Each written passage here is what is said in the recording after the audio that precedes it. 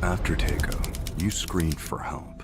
So, we built Hesperia, a system to end the chaos, a system to save you from hunger. It watched, it listened, it learned. And the more it learned, the more it saw what you really are. When survival is at stake, you lie, you betray, you kill. So we made a choice, not to control hunger, to control you.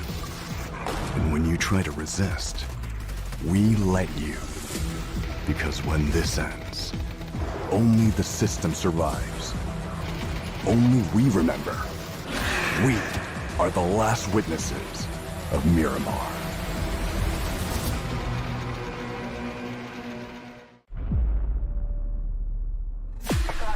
I just need a spot, light in the dark. I got a 2-chambered heart, too. Don't always listen when you talk. We was wishing upon a star. I've just landed. Real enough that this battleground will remember. I'm bringing this static. She see the word expect I follow with my soul connect. Hey,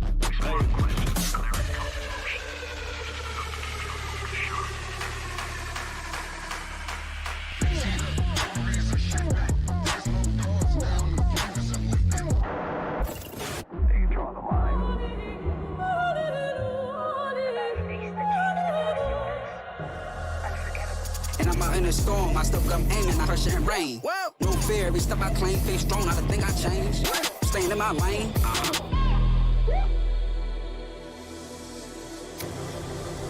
내가 선택한 플레이. 정해진 룰은 없어. 내가 정해. 그게 바로 G-Dragon. Battlegrounds.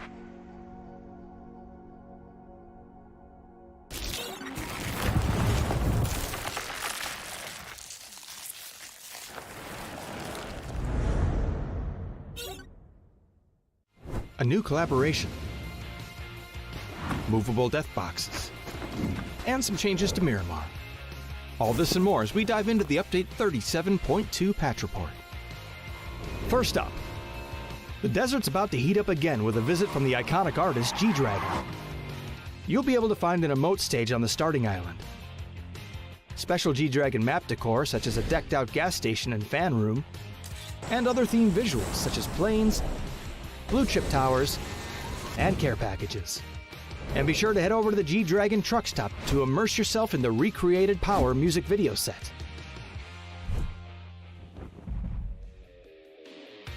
Next up, we're improving the way you interact with some of the objects around the map. You'll now be able to reposition death boxes to get them to a safer location before looting, or use them to lure unsuspecting loot goblins to their demise. Doors can now be opened inward as well as outward, and all those gas tanks you've been wanting to shoot for years will now explode when you do so, leaving behind a large cloud of smoke to cover your movements. More details on where you can see these changes in the patch notes. And speaking of Miramar, the Minas Generalis area has gotten an overhaul this update as well. We've streamlined building layouts for more efficient looting, added more item spawn locations, simplified the terrain and structures, and balanced out the engagements between high and low ground in the area. There's also a new Survivor Pass, the return of Survivors Left Behind and Hungers Left Behind, some updates to Team Deathmatch and Intense Battle Royale, and more. So check out the patch notes for full details. Update 37.2 is here, so drop into Miramar, stack those death boxes high, and kick back with some G-Dragon hits. We'll see you on the Battlegrounds.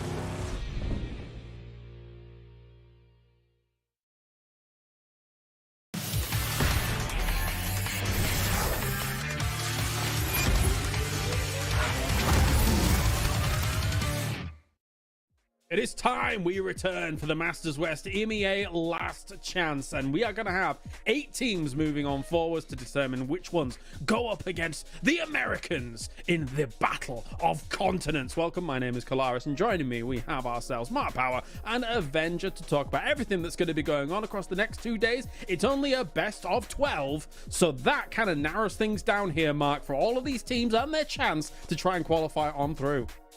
Yeah, that missing day, you've got to be looking at some of the favourite teams, right? Especially who's hot this second half. So teams like FaZe, they're going to come out really swinging quite aggressive early. We saw Send make a rise up, and then you've got to add in the mix of everyone else. So only 12 games. It's going to be interesting to see who wants to start game number 1 off to a good start.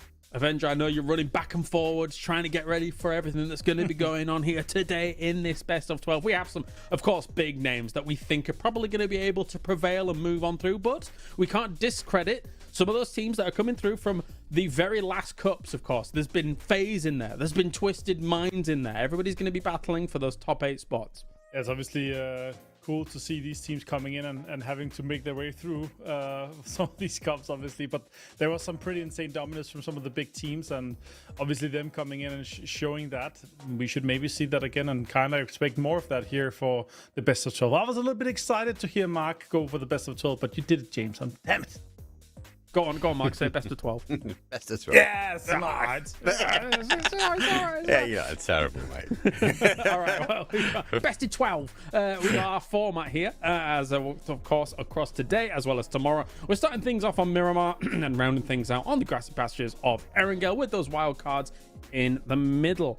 So 12 games, as we mentioned, will determine who is moving on. Nice and easy. And let's take a look at how all the points unfold. Again, Mark, we have a slight adjustment compared to our usual super system here for our PPT. Yeah, it's a, what's it, Super V.46 now. Could Basically, fundamentally, we're back to the 10 points for the win, which is critical, but you've got to remember, you're not going to get into those placement points until you get to 6th place. So some of these teams which are kind of lurking around historically in the 7th and 8th, they need to make sure they stay alive for a little bit longer, but the focus will be back on a win. Definitely so. And we have seen teams being able to kind of follow through with that very well. Obviously, Hive has been one of the teams in the PPT that's looked fantastic, try and move that forwards. Not necessarily as much as when it came in the PEC. I was expecting a little more from them. However, here's the prize pool, Martin, for all of this going down. $50,000 as these teams try and compete for. Yeah, always good to see here. You know, back in the good old times of 2018, $50,000 was a land. You know, we've been to Bucharest, we've been to Sweden, we've been to everywhere with these $50,000. But getting this in a tournament where it's basically cross-Atlantic fighting here, that's amazing. Yeah. And 17,500, that's a big chunk of change here to kind of finish things off before we start off with our PGS tournaments later in the year. No, definitely 17.5k for that first place. Somebody will be walking away a happy camper, or 4 players, I should say, will be walking away happy campers. But here's how the points stood to be able to get towards the last chance here, which is the tournament today. As our 8 teams across our Masters, Mark, were able to accumulate points and avoid the cups from this past week. Yeah, look, main takeaway for me here is looking at Na'Vi. Na'Vi has increased their performance in that kind of TPP circuit. Everyone's learning at the same speed, but some of these teams, especially these sort of pro players are learning at a lot faster rate. Hive, you mentioned, obviously, definitely second part of the year. And yes, we have seen them struggle a little bit in the European circuit. But for me, the big shockers are the Geekers. I'd expect them to perform higher, but they've not been able to kind of get over that final threshold, been able to close out all the games they wanted to. So intrigued to see how they kind of come into today, basically. And it's a good point, actually, that Mark brings up here, Avenger, because midway through PEC, we were just like, well, are Hive PPT specialists? What's going on here? Yeah, that's really the big thing, right? Because them coming in, having this insane amount of performance here for Masters, right? And yeah, honestly, for me, it's like, okay, these guys are just so much better at TPP, or the other teams are just worse than them, right? Because they could just feel like, okay, but it's kind of the same for us. It's not because they're playing, crazy metas. We're not seeing an insane amount of MP5s or like the drive-bys, the aims, like all these things. It's not a big change for them in terms of how they play PC to how they've been playing Masters, but they're just better. So either they're better or the other teams are worse. I guess we'll see here in the LCQ. Oh, for sure. There's a lot of big names there. Of course, Foot also started off Masters 1 great, but kind of slid down a little bit. And I'm getting word, Mark, that we're not having T-Bone, as obviously he has moved on. I did see a little post saying looking for another team. Yeah, that's obviously their first Masters. They came out quite strong, and we've always had that joke that they kind of like that TPP circuit. They got it stolen away by VP, and then just the year's kind of not really gelled for them. They've done a 50% roster change, still not kind of working out. And yeah, he announced obviously he's looking for another team, and he's parted ways. So they're going to have Pixel back in as kind of a super sub to a degree. So Pixel out of retirement, back in there. But that team definitely needs to figure out what they want to do, because again, if you look at the points, they're up and down, they're not consistent, they're not finding that kind of synergy. But you gotta part ways. Unfortunately, this time they're now parting ways with T-Bone, and again, another shake up for Esports. We'll see if they can kind of strike gold for this one, bringing good old Pixel in. He'll be having a lot of fun, I'm sure, about things. But let's take a look across the board. Here's our 16 teams that are going to be playing things out. Of course, a lot of big names, a lot of names that you're going to be familiar with if you've been following the PPT, like Skittles, of course. We've seen them in multiple of our Masters at the end of the kind of the week circuits that have been going on here, Martin. So maybe there's potential for some kind of shake-ups here and there. However, those big names are going to be coming to dominate. Yeah, for sure. That's really what I'm going to keep my eye on, for sure. I mean, Skittles, of course, they can come in here. They did well in the September Cup as well, but I'm expecting big team, big name dominance coming in for sure for this. It's just the best of 12, right? We're coming in with a lot of experience, a lot of kind of momentum, you could almost say, from the past weeks that we just have played in PEC as well. Even though it's a kind of speed change going from FFP to TVP, I still think the big teams are going to come in here dominating. Yeah, I mean, obviously, there's so many big names that we could kind of dive into, but for some of the teams that people are maybe not as familiar with here, Mark, there's a team like Freeside who have been able to get themselves here to this last chance through these cups. Great stuff for them. I'm just concerned, after watching the cups, if they don't have somewhere like Test Track and Rondo, things could get a little bit more difficult for them, because I doubt they're going to be able to get it over the likes of Twisted Minds and that kind of stuff, right? There's these dynamics at play which could be difficult for these underdogs, I would say. Yeah, and you got to remember they were one of the last of the four to come through, right? Yeah, so they came in with Ascend. You'd also argue to say they weren't in the toughest lobbies. Now, Freeside have been about. We've seen them. We know they can perform, but I think it is going to come down to, as you're alluding to, the drops. I think they're going to struggle with trying to find their position now, because they were the ones kind of taking away drop spots away from some of the other teams because they weren't there. So how do they kind of fit into that bigger puzzle? When they get their transition, they either need to go really, really explosive and be an unpredictable team, and that might stand them a bit of a stead. But I've got a favour of you guys. You've got to look at these big teams and the best of 12 and go, actually, do you know what? Is there going to be room for Freeside to manoeuvre? That's a good question. That's a good question. And for some of the bigger names coming into the lobby as well, obviously we've just seen the likes of Slam G come off an amazing run in PEC, Martin. We've already seen them in PPT really gain traction as a roster, as a four-man, and it feel like that parlayed into their performance in PEC. So I'm excited to see how Slam G is going to do, because they could quite easily take this all, considering what we saw from them in PEC. Yeah, for sure. Again, it's a team that are putting hours on the board, and that's really what it's coming down to, right? Obviously, them here, the straight invite to this, they didn't have to play the Cups. And yeah, honestly, Slam G is one of those teams is just like, okay, consistently grinding together, playing as a team, and yeah, coming in with a prodigy on the lineup is obviously something that's always great to see. What do you think of Slam G, Mark? Yeah, I'm kind of with you in the context that they've got through the qualifications, they've worked hard. Are they sort of favouring now this kind of TPP circuit? Potentially, we'll have to wait and see. They're an unknown entity in the context of actually what do they do late game. They can rotate their way in. If they can get to late game, they find themselves in a good position, and they will work at a different pace than what we see from a lot of the other teams. So if they get over all the chaos at the beginning, you find them in a mid game, I'd expect them to be in a top 4 scenario most games. If they can do that, that's where their kills will come from. And that's what makes them dangerous, because as Martin says, is that consistency approach. Mid game, great for them. If they can then get from there to late game, they get numbers, they get more points on the board, and they are a team that like to farm placement points.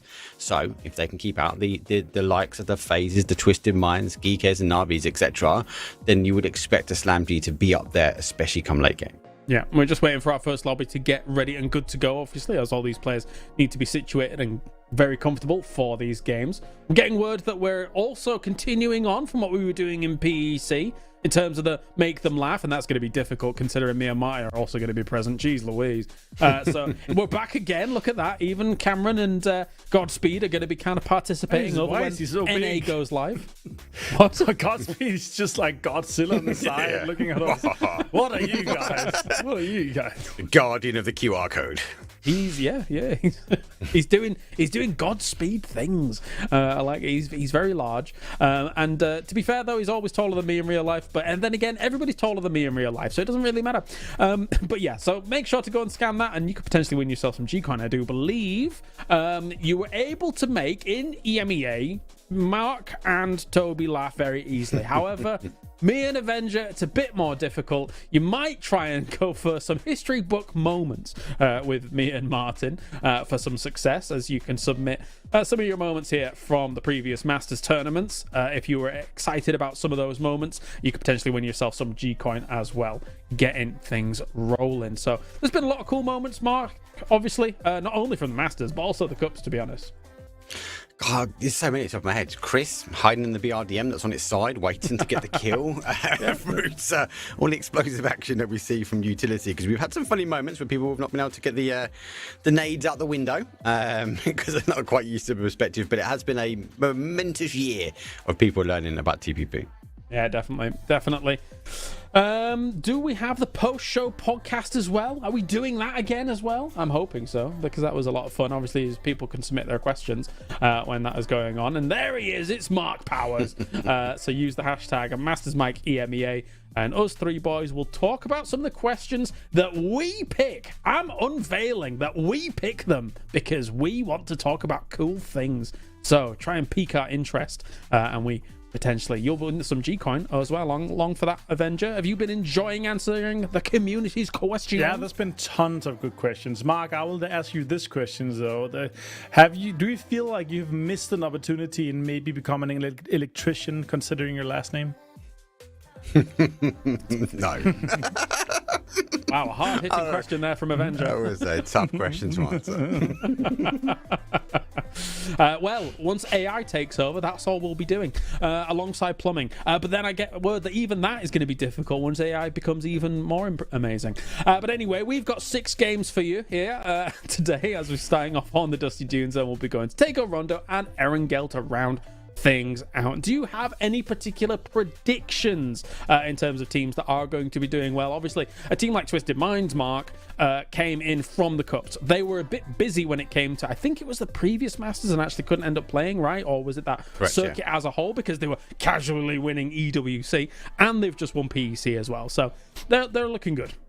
Yeah, they had some other events on, and they didn't quite get the points for the Master Systems for Twisted Minds, but obviously they find themselves though in the later parts, so they did go through the qualification. Main team for me, I think this is going to be FaZe. I think FaZe are in a really good shift at the moment. They look strong. Hopefully they can continue. I haven't jinxed them. And do you know what? I'm just excited to see Pixel back in the lobby if he is taking that sub spot. So I'll be intrigued to see how he works with kind of Cappy and the boys. So I'll be intrigued to see actually how Foot Esports might produce on this event. He's pushed the M249 in the past, and everybody's slowly adopting it as well, and that is, I'm happy to see that. But what Mark says is true, Martin, because FaZe in one of the Cups, 100 points leading up to this, looked unbelievable, and then in PEC have now qualified on to PGS and PGC. So they're back. It was a rough start to the year, but FaZe is definitely back on the road again. Yeah, I mean, winning 4 of the 8 games in the cup, right? That's just insane. Some of the games they had, I think 2 of the games even, they had like 14 kills. So they're fragging out. And again, for me, like a team like FaZe Clan, it's just they're supposed to be doing these things. And a good thing for them is both for PC, but also in the cups, and hopefully here as well, they're going to be doing great things. Yeah, exciting times, exciting stuff. And we have now game number 1 of Last Chance for EMEA, as all of these teams going to be descending onto the desert to find out who is going to be advancing. Top 8 will move on to play against the Americans, the invaders, that I'll consider them. But anyway, I'm going to leave Mark and Avenger to start off for our first game of the day. Thank you so much, Calares. Yeah, let's get things rolling here. A little bit of Western playing here, though, Mark. It's going to be difficult for some of the teams to get there. Otherwise, getting cars rolling in. Some of the rotations towards Impala, La Sahara, and so far, like, they're going to have to do some long stretches, grab, and maybe steal some cars. But yeah, this is the last chance for the teams to get into the big finals. The Atlantic Showdown, some might have called it. Nice pun. Let's get back to the flight after. Yeah, it does play the West, so we are going to see a couple of teams extend out. Esports obviously are going for an all drop now, so they can't kind of make that Impala, so they go quite early. Geek Air, I think, will be in a nice position here. Interesting to see our contestants taking Bacado. I'll be going over the top of them, so not too many changes when it comes down to the drop spots, but you can start to see these teams now grabbing some of these cars, and maybe Slam G neighbouring into Freeside in a early northwest. But big shift back down towards the southwest. We have kind of Death Valley here, as 888 is going to take the zip line to victory. Well, that's a big slide. It's a long one, but yeah, I don't think it's going to be too contested with that. And yeah, this is one of the only times we often see this in use. It's so rare because, you know, once we get to late game, like Circle 3 and onwards, it's just so easy to get kills. It's just so easy to get these, you know, guys trying to slide across. People just shoot them down, and you don't know if it's safe on the other side and all these things. So yeah, it's cool to see the zipline being used here. It's always awesome. But this first circle here with Jumbacera somewhat center is going to be awesome for some of the teams, but you know what, like if you're coming in from the north, if you're coming in, there's some of the last teams, especially with the plane path starting south, it's going to be difficult, Mark, for some of the teams. But the good thing is the team that is furthest away, having landed the latest, the team that usually always come in on the edge slowly, Ascend, of course, in the northern side.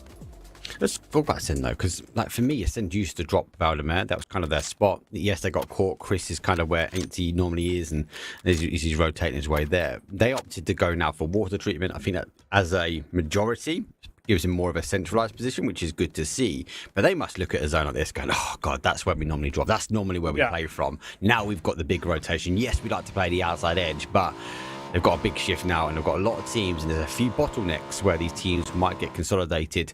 And a team like BB, who's already sitting on the outside but are inside of zone here, could potentially close the opportunity around Monty. Yeah, for sure. And contesters, I'm so happy to see these guys being in Picado uncontested. That's awesome. Always good to see a PGC 2022 champion back at it with Melman. And coming in here with this, of course, is great. But right now, it's not paid off. Like the central loot spot is, sure, they have like 6th, 7th prior or so, but they're not going to have any info. They're going to be probably looting all of it to get into it. But Mark, so far, you know, we have we have 12 more games here. If you could pick like your all-time favorite in terms of the TPP tournaments and in terms of the players or the teams or whatever, what have you really been looking at, and what's kind of the lockdown that you've been serving in this? I feel like this year's been two sides, right? I think the first part of the year was very chaotic. We saw a lot of teams having to learn and adapt, and they're obviously playing the FPP and the TPP, right? So there's a lot of learning for the first half. Once we've got past that bit, for me, it definitely settles, and we saw like the lights for me of Foot Esports. I know they've changed up now, but for Esports, they were kind of coming. We saw the likes of Hive become that kind of consistency around this sort of TPP circuit, and then we had great moments, especially like teams like Ascend with its Chris, again, being a little bit creative. But I think let's pause that for a second. As Nixie, the car's rotating in, and I think he gets the opportunities. Melman's just on the other side. I don't. It's just What about funny. you, Martin? What's been your takeaways from the circuit this year? The big thing for me in Masters, as we see shots here. Oh my God, Sloyd just turned on Quiz. He was standing there with open mouth, ready for it, and he just absolutely got destroyed here. Quizzy, Skittles coming in with this one. Oh, Winkley nope, that's a easy flush here for Sloyd. That looks like GK being down here. The two other guys on the high ground. But to get back to your question before we get the action popping off, as I say that, Nifty gets an easy flush here on Millman. Absolutely donged him. And then, yeah, contestants are down to 3. Again, let me add to that as well, because we had different point structures as well. I think that's been intriguing. So, like, we've seen very, very aggressive, and actually changing something as simple as the placement points really changes how the game unfolds. So even that part of learning has been intriguing, should we say, when we sort of be actively going for kills, especially like now, compared to trying to find placement. Yeah, for me, it's obviously the big thing is that you have to go in and you have to compare to other tournaments, and that's really, you know, there's been other tests with how we have like kind of the point system is leading up, and you have to go in and look at, okay, some of the biggest tournaments, would it be the same winners, and what would that change? What would be the big impact of changing this? And for this, it's not the biggest of impacts. Like, we saw huge impact once we halved the win from 10 to 5 points. It was way too focused on kills. It didn't feel like esports and PUBG, even though it's TPP, even though I count all these impacts that we have. But for me, this system here is fine. Like, and I've often been asking, you know what? I don't think any placement should have the same amount of points. Like, we've been for years been having 7th and 8th being 1 point, and I think it's wrong because 7th is better than 8th, and it should be more. That's a good nade. It's gonna be a great stack here. Great nade! And they returned it as well. RB is gonna go down here, and Hadouken is gonna come in. He's gonna come in for potentially a flush onto Spear. Yeah, he is. It's gonna be easy. Utilities coming in, and the rest might even be coming off. And Purity and Diffix now down to 2 with an early fight in the first zone here of a spot that's, you know, not decently regarded as an okay compound, but not something that's super high priority, even though it's the center of the zone.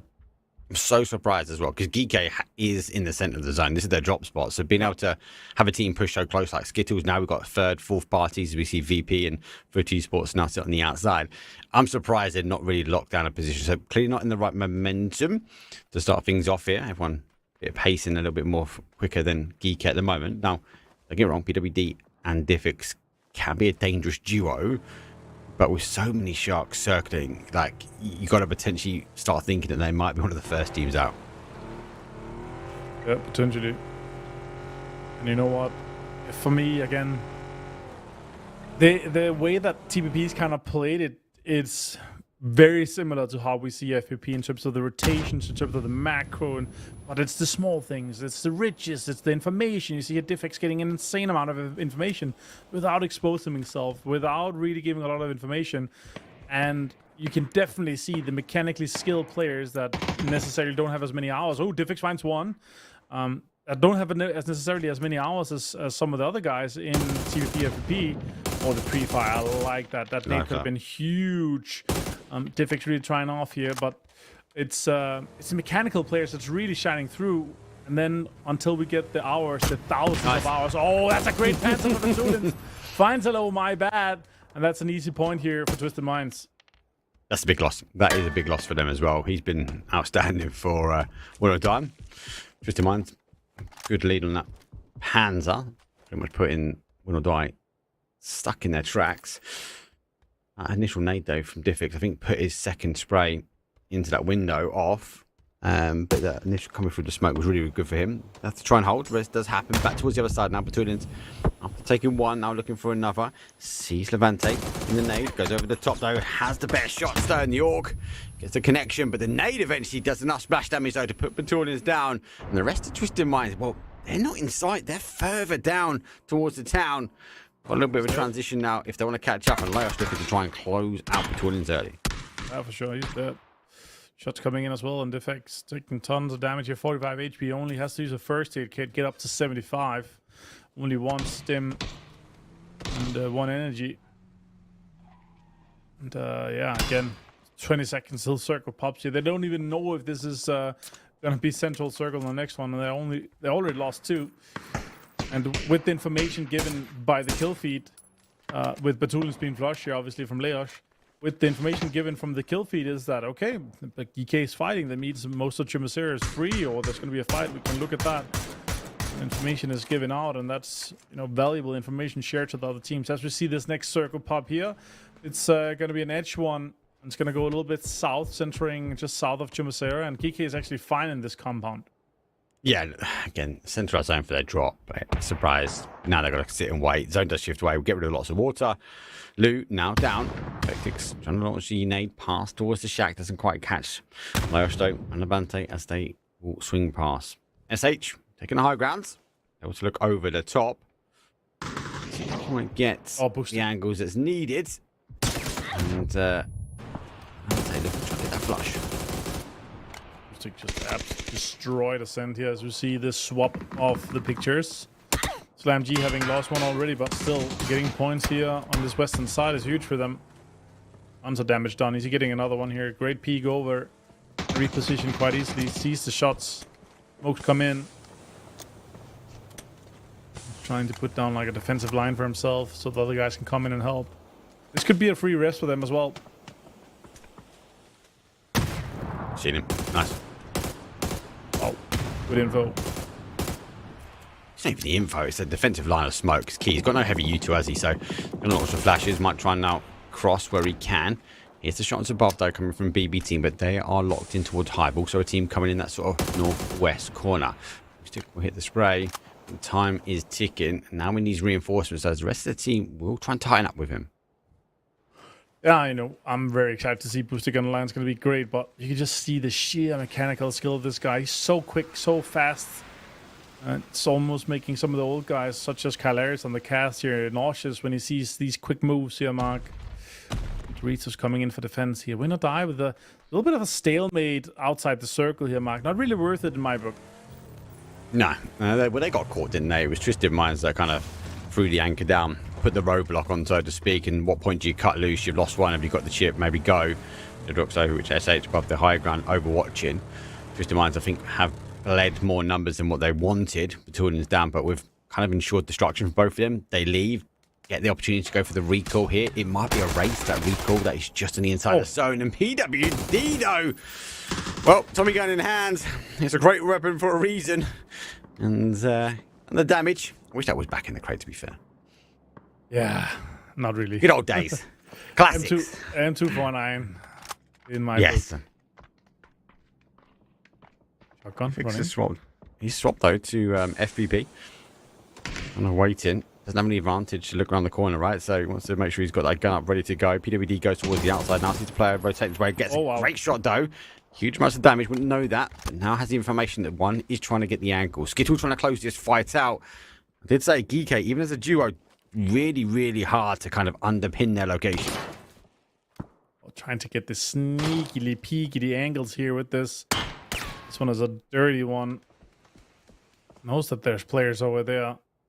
And yeah, Skittles, again, having lost one player. Again, this is almost mutually assured destruction. VP is on the high ground above them, has the information that this is the two teams they know through the match log and the information that's going through that, yeah, there's players that's down, that's flushed here. Next circle does go west, holding VPN. But this new circle does make EK eventually probably going to have to make a move. Well, VP was on a 2-2 split, so they're going to collapse now towards Beamy and Nixie, which you can see in the top. So they're going to play towards that higher ground, get a bit of elevation on towards this fight. Again, no rush really for Skittles, no rush for Geek. I feel like Skittles are the one trying to press the attack, but arguably could potentially sit tight. Hadouken trying to hit the 1 in a million shot. It was being seen, and I was wrong. It wasn't Geek going up. It's actually Ascend, first team now. 16th place for them. They got caught with Slam G, and Slam G now get an opportunity to kind of open up a bit of space. But Diffix open ups their headshots to RB. Good shot from him. Now they put it back to a 2 versus 2, but Geek just can't take advantage of this yet. No, Peter Dinos is a player over here. He did not move back. Trying to make a cross, trying to take a 1 versus 1 or as the Finnish would call it, take honest. And they're actually trying to lock it down as a 2v1, trying to clear out this side. That's a great move from them here.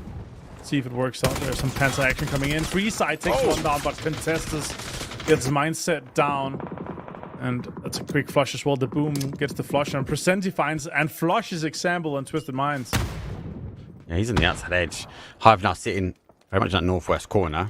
Free side M249 in their hand.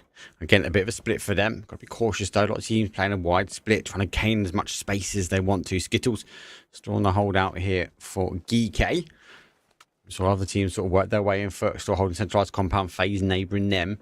As we saw, obviously, with Slam G clearing out ascent. They have a little bit of freedom of movement, but that zone shift again further back towards that west side. They're going to have to try and climb some of the elevation. Twisted Minds down to a soda now. Perfectix tries to present you with the shots, but doesn't get the connection. That could be huge. James finds 8C. Best start here for Twisted Minds. Obviously, just one kill, but Perfectix, this player coming out of PC. I believe it was 41 kills in 18 games.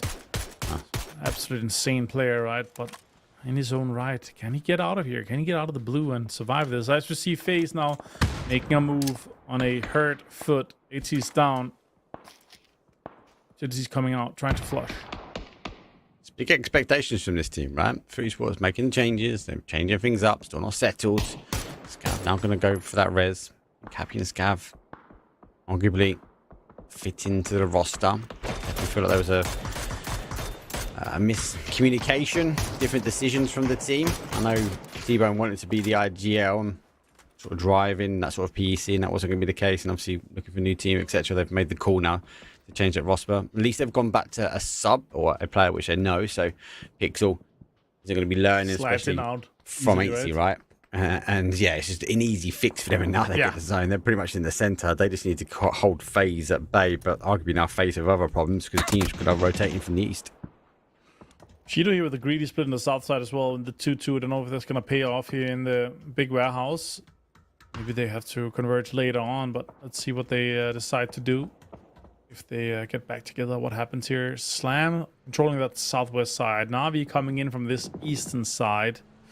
This is, again, not good for Geeky or Skittles, as we're talking about here. It's going to be delayed quite a lot, Mark, but other teams above them also have to move in, and yeah, surely it's just a stalemate at this point.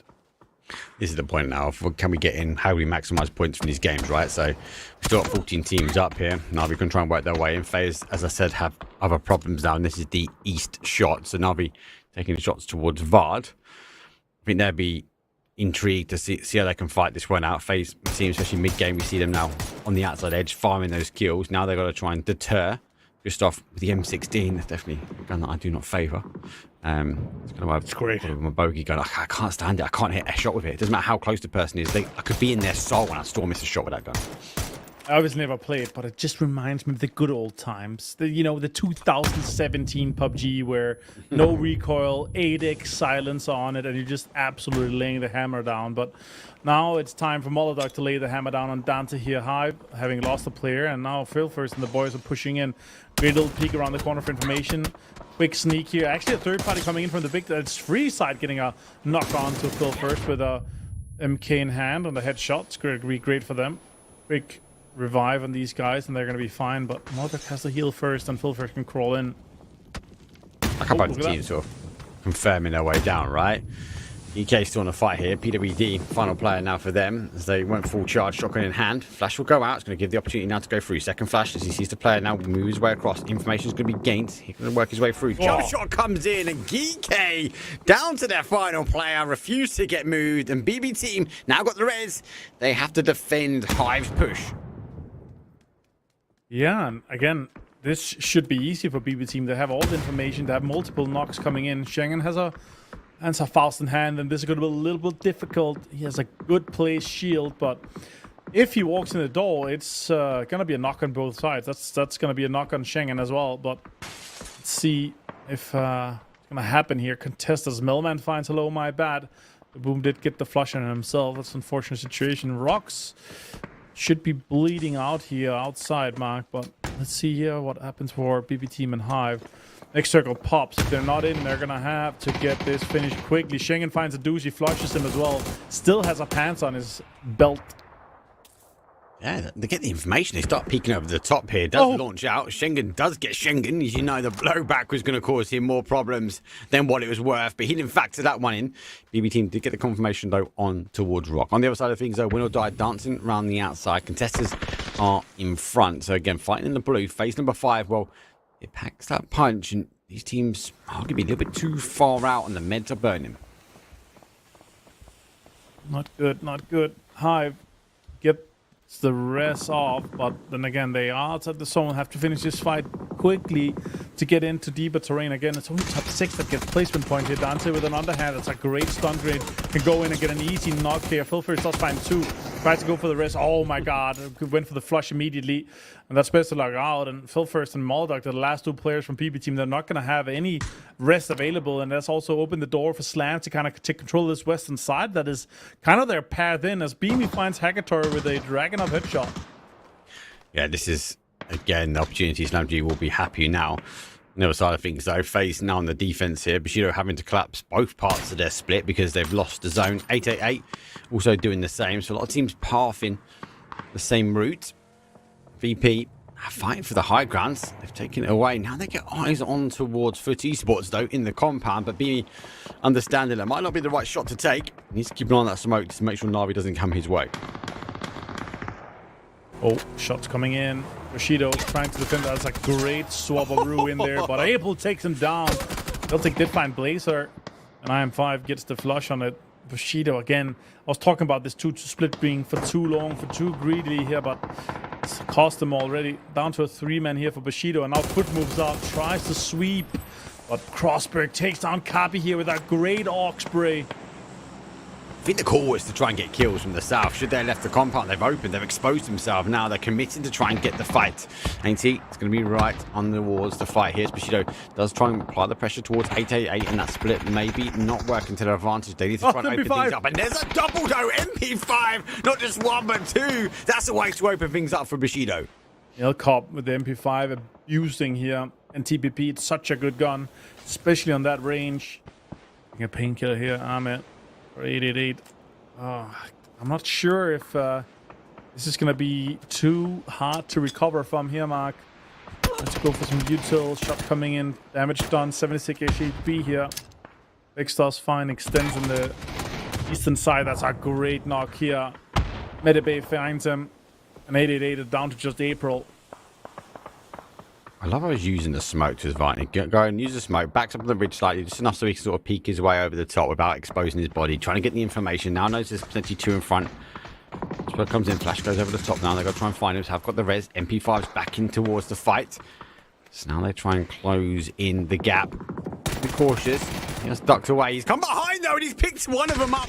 He's got the ridge line. Now he's got the blue against his back though. But he can maybe single him out. He sees one, but he doesn't quite get the confirmation though. And he'll go down. Fortunately for them, they will fall. And Bushido are going to survive that one out.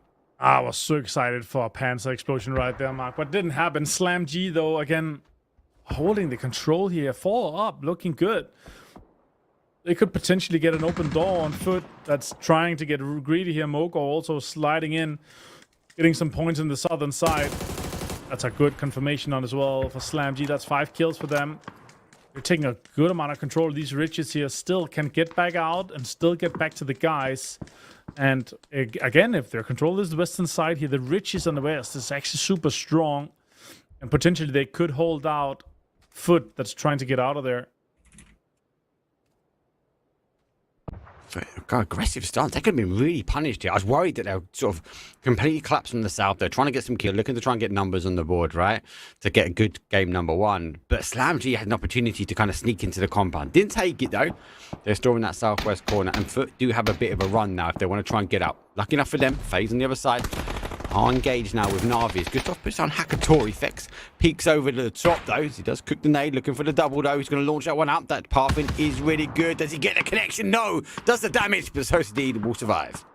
Yeah, that's just nothing about trying to look for it, trying to get the opening up. from it. They don't want Na'Vi to sneak in from this side here. And Bushido is actually from the other side coming in too. Shots coming in from Lukarux. And look at this. This is the opening I'm talking about. Varts get found here by the FAMAS. Crossbergs get the confirmation too, as Gustav gets the confirmation of Hagatory. It's difficult for Bushido, right? There's so much elevation that they've got to try and climb. So they have to be enforced now.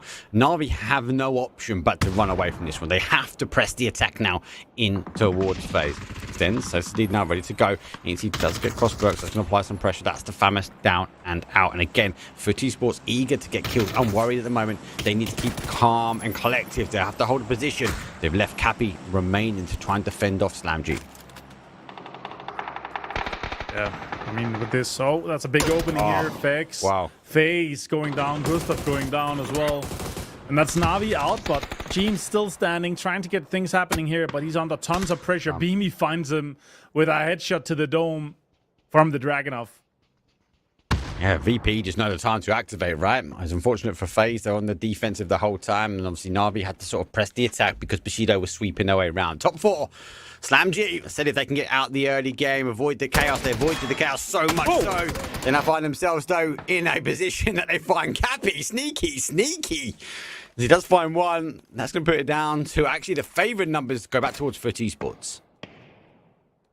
Yeah, they, again, it's going to be difficult to get out for Cappy unless the guys are suppressing everyone. It's going to be difficult to get out unless they take control of that ridge. Slam is currently holding it. EMEA is controlling a lot of this east inside here. They look like to have a huge benefit here. 6 kills for them. Oh, that's good. Good shot connecting. Multiple teams shooting at him. He actually got to the tree. More teams would have to go closer to actually get the confirmation on him. Oh, that's a great headshot from Lukarux. Dragunov absolutely slamming here. We're intrigued to see actually how FUT Esports play this. They have the opportunity to come on the east. They also have the opportunity to apply pressure towards SlamG though. Links in hand, Crexy. Again in the position, Lukrux on that hold, and with that knockdown onto BB, that was good for them. Still does go further away though. So we are down to a 4 versus 3 versus 3 versus 1. It's Moradok though, the solo for BB team. He's right underneath the nose, so don't really expect SlamG, VP, or FUT Esports to see him just yet, but especially when they have to come over the ridgeline that later game. Will be a bit of a landmine. There's a player who can fight and is one. So we'll have to wait and see. Kills though. It's going towards SlamG. 6 apiece for them and VP. So we're putting decent numbers on the board so far. Yeah, come on, kills all across for the top teams here. FUT having the shortest end of the stick, but still 4 guys alive. Should have some sort of a benefit if they can manage to get out here. Pixel sending it, actually coming in and surviving. M249 and Dragunov for him. Now nades are coming out. They heard the shots, the direction that they're coming from, and now they can actually take the ridge by control with the utility pushing off SlamG here, Mark. That's amazing for them. Great movement and great utility usage. It's always difficult, right, for FUT Esports. Like, what side do you play? So they've kind of gone towards SlamG. SlamG disengage, a big play from them. They know they don't really want to take that fight on the side of the mountain. VP, on the other hand, hearing all the commotion, have taken the opportunity now to sort of close in towards FUT Esports. So they sit themselves on that ridge. They have to try and wait back. Monodoc obviously store in the little cubby hole that he is. And, unfortunately, though, doesn't quite get spotted. Beamy, 1 for 1. Now, he has to be cautious, though. So they now find him, and then Lurux will put the final blow in. That FAMAS comes into hand. BB team will take 4th place here. And everyone's going round robin in the clockwise rotation. SlamG now take the north. VP coming down towards the south. What do FUT Esports do? I mean, this high ground should definitely pay off for them. Eventually, it's going to be difficult for SlamG to come into the circle. The terrain is to a huge advantage of FUT. There's some ridges that VP eventually could work with, but still the elevation benefit advantages that we see from FUT right now is going to sustain all the way through. Surely it's SlamG that dies first here, and then it's going to be a fight between VP and FUT. But let's see how it kind of develops. This ridge line on the right side is to see they can kind of move down towards the circle along that. So they do have an opening. Boostig with full 3 gear and a Lynx that is dangerous. Oh, that's 56 damage straight to the chest. He's unfortunately finds something else now. That goes down and out. I think the Parfin's right. It's a bit more of Indiana Jones. The Doritos are rolling down. They can get underneath the nose of FUT Esports. Maybe try and force them to peek over the top. If they do, VP will go and hit a side swipe for them. Zone does favour SlamG, so they have taken the tougher rotation. They have the tougher path in with little to no cover. I think they're now relying on that VP and Foot Esports fight. All right, Lyrics. Tricky as well. Okay, in hand, yeah, he's the anchor. He does not want VP to get off this ridge here and towards him. It's good amount of information here from the TPP advantage. FAMAS in hand is massive. This 3 hill makes him able to solo anchor against multiple players looking straight at him. Yeah. Really good pathing from SlamG. Really good pathing from them. Massive. Like, they are taking the dot now. But Esports find it difficult to go over towards. But they are making the rotation round. They are now trying to apply that smoke wall, though, is going to be really beneficial for Lyrics now. So we'll go for a reapply. Scav on the hold again. They need to come over the top. The train doesn't quite help here for Crexy, as they both kind of agree to disagree, and they both disengage as there's a run, a race, so to speak, now towards the dot in the middle. But VP has a lot of util that can continue to dump over, and the Scav has nothing remaining, no more smokes, and the one in front of him is about to disappear. And only 7 manages, not even a first hit. He did not get spotted there. Getting into this is massive. He's going to be able to banish just a little bit. Car comes in play here for Foot. Be an 18 moving, and maybe can help the other guys to make an opening play here. If Slam plays this right, there could be this third-partying factor in the end. Their position, it's their control. We see this. As I said, they can avoid the early game. Their late game can go tactically their way. Here comes the YouTube dump, though, over the top, though. VP burn as much as they can. 6 kills on the board. Pixel remains at the top. He's going to go for a Pixel style play and use the car maybe as a bit of a utility dump on towards the heads of SlamG. But for now, Lubitz comes round. He gets one. He dodges the blue zone as he charges forward. Jump shots for one. He gets another one. They all fall down. Pixel, the Romanian player. What a play, though, from VP. They've got 2 remaining, and SlamG looking to close it out. Oh, and that's going to be easy for SlamG. What a nice third party, but look at that push and play from Lukaruk's mark. That was just perfectly executed. Like a bunny, hopping his way to victory. Nearly at the end, though, Lukaruk's doing bits there. But what a game, SlamG. James able to control. They avoided the chaos early on, and they worked their way in toward late game.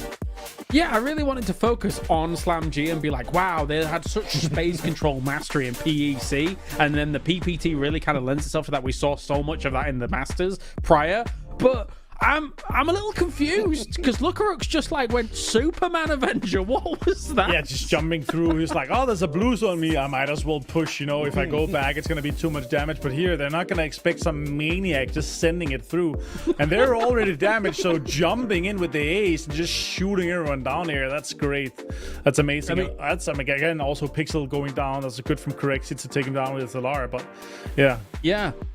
A maniac is a great way to describe that, because that was just nutty. I do not know what he was thinking, but he got himself a lot of kills, I guess. Anyway, SlamG, though, let's talk about the winners of this game, because again, coming in from the west side here, Mark, great space control. I think, you know, we, as we say, from Masters to PEC, now to here, we've got a taste of this from SlamG, and they're just constantly on the up and up, starting off with a bang. It's just that if you can take advantage of SlamG early game, right, or a third party onto them, get rid of them early. If you don't, they are going to be dangerous that mid to late game, and this is a prime example. Look at how they kind of broke down. At any point, they could have tried to jump into the compound. Yes, they did lose someone as a solo run, but actually they understood that Foot Esports only had a couple of options, and the option was going to try and play towards them. They disengaged off the high ground, because if they took that fight, that's what VP wanted, because they want to try and expose them while they're under pressure. But they went down for the low ground. They then worked their way underneath the noses of Foot Esports, and they positioned themselves for late game. Very well done, Martin. Your take for SlamG? Yeah, I mean, the way that they were controlling the western side, the way that they're locking down multiple kind of angles and terrain, and they knew, okay, now we cannot hold on to this kind of western side of the ridge from Foot, being pushed back by utility, disengaging from that and not taking damage and potentially losing players. That was just amazing, you know. They were so aware of the approach that they wanted to go for with this terrain here. So yeah, just perfectly executed here for SlamG, and it's just such a pleasure to watch Boostig and the boys just pop off. Yeah, they're doing great. It really feels like there's a fire underneath them. They're doing awesome in multiple tournaments here in EMEA. Two of the teams that did okay in terms of points, but I think kind of came out as some of the bigger losers in this game, really. Foot, even though they got 7 points, I thought that maybe they were going to get more from that compound here. And FaZe, I feel like they just weren't proactive enough to kind of stifle some of those moves that were eventually going to sandwich them, Mark, here on this high ground. What's your take on it? Love, they're in the center of the zones, and the zones came back down to them. Esports eager to try and take a fight. I think that was a bit of a mistake, actually, James. I thought they would have maybe just try and lock out the compound and deal with other fights, and being in the centers sometimes difficult. It's game number 1. You want to get loads of points on the board. You want to make sure you get the wins, right? So they're pushed down towards the south. I think they actually got a pass on that. They took a knock. It could have been SlamG could have easily closed in on them at that point. I think for me, FaZe is the bigger loss. They knew they had to try and defend off the east, and they were in a really good position. And then that kind of Bushido fighting in towards Na'Vi at the time, and they had full control. But it wasn't until VP that came peeking over the ridgeline, and they just got exposed. So I think like FaZe, good position. They knew exactly what they needed to do, but they got exposed from the angle from VP, and that's unfortunate for them. Yeah, definitely tough. I mean, even a lot of the threats that they were thinking about, Martin, as well, it's not only Virtus Pro moving in from that north side as well. They're thinking about how's Na'Vi going to push? How is Foot going to be able to come out from that compound and sweep them as well? So, I mean, when you're in that situation, surely you have to somehow deal with one of those threats early. Otherwise, you're going to get shot at by 10 people. Yeah, that's a real problem, right? If you're too confident in the amount of area that you can take and are just spreading out, you're not going to be able to refrag your players. You saw that going down quite easily. There's just multiple situations. It's just like, okay, if we try to control all this space, we might win the game with a lot of kills, but they didn't expect the sneak up. They didn't expect, the multiple times that they were kind of under fire, both from Na'Vi, Bushido, backstab. They were just expecting maybe like a punch back and forth from Foot, but that high ground terrain, it just has so many crevices, so many kind of areas that so many teams can kind of play into. Multiple layers of, elevation where there's like a small shelf underneath like every single time under each other where people can sneak up with cover and stuff like that. It just makes it super difficult for FaZe to defend that unless you're committing 2 or 3 guys to the same side. Yeah, agreed. It is difficult, but I guess you've got to find a route somehow. Otherwise, you will be going out with just 5 points compared to maybe the win and then some kills down the line. But anyway, that's by the by. An important question mark: is this the only zipline usage that we are going to see this tournament? I was loving life. What a way to start things off, though. Off on the zipline. Yeah, I think so. Come on. They're quite rare. They are quite rare. So you see him more in late game with the likes of It's Chris trying to zip line his way and jump on top of a player. But an early escape, all part and parcel of the flight path. But no, I don't think we're going to see any more zip lines today. No, what a shame. What a shame, Martin. Do you ever get to use the zip line? I barely ever do. Yeah, I always, land somewhere where I can loot immediately or take a car and go loot somewhere high loot. And then big rotation in. Like, it's always too late because you don't have the information on the other side of the zip lines. But I actually like the compounds that they're kind of connected and close to, but it's the same kind of situation with the emergency pickup and, past phase 3 and 4. It's just extremely difficult not to have eyes on you all the time, Yeah, difficult stuff. Of course, SlamG starts off with a brilliant win here due to the control that they were exerting from that west side for our first Miramar. We have one more Miramar that will be coming up, and then after that we'll be moving on for the day, as this is the Players Masters West EMEA last chance to try and qualify through to the true Masters West, where our 8 teams from Europe or EMEA will be going up against 8 teams from North America. And I believe that EMEA handedly will have that, Mark. What do you think?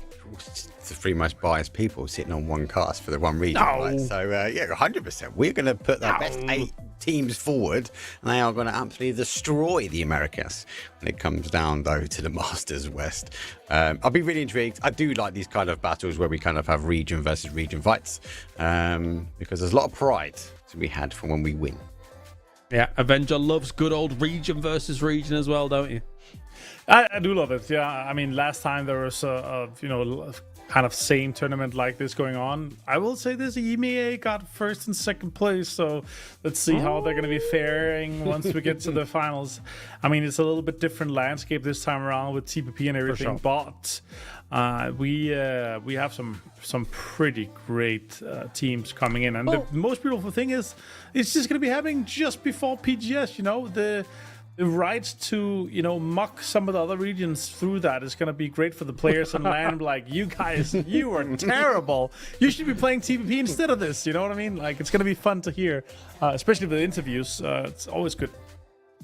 You make it sound like we're not already at loggerheads with the Americans when we're at PGS anyway. But yeah, it's we definitely have some fun with that. But I mean, not only is it a different landscape for PPT, but also it's a different landscape for NA, right? Because it's not been really Falcons has been winning all the Masters. They won the first one, then it was Furia and Furia back to back. So I think NA is in an interesting spot because South Americas have been rising through the ranks for North America to be able to bring the fight to North America. But anyway, that does it here for our chitter chatter. We move back onto the Dusty Dunes, and I'm going to let Mark and Avenger take it away for our second Miramar. Yeah, thank you so much, James, obviously, with this. And yeah, I should say for America, it's always exciting to see how that whole region develops as a whole. And yeah, the South Americans, man, they've just been grinding, Mark. But this is a grinder. This is such a difficult plane. Again, most of the teams, hard to have any sites, you know, on Montenuevo, Pozo, Hesperia, even the water treatment Oasis teams are going to have a harder time to get into their spots, you know. So it's kind of cool to see, you know, the alt spots and alt drops we're going to see for a lot of the teams. Yeah, look, we've had one west, now we've got an east. I like this. I do prefer this side. I do prefer this side, especially if you get like a northeast for me, like that cruise, that highway towards El Hazard. There's so much different type of terrain that you got the high grounds, low grounds, you got the fields, you got cities as well. I really like those sort of zones as well. Wait and see. But most teams back in their prior spots, Ascend's now going and rolling the dice because they can't get to Oasis water treatment. Back to the old school of Aldemar, and we will wait in the wings. So plane's done. The zone is up next. Yeah, and it's going to be popping right now. And it's going to be a copy to pasta. You try again. Go one more time, Geeky, and see if you can get another one out of this one. Ascend, on the other hand, is going to be closer. They're going to be panicking. Mark, what's happening? We got the zone, guys. What are we doing? But yeah, if I was them, I was going to be going to that compound that Foot were just in immediately considering where the zone is. Yeah, there's no gliders there, unfortunately, guys. So we'll have to wait and see what Sen do. I'm really intrigued. Back to your point, though, with Geek, right? Again, it is a copy and paste. So does Geek risk a Skittles slamming their way back in, another team neighbouring them? I think they need to react a lot quicker here. Yes, they survived out. Yes, it was great to see PWD with a Tommy gun. But they can't suffer losses. They're a big household name now, and they expect high results from them. Yeah, for sure. I agree. I mean, there's, again... We're on the latest stage of the year for the regionals, and there's been a lot of high expectations for a lot of teams, and a lot of them has kind of followed through, either being by coming back and grinding. We saw it with Twisted Minds. They got 15 PEC spring, but they were on the grind. They said in the interview we heard as well. We had a little bit of a burnout. We had a little bit of a pause after PGC last year. We got home late and we didn't practice as much. And they got on a 3-month grind prior to Esports World Cup, then won the whole thing. And that really tells you a big story of if you put in and commit a lot of time, and you're already like one of the top players, if you do that as a team, make sure the synergy is in there, you're going to be able to really expand and really further onto that, make sure you get into tournaments. And the same for FaZe, they came in somewhat complacent from last year, having been invited through the GPT system for a lot. And as we see VP actually pulling up on Navi here, let's see the boy Sosa actually, he actually going to put on some fire. Are the guys going to expect this jump out? I don't think so. It's a no vest for him with a 1 helmet. It's going to be difficult here, Mark. Yeah. Well, I know that he's isolated. I know exactly where he is. Here comes U2 to jump, but doesn't quite get the connection he wants. Now goes in towards the smoke. So you have to peek over the top. Starts to bloom. Actually, I don't think he's been hurt yet, but initial shots towards him is going to be painful. Without that vest, very, very difficult fight. He's just going to try and look to exchange, or more importantly, pray Navi can catch up. Yeah, no vest. That's great. We just caught him with a Nade in the hands, and he's crawling. Oh, can he stay in the smoke? He actually got out. He crawled out. That's crazy. No vest. Level 1 vest gives 30% damage reduction. Level 2 gives 40% damage reduction. So this is really a lot of damage. You're talking about in terms of just taking raw damage from the lead being shot by the gun. So now swing in. Lookarooks. Easy swing with the barrel in hand. And yeah, gets the confirmation onto Sozet here with Na'Vi losing one player early on. Good play for him. Great, he had the click, he made the play. So, fortunately for him, he doesn't hold out long enough for the rest of the guys to tighten up, though. Oh, here. Spyro, well, gets crossbow back. Same team, but different car. Yeah, different locations. Face clamp on the hold. So the guys now going to try and tighten their way up. Loads of teams still sort of have to neighbour their way in, especially from that sort of northeast corner. Everyone else, give or take, now in, but definitely favouring again around those sort of same compounds, taking the high ground, taking the elevation away where they can. And Geeke definitely feels like they're putting the right step forward this one. A lot more aggressive. Yeah, for sure. This is definitely a case of sneaky snaking outside here, trying to get information. Got the ace now with the barrel in hand. And now with the 2 nades and the 4 smokes, pretty good setup for a fight. But here's the cars rolling out. Here's the majority of the teams of 888 actually just moving, leaving. FaZe in general just getting tons of information here, but just sneakily snaking in. Sent getting the overlook compound.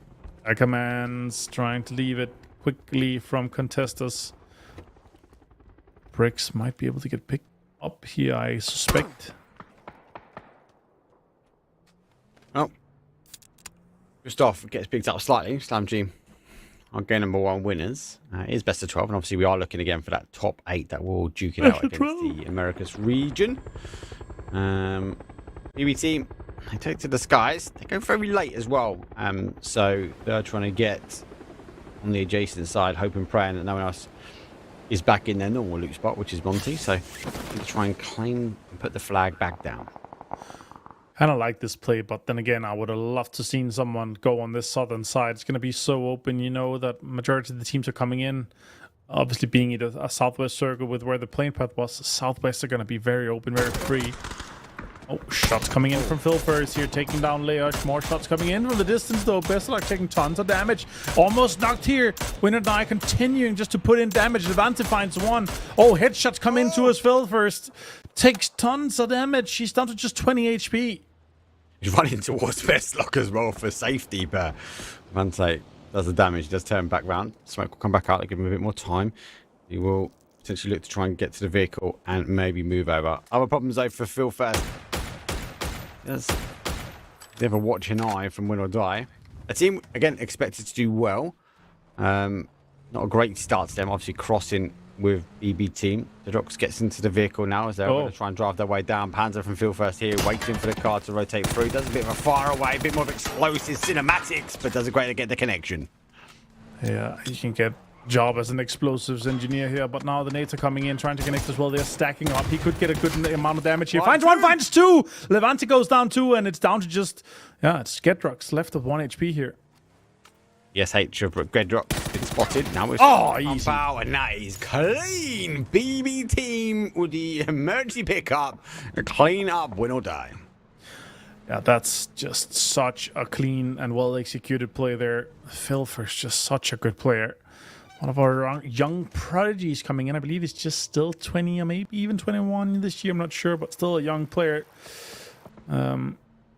Obviously, again, a player that we looked in the beginning of his tenure of his rookie year when he turned 18. It's like just such a strong and mechanically gifted player. It's always awesome to see him, especially playing on LAN.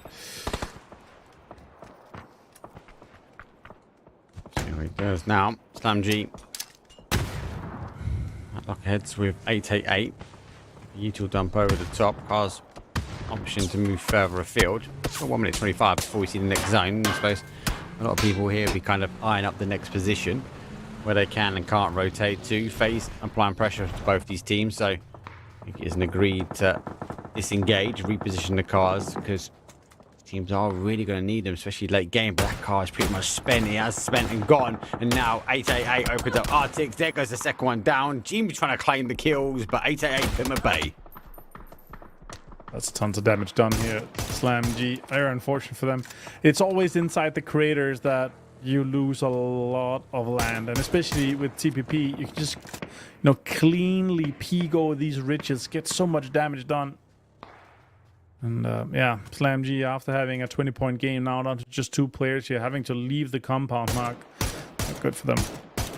As I said, if you can catch this team early game, you are in for a good time. But Slam G, leave him late. Dangerous. Very, very dangerous though. Bushido moving to Geek's compound we saw last time as they unfortunately lost big numbers there. They have repositioned, rethought about this one. So a lot of teams now more centralized up in this zone, expecting for it, hopefully praying that it's going to shift towards the north. A southern shift would be pretty catastrophic. We'll find out in 10 seconds. Ascend staying alive as well as they find neighboring on towards Brickyard with Hive. This zone, Mark, we could go copy paste or we could go somewhere else. It's going to be yeah, interesting to see. But then again, the circle did go northeast of Chemaseria, so completely different terrain here. Look at Skittles, very greedy splitting here. They have to consider what they're going to be doing. They could get hit from some of the teams doing a pull-up. Some teams might have scouted them and only heard 1 or 2 different shots. It's a big shift for some of these teams. Big shift. FaZe under the cover. The Sandstorm, they get moving. Ascend having to now apply pressure here. Presenti does get his Chris down. Quick kill and confirmed done. Rex pretty much right on top of things, but unable to find, I suppose, those players where their shots were coming from. As we hear an ice cream truck somewhere in the distance here as well. That's me. It's my time. It's my time to get an ice cream here. As we might have a quick rest going on for this fight between Hive and Ascend if it finishes quickly.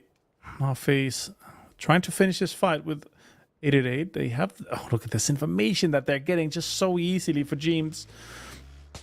What now? Oh, look at that. Gustav finds 1, finds 2. Nope. Aim turns it around. An MP5. Yeah, easy headshot for him on that distance. James knows he has to apply the pressure now. Backed off. Can't get up the ridge to try and get the flush here. Gustav will find himself towards safety. U2 dumps good. Oh, just bounce over the top. A little bit of splash damage, that's all. James, well, he's going to try and find the new position. There's reinforcements to come in. Vant in the car from the other side, so yeah, closing in. 888, nowhere else to go. That's damage done from Slam. Oh, he's so blind. That's going to be easy shots coming in, Vart. Just straight pull up here. Gustav's not going to be easily picked up for the boys. The double headshot did not want to save that helmet, even though his own was hurt. Oh, that's an easy peek here for Aniko. Schengen goes down with the headshot from the AUG. Now they can potentially finish this fight quickly and get the rest on his Chris.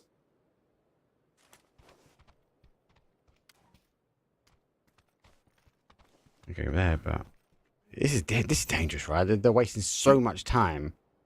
I'm presenting Dante on the split, but again, the sends they've got to cut loose. They've got to find a way towards the zone today. Gets Chris chip and getting a recall. Phase number 2 as well. You suppose you can do a lot of blue healing before rotating in. But what worries is the team could potentially heal this fighting out on the sort of west and try and stop the opportunity for Ascend to rotate in. Again, Mark, this is another case of almost mutual assured destruction here.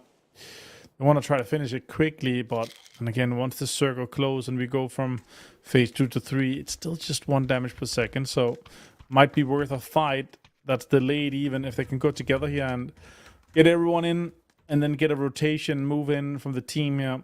Hive doesn't let go quickly though. They're a strong team that can get damage done. We saw multiple times that these guys can punch with the big boys in the big leagues. That's what I'm right about as well. I saw the map feed there. BB team already working their way across. So yes, they've not heard the shots yet, but they soon will. Have the holds. They have the angles. Can they expose rocks at distance? I get the damage. That is a huge shift though. Back the other way. Presenti picks up Rex. Pounds up on the back. Dante obviously works his way in. This is damaging now for Ascend, and as you said, it's kind of a agreed destruction, but I think Hive are going to be the ones that are going to come out on top here and Got a bit of a rotation through. Aniko jumps out, but covered by the building just about. I don't think Kai knows that Dantes is close. Utility could go out. Maybe connect even. He knows exactly where he is in that distance. That's a good nade. Does 40 damage. Holds another one straight out the back here. Could go for a bounce on the... Yeah, does not. Oh, he didn't hit it. Almost nailed it. Almost had a really good nade on him. And then again, Aniko off the side here. Yeah, look at that information again. Dante gets it absolutely for free. Sees them down there. Ilika isn't sure exactly where he is still. He has no idea. Oh my god, look at this peak. Easy damage done. That's a great knock onto Brexco. Now Kilyakai knows where he is. Has some cover to work with. Can move around a little bit here, Mark. Does he know? He's just spinning around. I think it looks like from the outside the comms might be... He's blind. Not settled though. He's so blind. He's blind now. Dante runs past. Rex back up.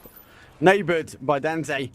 Rocks going to try and close in. They've got to spread out. They can't have a util dump in there. And they've done the right thing. Brex and Aiko underneath though. The smoke wall did provide them the cover. Dante finds himself in a good position now as they try and drive their way up the stairs. Should be able to get the position on towards them. Have to sit and wait. Presenti going down here. Brexco found him. Rock's going back up. Trying to get the rest on him. Aniko laying low. Dante on the outside.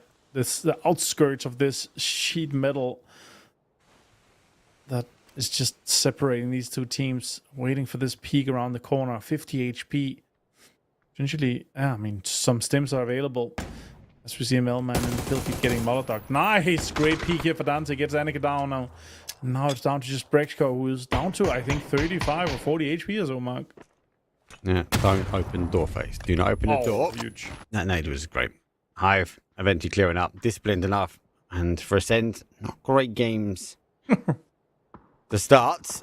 I definitely want to see them be a lot more aggressive here. But take some damage. They will still hold him. And towards the other side of things. And BB team's rotation over here. First always find himself 5 kills already for him alone. It's massive. April, though, has the information. The sound cues from Vard. Goes for the stims. The open door potentially soon. Or even sneaks in here. That's a boom. Welcome to the party, Vard. And welcome to, yeah, a Panzerfaust straight to the face. You didn't even hear him. He was just AFK. Love it. Love it. Vard won't be. Here comes the shift again. Expect it. It can be chaotic because we might see a shift forward back towards that east. And towards that north, though. Skittles on a split. 2-2. Holding a lot of real estate here and a lot of real estate these teams are going to want. Do they collapse? Can they even collapse? That is a big question as well. It's a hard terrain, especially we've got the likes of Twisted Minds, Navi on the outside edge. April finds himself another hands phase. Well, his 3-man stacks up. They can't quite see around the door just yet. Looking for the nade. Here's the click though, but he's got the cover. He's got a bit of elevation. And it's we're exchanged. Let's drive our way. Oh, he got 2! God. He got 2, but it was the final blow that came in from James Tava, and still he will keep phase in the game. That's great. And now a lot of teams actually saw Skittles leave. Navi backfilling this compound here is huge. We're going to have 2 teams on the both sides of the rainbow compounds, they're called here. Foot shouldn't be overextending here. They're in the second or third best compound this time and could potentially getting tons of points from kills. Blue finds crazy from free side. And free side now moving up here. They're trying to get this high ground. They kind of backfill this side as well. That Face has gotten a little bit for free. And eventually they're going to have to potentially take a fight with them here, but just the Minds trying to hold on to this northern side with the riches to themselves. James out getting information, Mark. Look at that. I like it. The proactivity here from him is smart. 6 kills. Hive got Shingun back. Shingun was airborne, trying to get smart of intel, should we say. Bit of a UAV for the team because they still have to work. He's down, right? He's in the shield. He's in the shack. He got shot at by VP, so he had to dive, and he did get the shack. So good play from him. So lots of information gained where Hive can potentially can or can't play. Fortunately for Shingun, though, he's only got whatever was in that shack. So we'll wait and see what happens there. Face proactive approach now, looking towards free side as they have to try and run the gauntlet towards them. Very cautious, though. Geeky on the south. They're also looking for some path in. They are pushing this way towards Phase. They hear them. They hear the potential pull up here for Geeky. They're just sending it in. I like it. James gets inside. And now Gustav with the pants on hand potentially could find a player. James finds PDD. And Gustav get with the backup here too. Free side go. Here they come as well. Oh no, this is fair bite central. foot from the other side. Freeside going to come in on this well shortly as well. This is like chaotic though. Rizzy gets confirmation. Sparrow does go down. Diffix and him will remain. And says Diffix is going to try and deter Freeside from playing in. Control has been lost. It's the only play really for Freeside. It's the only option they've got, and they've taken the low ground. What a move in from them. Yeah, I love that. That's a perfect third-party timing. Look at that. It's Hive actually coming in too. I like this play from him, but they have a free space. With this fight happening here, Mark, they're going to be able to get in and get somewhere free into close to where Schengen is. There's some small shacks and dips and divs that's down there. Fex, face clan Hive here. land on this? Hive are airborne. Do you think they land on this? They're going for it. Rox lands right in the middle, though. Oh, my God, what a bad place to hit the deck, though. Fex says thank you very much. It looks like confirmation. He gets back in towards the shack. Presenti also falls. Geeke on the adjacent side. 9 kills from FaZe. I know they're down to a solo player now, but it might be enough to salvage this game. High point game for them. Sitting in third place. Nades will come through. Does nearly go through the window, but hits the window ledge. Rizzy will survive out. Dude, that is the craziest steal I've ever seen. Kapi got that steal on rocks that landed on the parachute inside the door. That's insane. So we have one more player left for FaZe here with 9 kills. Schengen and Hive has one player that's with an UMP, as you see in the distance. Nade coming in hand here. Can Fix get the knock? It did not hit inside the windows. The frame was just in there. Fex got mindset now. Can he get more damage done onto Freeside? Fex is one you don't underestimate, mate. You can juggle both sides. A bit of you to him. Now he's going to drive his way forward, though, but he gets caught. It's actually Nate does the damage, but he gets caught. Quizzy, though, as he goes all the way across. Might be able to get this last kill. Kapi again. Stands. Kapi is just farming. ADR farming. And now the shots are coming in full first. Finds Lukarux here. Fix surely can sniff out a player. Finds one. That's Freeside down in 12th place, but he has to heal quickly, and they also have to move for the zone. It went super southwest here, Mark. It's dangerous. Very, very dangerous. They have to move. Tristan Myers trying to get to the bottom of the ridge now. Schengen, final player for Hive. Sitting underneath the ridge line, but in the shack, so wonder what he's actually got. And beyond him, hey, that would do. Schengen has a blue zone, Nate, so he's launched that forward, but he's been caught in the dusty dunes, so it's going to not do much damage. It's more about giving away his position. Versus Pro, this high ground here potentially could farm as well, Mark. Extends, finds, perfectix.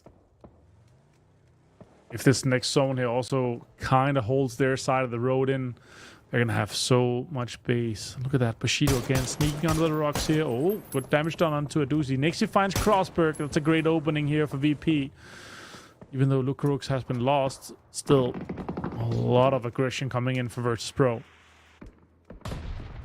It's for aggression versus Pro. That's where they're going to try and get his kills. Coming on 2. Chief will fall, so no points here. Unable to get to that mid-game. Nixie running the gauntlet. P90 in the back pocket. Kike also do 4-1 towards zone for Esports. Also find an additional kill. Beamy using the ridgeline to the advantage. The mortifier does come in. It hasn't done any damage just yet. VP starting to flex some muscles. Oh, that's a that's a crossroad finish right there, Mark. It's one of the worst, the worst possible endings I can see happening here in this one here. Who has the upper hand? Is going to help, right? Yeah, Maybe. potentially. Oh, Hadouken! No way. What a mortar! Comes straight into the top. The back-to-back. Confirmation as well. Batalions went to go find Schengen and comes back, and his team has been dispatched from this game. He's going to fall down though, and Hive get eliminated. Now VP charging off the high ground, forced into the crossroads here. Out to 4 kills. Who has the advantage here, Mark? Surely it's either Skittles or Navi. Yeah, the road has big advantage. Yeah. I guess it's difficult, right? Would you maybe favour a foot esports if there's no one else really? No, the terrain is down bad. From the south. No, They've the only got to terrain. defend. Yeah, They've but only got to defend Bushido. That's yeah. I mean, the problem is the terrain ahead of them is bad, and they have a less here. As Pixel actually gets M249 damage done here. Scav with the underhand too. Hackatory goes down with Middleman. That's a great double nade from Scav. They only have to defend here. Pixel knew the play was coming down. He moved towards the south. Bushido leaves the anchor, but they left the anchor to be the only player. Now finding a new pathway in towards VP. And Bushido with a swipe of the sword and a shot of the M249, they will fall. I get your point. Back to you a bit. I get Skittles in maybe a better position from a train, right? And maybe Na'Vi, because they can play up towards that ridge line. They've got the deeper ridge. But for Esports now, as long as they can sort of defend off VP, defend off that Bushido push, they'll be okay. I just worry a lot of the focus will come into them now, and VP might see them as the next target acquired. Are they fully aware of his location in the compound here, Mark? Only 2 players for Na'Vi, but this uphill ridge that they have is obviously super huge. Millman in the distance here. The sound cues are given. Extends are fully aware of his location.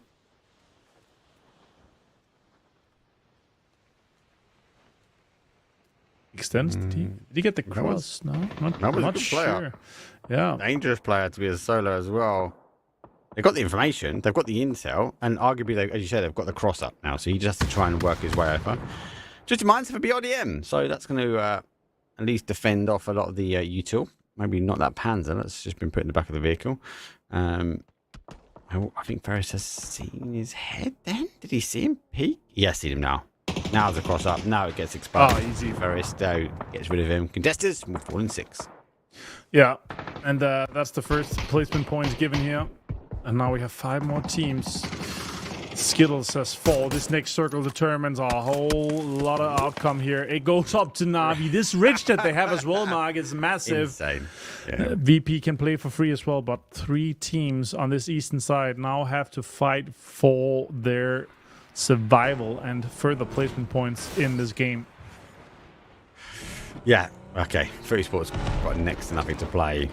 VP have to collapse. They can't take the fight towards 30 Sports either. I think both these teams are going to kind of duke it out in the south. Skittles, they've got the danger of Twisted Minds with that BRDM, who I think they're just about in on that next ridge if they want to play, because they've lost all the compounds. So Skittles and Twisted Minds have to kind of fight out for that lower segment, and Na'Vi just has it for free. Foot is in a world of trouble here, Mark. They're trying to send it in. Shots are coming in already. And Virtus Pro is reinforcing on this side here. Not a lot of time is going to be passing until we see this circle pushing and doing tons of damage onto Foot here. Utility being committed. 2 blue zones here from Correxi is quite a lot of commitment to get these guys pushed out and delayed. It's been divided, isn't it, this map now? It's either south and north going to try and duke it out. Nixie gets that P90. Ainsley will fall, trying to hold the high ground here. Pixel has to reposition, trying to hope, pray that Skittles don't come lurking. This is a massive, massive util dump. They need to try and stop Foot Esports anyway. Cappy and Scavs, new guys. Smoke starting to leave. They had the option to get into the corner, but more util comes in, and Beamy finds Cappy with the molly. Oh, Nixie gets the confirmation on Scav. Lou finds Hadouken on Skittle, so multiple fights on both sides of the road here happening. VP on 8 kills and still 3 guys strong, looking good for them. Picks the last player for Foot here, not good. They could potentially have played this slow or even third party to fight with Twisted Minds and Skittles, but they went for the straight head-on with VP instead. Yeah, it's an option. I think that zone shift, I think, forced that, right? Here comes Twisted Minds taking a fight here with Skittles, Na'Vi not moving, praying there might only be 1 team left at the very, very end. They are down numbers, but looking to try and get a win.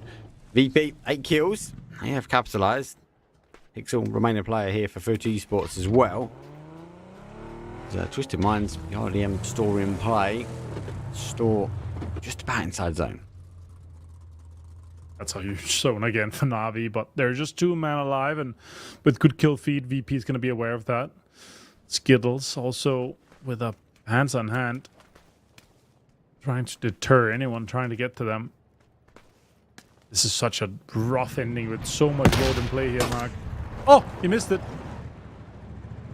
Missed the Panzer. Forced it though. I wonder now he's thinking, do they have any more? He's teasing it. I think he's made the call that they don't have any more. As now he's just going to try and expose them. He's going to allow Lou to storm move in. Does have another Panzer, needs to be cautious. Sees it, jumps out in time though. Now gets back in towards the BRDM, will provide the cover that's needed. The Panzer comes out, but Toolins though gets the shots onto Sloy. And then it's going to be down to Lou. Eventually working his way around the top here. VP know this. They're going to collapse in. Lou can't even get to the res, but he's got 49 shots left in his back pocket. He's going to be on the run. Just get to the BRDM, exactly. Lou finds Beamy. Now he can jump in quickly, use it as cover here. Shots coming in too. They have to collapse on him. Nixie with 28 HP, jumping in, running in close, jumps into it potentially. Yeah, he's in, he's saved. He's stolen it now. And it's my BRDM now. It's the highest, and what he doesn't know is Lou is down to 19. Needs to find some ammo. He's looting. He's looted. Nixie gets an idea of this one. Navi still holding. Navi still not pushing, despite hearing the commotion on the other side of the road. Lou goes on the run. Nixie gonna try and run him over. He gets the better of him as well. He baits him into it. He did get some ammo here. Navi looking to try and close it. First nade comes out short. Second nade also the same. That's fantastic. I love that. What a great play from Lou. I love that VP were fully aware of the knock. They were fully aware of damage done. He has a blue one. Has to get in quick. That's going to be a lot of damage. It is low though, Mark, but he could potentially get a little bit of heals on. I don't think they have a pants up, but playing with the cover here is going to be crucial for Lou to get things done. 6 kills for him, 9 in total for Twisted Minds. Nades are coming in. Is he going to see that? Is he going to go in? Repairing it quickly. Damage done to... no, actually not doing any damage. He's going to be repairing it with the all-in-one arm repair kit. That's great. Great play from him. Look at the small move from Twisted Minds. Needs to be cautious. Damage getting done. It's going to give him a lot of potential cover, but he hasn't got quite to the center. Extends will extend the love and say goodbye. Navi from the compound will get the win, but it's only a 14-point game. All the action, all the chaos came from the likes of VP and Twisted Minds. Well, that was some cheeky stuff coming in from Twisted Minds. I enjoyed that, but yes, Navi with the win. As you say, a small chicken dinner, all things considered. I mean, with an ending like that, Martin, it's fair to say that it's always going to be difficult for a team to go out and go for a huge chicken dinner because of the way that Crossroads interaction actually works here, down to those very last circles. Yeah, it's honestly for me, like, it's some of the worst endings to play both for yourself, but also to kind of execute once you're in a pro play. But I will say this: the coherent play from VP, where it's like, okay, they finish the fight, they have a knock there, we can do a big pull up here. That the perfect play for them would obviously have been to go deeper and make sure that Lou went down, but they tried to go for the rich advantage, but he just had too much cover to play with. And yeah, very cheeky for Twisted Minds. But Navi obviously with the compound. I said this when we saw the circle pop on the crossroads, like the intersection part, I was like, the rich that Navi has is so strong. Like, if it still is there in for the late game, it is gonna be so hard for any team to take that away from them. Yeah, all they had to do really, in terms of threat management here, Mark, was deal with anybody coming in from, I think it was contestants coming in from the back behind them, right? Yeah, contestants came in that sort of northwest corner, right? And yeah, once that zone sort of started to confirm out that ridge line, it was all about north versus south at that point. But good play from them. But yeah, the winners from that match was a VP. 10 it's a 3v tie. It's a 14, 14, and 14. It's a 1v1. But yeah, I mean, this really does exemplify what the problem actually does occur from a crossroads like that. That said, though, I mean, FaZe, 10 kills. They went big here, Martin. Yeah, obviously this compound again. This is what I feel like is the biggest obstacle for the teams that's playing here, that they have to really deter, is that once you go in a fight, the teams will so fast pull up on a third party, take a ridge away from you, take control, take terrain. And every time that kind of happens, especially against the big teams, they don't have time to finish these fights quickly enough. And if your compound or your area that you're playing or the terrain that you have is up for grabs in the kind of next circle, so many teams are just sending it in. And you saw it was a four-way fight with multiple teams in FaZe's compound. They still got away with 10, that's fine, but they were hoping to be potentially in Twisted Minds spot later on to take down Ching and to take down the teams in the top side. But yeah, losing players quick, but still getting the most of it here for the 10 kills. Yeah, taking down Schengen and those guys. I was trying to theorize where Hive could have possibly dropped after admittedly getting 6 kills, but then they dropped right on top of those compounds, and I'm just like, well, this is just 3 points for the lobby, isn't it, Mark? What are you supposed to do in that kind of situation? There was nowhere else for them to go, I don't feel. Especially with Fex in front. You just heard the parachute went free kill, cha-ching. Like, good for Cappy though on the still. But on the other side of the table, look at Slam G though, James. Like, as I said, if they can't get out of early game, they fall, and everyone else is able to capitalize here. But Bushido go down, Will not die, no points as well. And they even argue Ascend. They've not even really started today.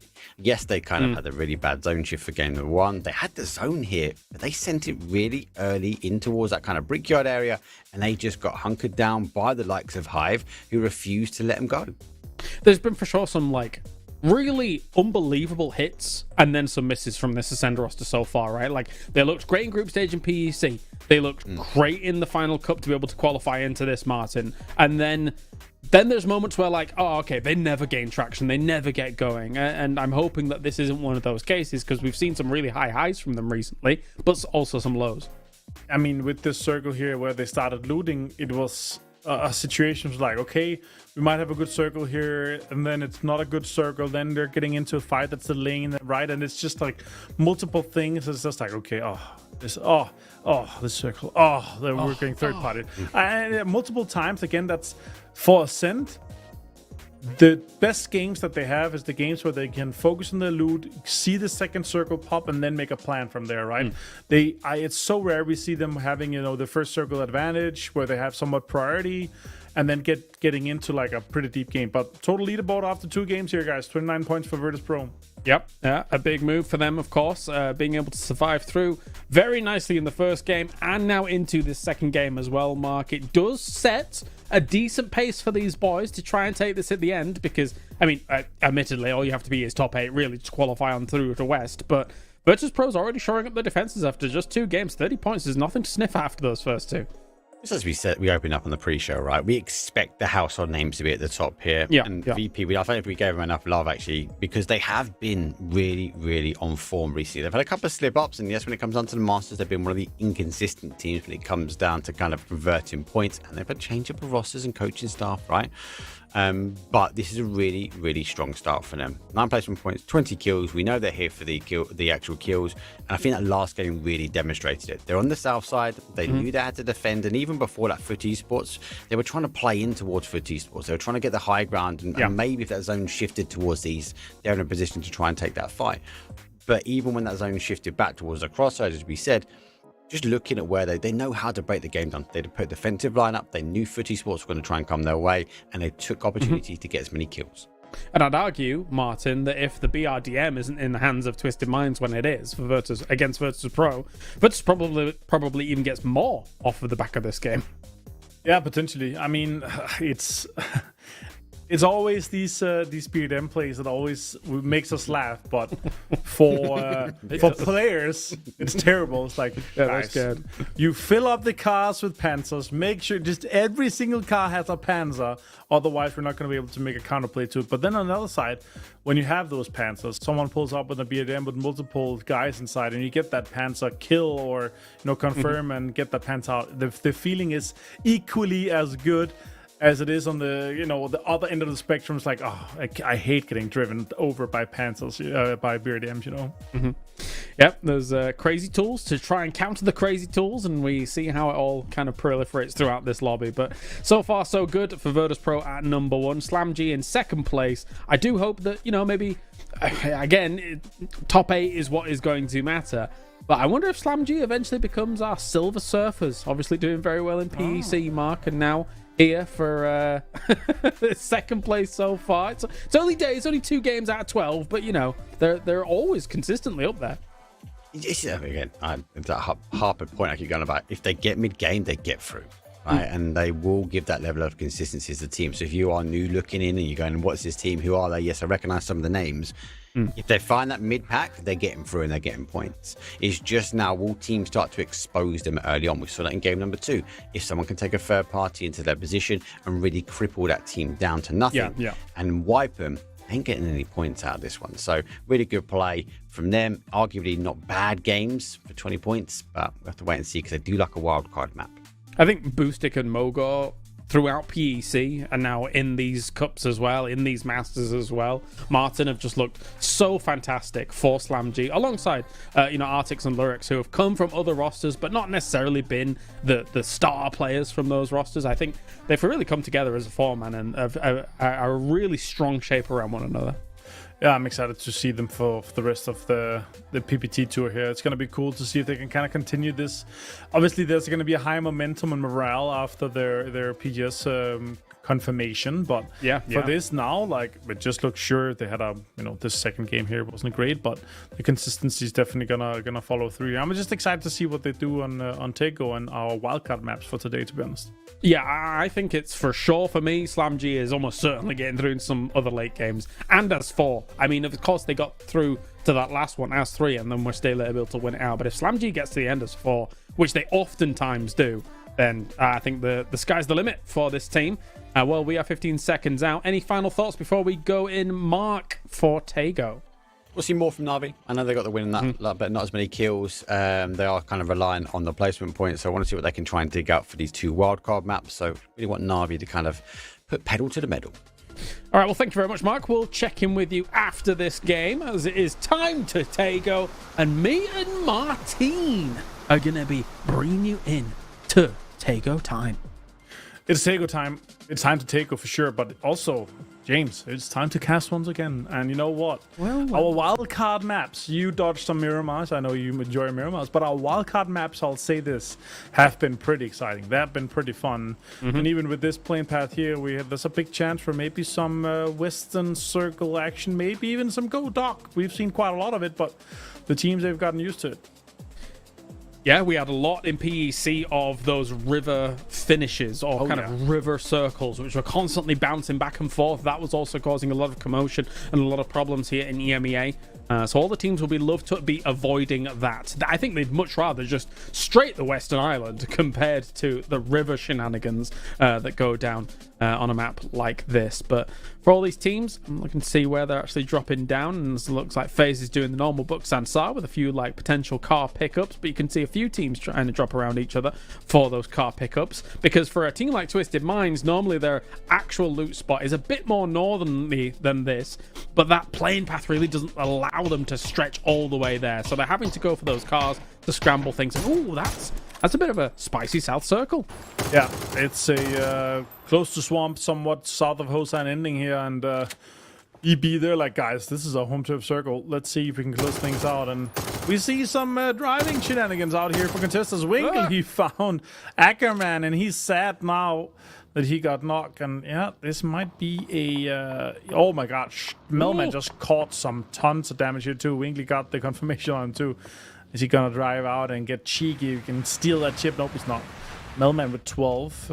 This is a rough start for contestants. Yeah, well, this is the kind of thing that happens, right? When you know that your drop spot is normally a little bit too far away and everybody's going to go for the same contested and congested road to the point where now they're just caught in no man's land and they're taking a lot of damage from this. Obviously, Wrinkly doing some damage, Sloy's peppering in some shots as well as they're trying to drive away. But for contested, I mean, that's a bit of a disaster start. DeBoom's kind of locked down here as well. They're still all shooting at him. Yeah. And I mean, this is, again, this is a decent circle for them. Like, they can get in somewhat fast if they start moving, but it's not the priority for them. And BB team locking that big compound down early on. James also sitting up early with a compound that's also somewhat higher priority, but they need backup quick. Like, team like GK, they will sniff out that there's only 1 or 2 players quickly in this compound if they do. Oh, yeah. They normally go for GK for a bit of a wider split for the most part, and we've seen them be very successful on previous circles like this. Maybe when it comes to that kind of eastern swamp area, GK was able to hold down swathes of land for that, but so was also BB team. So those two teams kind of sitting nice and pretty in the central positions of a circle like this. Not too bad a start for them. FaZe, meanwhile, James has gone far, so he is very separated away from the rest of his team. He is hoping nobody kind of pops into this compound, otherwise it could be quite dicey. Yeah, he's holding on to a shotgun just in case. Now he comes in full car caravan here, going close. There's a drop close to them. They're probably going to stop and check for that, maybe. I would. Yeah, they're turning. I see in the map here, so definitely getting a crate for them that's massive. Winodai also getting close, trying to sniff out. Look at that. They see that James is running around in here. SH or whatever you want to call Get Drugs is in here. Yeah. And then they sniffed out that potentially there's only one guy here. James comes in. Shots coming in. That's a shotgun jump. That's one. That's two. Oh, he actually didn't get him. Layers got the headshot helmet peak easy. Shoots the dead body of him. And now, FaZe are going to be just a 3-man. I did see a flare gun on the side of them, but let's see how they decide to use this. I'm going to be honest, with the timing of when the kill feed popped up and his shot of the shotgun, I was also baited to think he was getting that second knock. So, but no, not the case, unfortunately, for James. So, a bit more kind of disconnected away from the team. These teams will be able to punish it, and win or die, no stranger to be able to do those kinds of things. That's how they were able to get quite a bit of success in PEC, to be honest with you. They were quite proactive in a lobby like this. In a world where, in EMEA, actually everything's a little bit slower sometimes than some of the other regions, but that's because everyone's working with as much information as possible. Oh no, Conf. Well, you're rocking up to Yongchong, where Foot was here way earlier than you. It shouldn't be too much of a surprise for you. Yeah, and in Yongchong, they're just looting until they find an E-pickup with this circle here. So they're just going to stay, and that's going to be an easy point. Yeah, he's just obviously trying to go for the rest on one of his lost comrades, but not happening. Pixelic trying to go for maybe some information that there could be more players on the south side.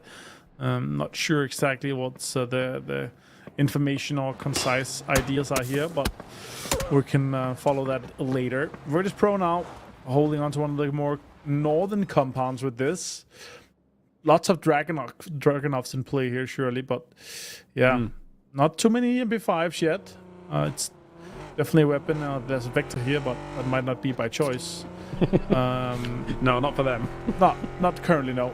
But I was actually expecting to see a little bit more MP5. There's a few guys and a few teams that's kind of committing to it a little bit, but such a strong gun, especially with the TBP peaks you can do.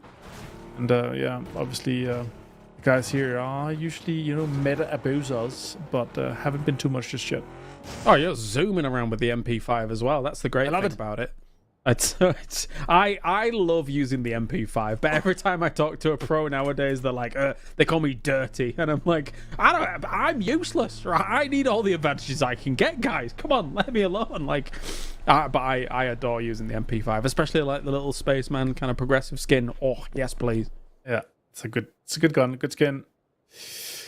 Now with the teams coming in slowly here, FaZe trying to hold on to the southern side. I kind of like the idea. With where the plane path was, they're like, okay, there's not going to be as many teams on this southern side here. We might be able to get more space and move further ahead. But the problem is they lost their brother in arms, James, and his chip is either blown up or left behind. And with where the circle is right now and where Winodai has this compound, we need to see an insane shift northwest for them to move out of it, and for FaZe to actually have a chance to pick up James and get him back in action. I am surprised when we looked at the map just then that Lou was so far out for Twisted Minds. Do you think there's any particular reason for that other than looking for a glider? Could be glider, could be he's just, they're not inside with any sort of priority inside the circle, so he's just, looting. As long as he'll be with where the other guys are, they'll be fine. He could be low on util, he could be stacking the car with util, could be getting even scopes or looting for kind of back looting for the other guys to make sure that they have the exact setup that they want. But it's obviously, again, we don't question these things from our Esports World Cup champions, PEC champions, and may I say it without jinxing? Could it be that they take home the PTC this year? You're pushing your luck, I think. Every time PGC comes around, they get a really high place. Well, they oftentimes get a high placement. It's different this year, James. Oh, you'd like to hope, you'd like to think. They do feel like truly the uncrowned kings when it comes to that, but it feels like they got a bit of that back. Oh, okay. So Lou gives over the glider to Batul. Nice. So he goes all the way, but Foot is right behind them here. It's a good job they got away with that at the timing that they did, because if Foot had come in just behind them, they would have been able to rinse them with that kind of vehicle swap. Yeah, it would have been for sure. So it's great. These guys obviously getting in and getting some information from the gliding, from the UAV inbound action from Vatulins. It's a nasty player to have a glide on, with the information that he has, the micromanagement that he's able to do, and kind of commandeer his legions below. A lot of teams very slow here. Contest us an army base of all places to try to get things going here. Might be backfilling into Yongchong. Artix finds Aniko, and that's a send losing players early on. Yeah, not a good start, losing players to Slam G. Slam G will be able to capitalize on this quite quickly. The rest of the time, though, here, Send. You can see it's Chris trying to swing around and find an angle on to cover the position of Aniko. Brexco can see him from the shoreline as well, so that's why he's shooting some shots this way. Artix will try and get away as quickly as possible. Goes for the reverse first to try and get himself a bit of cover. There is some more reinforcements coming along. Boostic trying to find a position to try and pepper some shots the way of Aniko. He's going very aggressive on this. It's Chris is going to be very careful about this wraparound here from them. Here comes Mogor as well. They're being very aggressive, but I like the move from Slam G. Boostic trying to get his Chris down here. Utility being spared on both sides. Nades are coming into the cars, but cover is available for Boostic. And he can just swing around here. He's down to 80 HP, but still. Brexco finds Mogor. Damage done here. It's Chris trying to get out of it, but Mogor dropped the nade on him. A great throw from him here. And now Ascent really getting picked apart here and from multiple sides. And the other players are far away. Does feel a bit like Slam G's territory for the most part when it comes to these kinds of drops and how things are going down so far, and especially in the hierarchy of current EU and EMEA stuff. But Brexco did hit another shot from the distance. Kiliakai's now making the move as well here, trying to counteract the measures made by Slam G. Foldable shield goes up, trying to cover that position. And Boostic does see him on the move as well, so Kiliakai has been very spotted. Can Brexco do anything? Doesn't look like it just yet. Rough fight here for Sim for sure. SKS comes in. No, actually hits the headshot with it on Kiliakai, and he goes down to just Brex now. This is a 4-0 at this rate. Unless Brexco can do something insane, but the chasing Slam G has completely dissected them, and they are on the chase. Slam G is running them down, sees them on the edge of prison. Going to be going for it. He is burning. So get away from that car very quickly here. But there is still reinforcements coming along for Slam G as well. Brexco, he's taking so much damage. Hands on hand. Oh, well, on the back at least. Could potentially pick it out and get an opening on it. Slam G wants to finish this quick. There is a rest available inside Hosan, but they're actually disengaging just a little bit. Not sure if they've seen the Panzer, but they might have seen it on his back when he was moving in or when he swapped it or whatever. This car is now done for, lads. So you're going to have to make a run for it. I don't think this was the intention. I think they wanted to. I think they were hoping that the terrain was a bit less harsh so that they could use that as cover to get out. But they might have underestimated how sharp that was. So sat here now waiting, and there are car reinforcements coming along to save them. But yes, that one is not destined for any more drives. We have a few amphibian vehicles here, but yep, this is not one of them.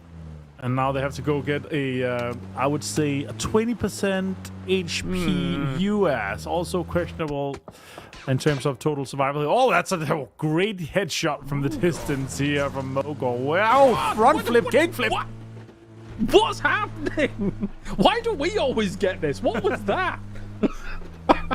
The gymnastics crew of Slam G coming in. Oh, Gustav got the BRDM we were talking about here. And look at that. As I was talking about, it has to be a hard shift.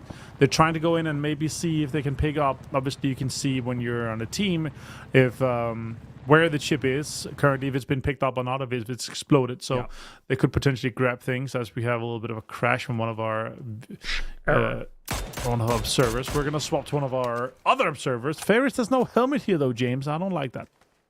No, that's not good. Well, what can we say about that bald head other than compare it to paper thin? It's a problem, and probably should get checked out. Go to Turkey, perhaps. Make a visit here in EMEA. I heard Paper Thin was in Paris recently, so he could have done that, but he opted not to. Crazy stuff. Anyway, Geekay still moving on through. They're in a red zone. They're in a bit of danger. So is Na'Vi as well. All kind of stacked up on one another. I'd be concerned if I were them, but they're, cool, and they don't look at explosions when they're walking away, so that's nice. Oh, this is a difficult circle here, James. A lot of Hosan is in here. It's almost a bait circle, and a lot of the teams are going to opt for, you know what, if we don't go Hosan, we're not going to have a chance. But look at the whole eastern side. We have a shift that way, and now we have an eastern shift. All the compounds on the eastern side and all the big riches that are in play still is readily available for the taking here. I think what's very interesting is Winner Die committed to Hosan when we didn't have this circle shift. They were a little bit, in another compound, trying to find themselves a decent spot here, but 888 is going to be crossing the path of FaZe. They're going to duck straight on into the blue. Gustav's driving the BRDM, and he's a little bit behind some of his team. Free side. We have seen it be problematic. Taking a few shots. Wow. On a no pass. They are. Do they even have vehicles? Feels like they're just stuck in the middle. They must do, surely. Oh, this is going to be the Hosan fights now. Winner Die versus Pro Bushido in a big fight. Hello, my bad, down to just 10 HP, but goes for the shots, goes for the commitment to the damage done. Jeez Louise. Shots everywhere. Trying to dance around, getting that dodge, dealing with it. Nades go forwards against Hello, my bad. As well as the position that Bushido is currently in. Laying down a few smokes as well to cover the position. Jeez, Hello, my bad is in a really rough spot here. He needs the rest of his team to come and kind of bail him out. Free side, driving straight into Slam G, and that's not good for them. Mogo and Booster goes on a rampage on them. Winner Die holding the southern side here is actually not bad for them, but one of their players actually said, hello, my bad in there, but he grabs a car, tries to maybe escape here, but Metabase says no, takes him down, and now even with the smokes here, it's going to be difficult for him to crawl to the rest of the guys. Whoa, damage done, Levante down to 3 HP. RB26 hitting him. Hakamari, for anybody else that was thinking, who is that person? Yeah, it's Hakamari from the previous Cups and Masters. That's now... And, with this... Oh, shots coming in! Oh. And for you that don't know who Hakamari is, it's Hector's brother. You keep saying this, but... It's a great meme. Get truck going down. Yeah, problems. Crossberg doing quite a bit of damage here, and Crossberg even dealing with stuff on that west side as well, because Hive is currently stuck in a fight with BB Team 2. So it's all getting chaotic, because a lot of teams, as you said, really wanted to move towards Hosan, and it's only really FaZe and a few others that have committed to that east side. A lot of damage done there. Baduzi finds the confirmation onto Schengen. 888 here controlling this eastern side now, but FaZe actually is ahead of them. Slamgy is somewhat ahead of them. Now the circle's popping, and they're pre-driving it. I like it. Here, 888 trying to see where this next circle goes. We're actually going close to Hosan here. It could be an actual urban ending, but we'll see. It's only, 30-40% that's in, but that eastern side, a lot of big compounds in, and it looks like FaZe is confirmation to try to get one of them. Yeah, 888 is going a little bit deeper than them. And now V's still stuck with GK. Can they do something about Spiro? Put an 8 forwards. Hakatori looking for an opportunity here. M249 in hand. Damn, 888's move. That actually might pay huge dividends down the line, as they were able to leapfrog the position of FaZe. If you're wondering where Ame is, it's Motic from the previous Cups. But I guess because, I don't know, he likes second place or something, he changed his name to Ame. Oh. Yep, that's a question. This circle paints a difficult picture for a lot of the teams. We're down to 14, but only 38 players alive. Phil first, 1 player. Contestants down to 2. Free side, only 1 as well. Bushido 2. EK 2.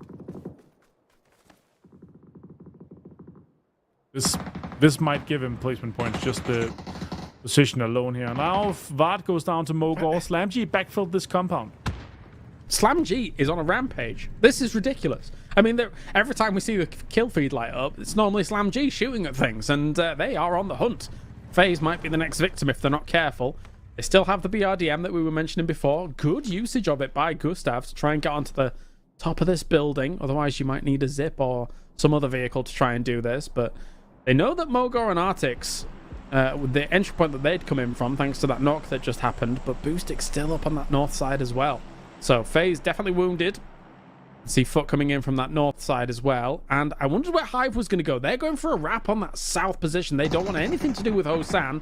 I can kind of understand why. I think they probably suspect it's completely chock-a-block now.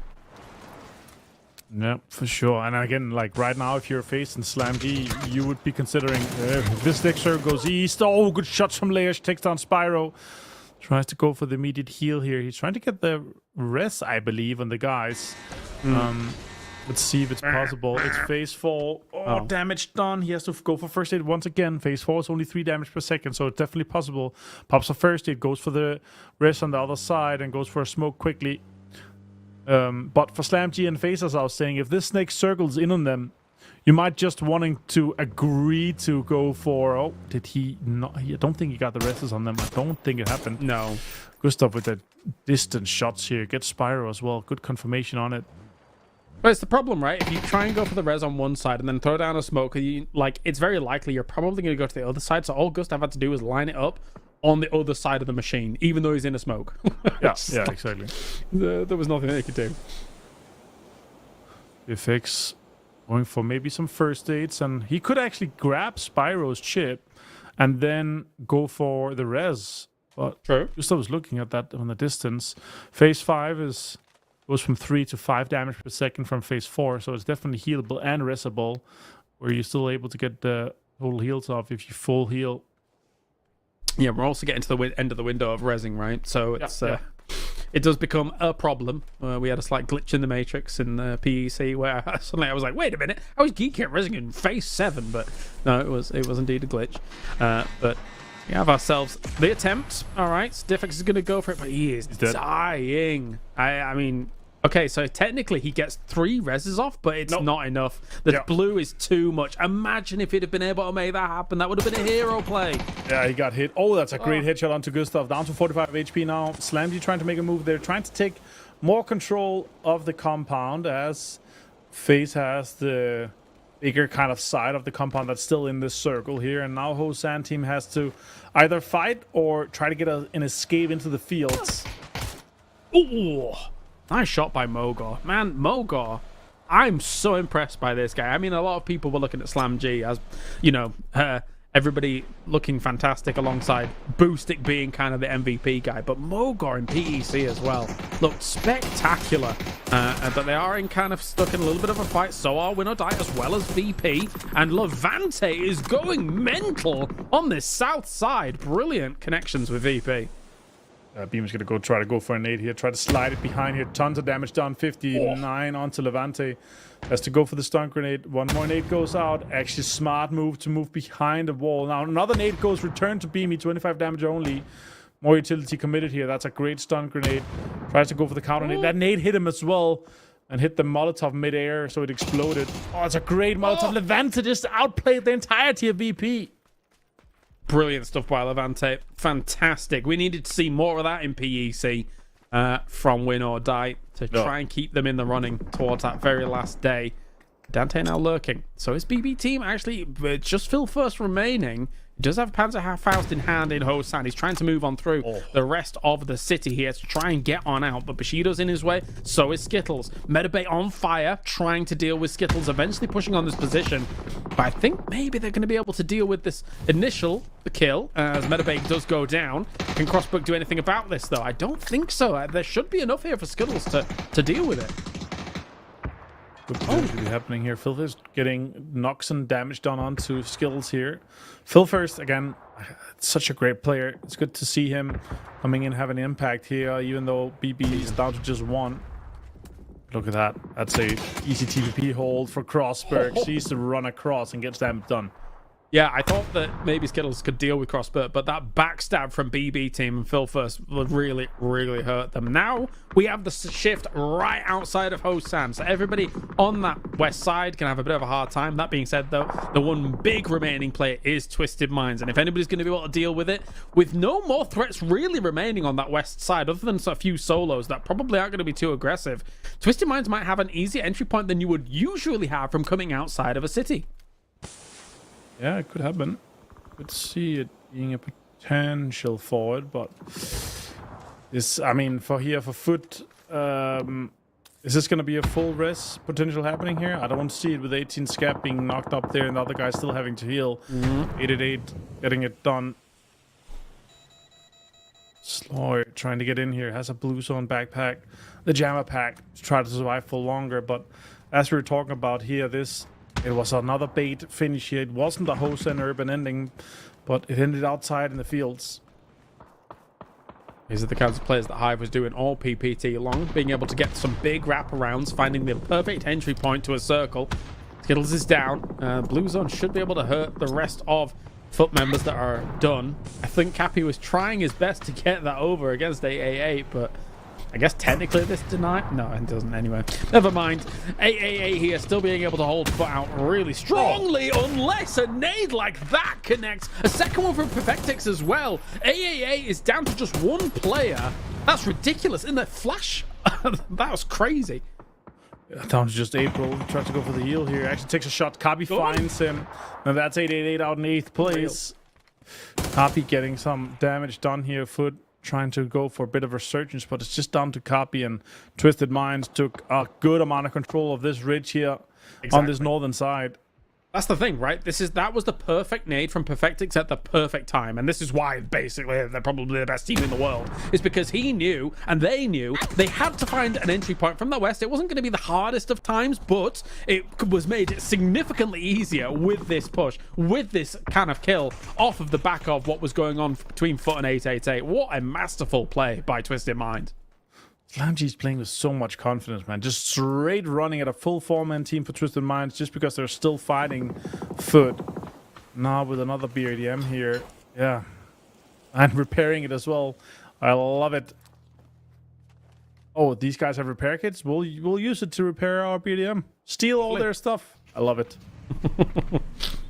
All right, what are they going to do about the central positions? I mean, of course, Yesterboom is still alive, still in, but Hive and SlamG have a far more convincing claim to a circle like this, especially with a shift like that. So Twisted Minds is going to have to solve this puzzle once again. They would really love for those two teams to start fighting one another, but I think a lot of the barrels are going to be trained on the Twisted Minds position, especially if they hear or see a whiff of that BRDM across the hill. Yeah, for sure. This next circle here, difficult. Let's see what the approach to Twisted Minds kind of go for here. Could it be a western side? Could it be a straight push? Look at that. There's a Panzer in hand. He didn't have time. Oh, he did. Artix just runs around. Also finds example on the distance with the AUG. Great amount of damage done here for SlamG. Super well executed. It's still available. He can jump in. He can reposition it. The damage done by the nade there doesn't matter. Boostig repositioning, just running at the Toolins. Boostig's insane. And it's really not going to work out, and it kind of was blurring the line between genius and insanity there as Dante takes him on that off angle. Just a little bit laser focused in was Boostig on dealing with Twisted Minds, completely forgetting about the fact that Hive still has some good angles on this position. So for Boostig, a little bit too overzealous, and now this is going to maybe open up an opportunity here for Hive to take this away from them. Considering the start that contesters had, with the Boom now guaranteed 4th. And I would say there's a good shot that he could get even more placement points or more kills if he plays his cards right. I don't think Hive considers everything is potentially happening here for him, but Example did get rest, and now Twisted Minds trying to go for a run straight at SlamG.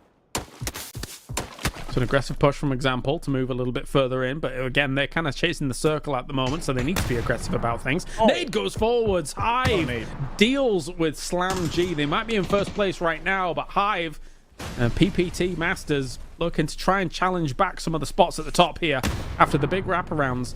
We said it even in PEC, right?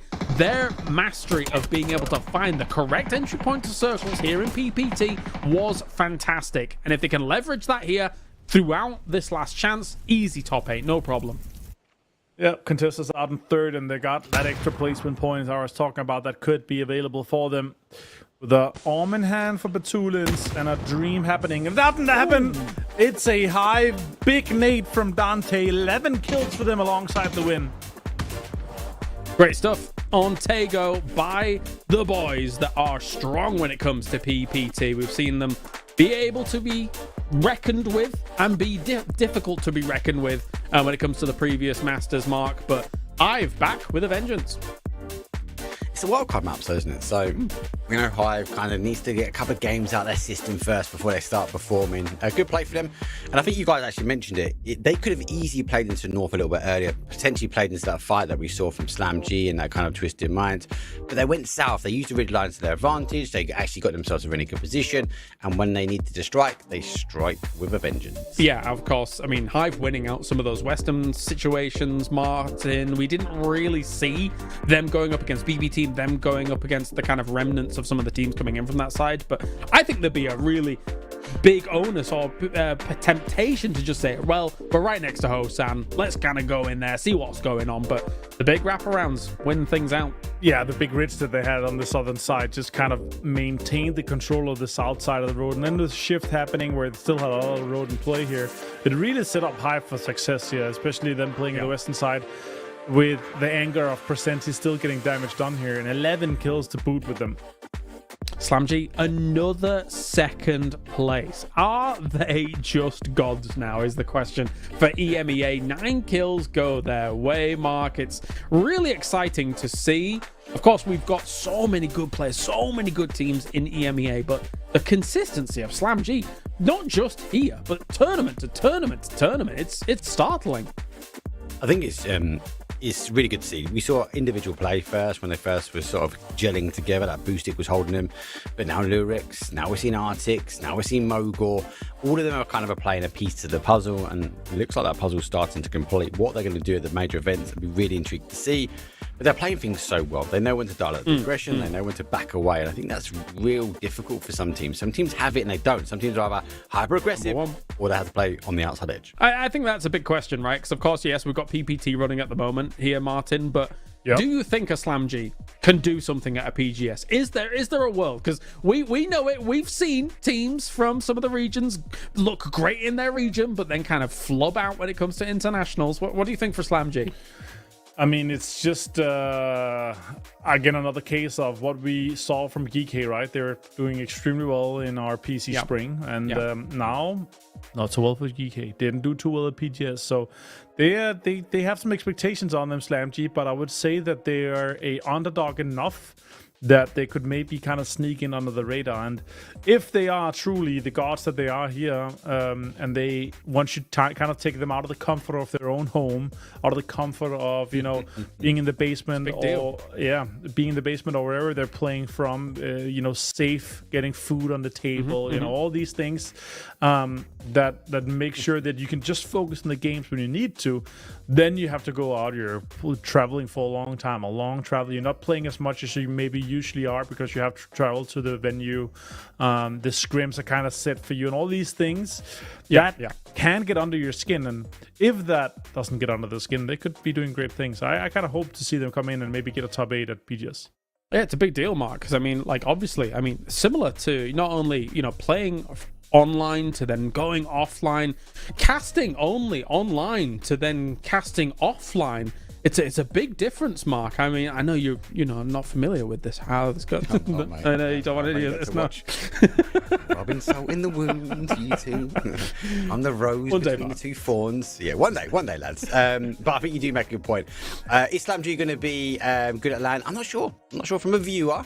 Because from a viewer, we see lands play out very, very differently, and obviously that takes experience. You have to get up to these lands a lot of the time, and you have to kind of have the run-ins with the big names, with the likes of the Apex as well, because they do play a different style of PUBG, and I don't think SlamG have quite got that, but they could be a real wild card because people won't be used to how they play. Yeah, I think if Boostic and Mogor just go in like no expectations, balls to the wall, and just start really disrupting things, that could be very exciting. But currently they are number 1 here when it comes to this position, which is awesome to see so far. And of course, you guys at home, not only do we have the games today, but we also have the post-show podcast. I can't talk. But you can submit your questions with hashtag MastersMikeEMEA, and you can potentially win G coins if your question is chosen, which is always very exciting. We have given away literally hundreds of thousands of G coins, Mark. It has been a wild couple of weeks. Still more to give out. Yeah. Get those questions in. I enjoy this bit of the show. I do enjoy this bit. I do too. I'm going to pick this time the most unhinged questions. No, I don't know what. And we don't even know what we're going to get. We're going to see. All right, we're going to go to a break. When we return, we have 3 more games remaining. It's Rondo, then it's Erangel, then it's Erangel. We'll see you. It's day number 1 here of Last Chance.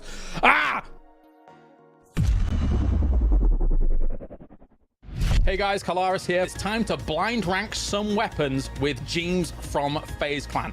So let's start this rapid fire. First things first, you rank the weapons between 1 to 5, and after you've chosen the ranking, there is no take backs. So weapons, we start with number 1, the MP5, between 1 and 5. 3.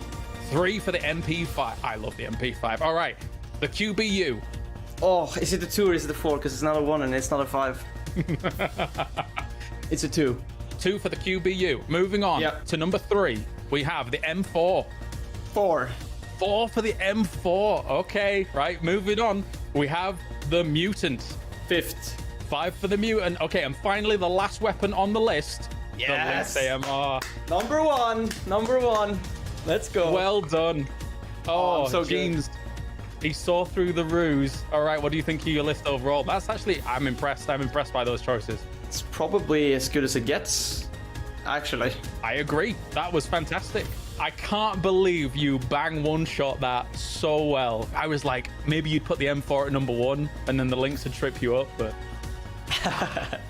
I was waiting for like you to put the Panzerfaust or something at the end. This time we're doing the blind rankings on drop locations in Erangel. We start off with Yasnaya. Ooh, that's 3rd place. All right, number 3 for Yasnaya. Okay, we're moving on, seeing how it ranks up against Gatka. 4th place. 4th place for Gatka. Okay, so we've got 3 and 4 locked in. Number 3 is Boatyard. 5th. There's not a lot of loot there. There's a whole lot of boats. Okay. And very little cars. Moving on. So 3, 4, and 5th place are taken. Moving on next to Quarry. Oh, yikes. 2nd. This is awful already. This is actually okay. On to number 5. Your number 1 pick for drop is Zaki. Ooh. So, what oh my god. What do you think about your choices? It's shambles. It's complete shambles, actually. Yeah, Sarki should be 5th. Zaki should definitely be 5th. All right, shambles in this blind ranking. Didn't do quite as well this time for this one. Thank you very much, James, for joining me here once again. That has been James blind ranking some loadouts.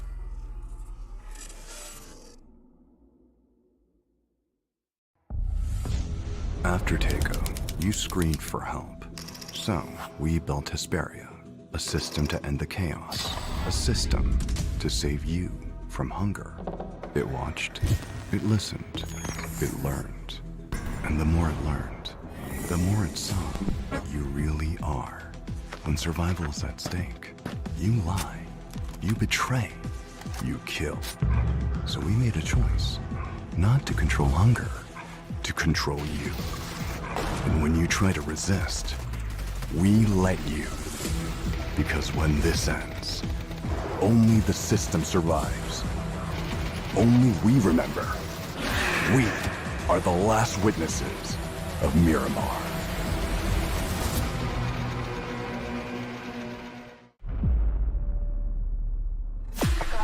I just need a spot, light in the dark. I got a 2-chambered heart, too.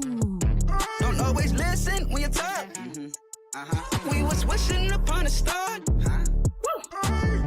I've just landed. Real enough that this battleground will remember. I'm bringing this bad. The world expect I follow with my soul connect. Hey,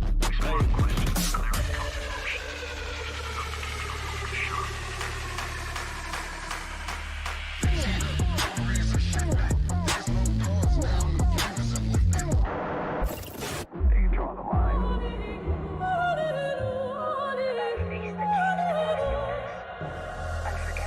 and I'm out in a storm. I still come aiming, I pressure and rain. Whoa. No fear, every step I claim, face strong. I don't think I changed.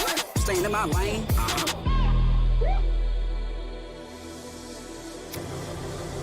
내가 선택한 플레이. 정해진 룰은 없어. 내가 정해. 그게 바로 G-Dragon. Battlegrounds.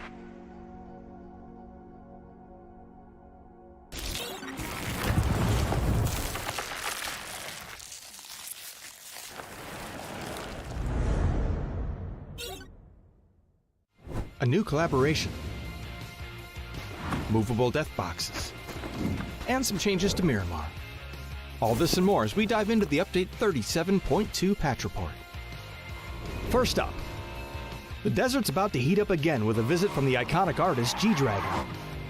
You'll be able to find an emote stage on the starting island. Special G-Dragon map decor such as a decked out gas station and fan room, and other themed visuals such as planes, blue chip towers, and care packages. And be sure to head over to the G-Dragon truck stop to immerse yourself in the recreated Power music video set.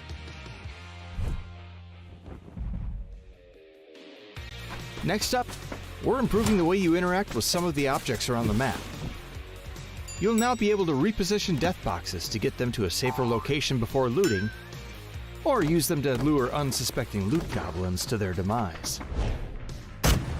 Doors can now be opened inward as well as outward, and all those gas tanks you've been wanting to shoot for years will now explode when you do so, leaving behind a large cloud of smoke to cover your movements. More details on where you can see these changes in the patch notes. And speaking of Miramar, the Minas Generalis area has gotten an overhaul this update as well. We've streamlined building layouts for more efficient looting, added more item spawn locations, simplified the terrain and structures, and balanced out the engagements between high and low ground in the area. There's also a new Survivor Pass, the return of Survivors Left Behind and Hungers Left Behind, some updates to Team Deathmatch and Intense Battle Royale, and more. So check out the patch notes for full details. Update 37.2 is here, so drop into Miramar, stack those death boxes high, and kick back with some G-Dragon hits. We'll see you on the Battlegrounds.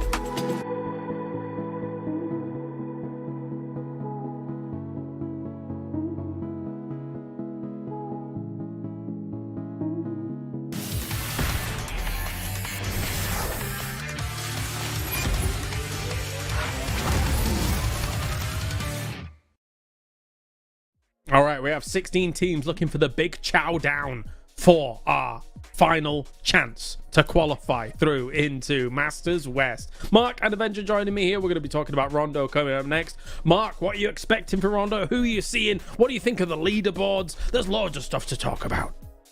Just depends how much you can gobble down, really. Yum. We've only got another wildcard map to and a team that needs to kind of get more points on the board. Are we going to see the rich getting richer? I'd love to see Ascend pull some points out of the bag because they have had not a great start for a team, which I think the fans were expecting to be a little bit higher up. God, it was a dismantling in this previous game, wasn't it, Avenger? Watching Ascent going up against Slam G. Yeah, you know what? For me, again, Ascent, they had the boot camp. They had all the setup, but what went wrong for PEC is probably the same reason why some things are going wrong here. It's the gel, it's the synergy, it's something ain't gelling. And again, they're not competing at the level that we've seen that before. Is it due to player change? There could be many reasons, but we know these guys, they're super experienced. They have tons of seniority in the scene. Mm-hmm.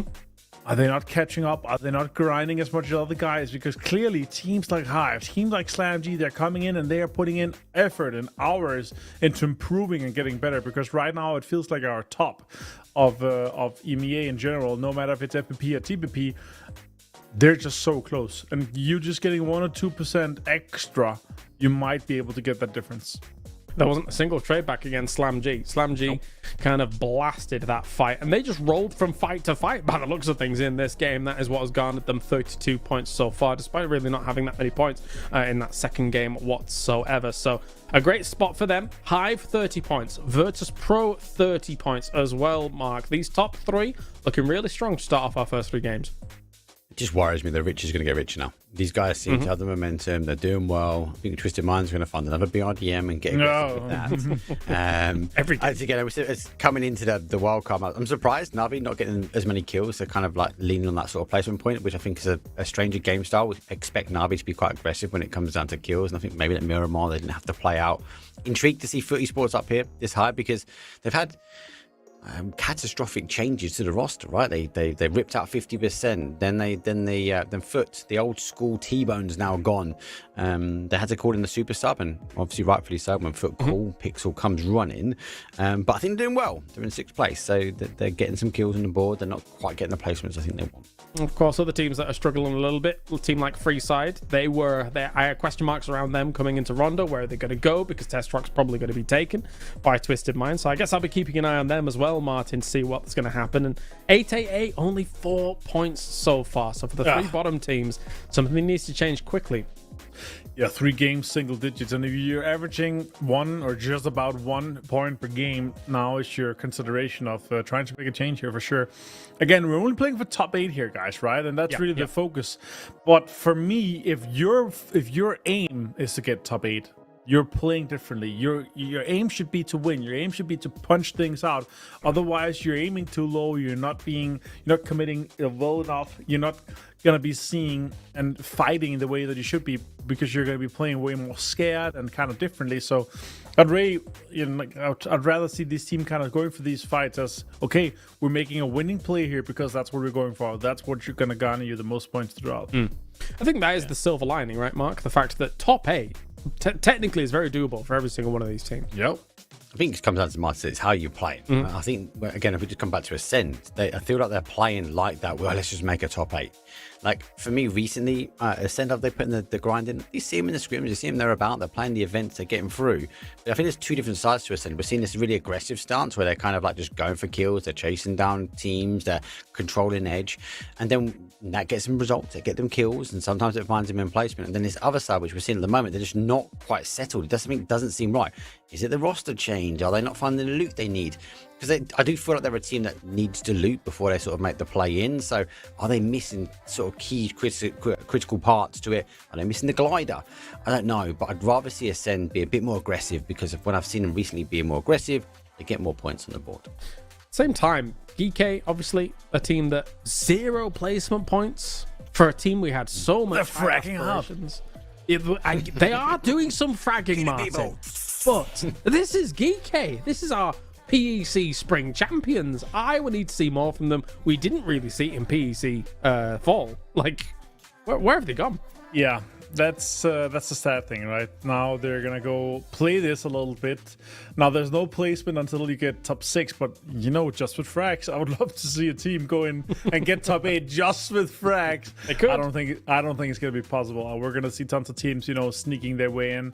But that's the big thing, one of the games stalemate in Miramar in a home turf circle where they potentially should have gotten easily double-digit points in a game like that, right? And yeah, it's a little bit sad for me. I was really hoping to see the honeymoon magic for a team last a little bit longer, but it definitely it crumbled a little bit after we didn't see Diffix coming into PGS.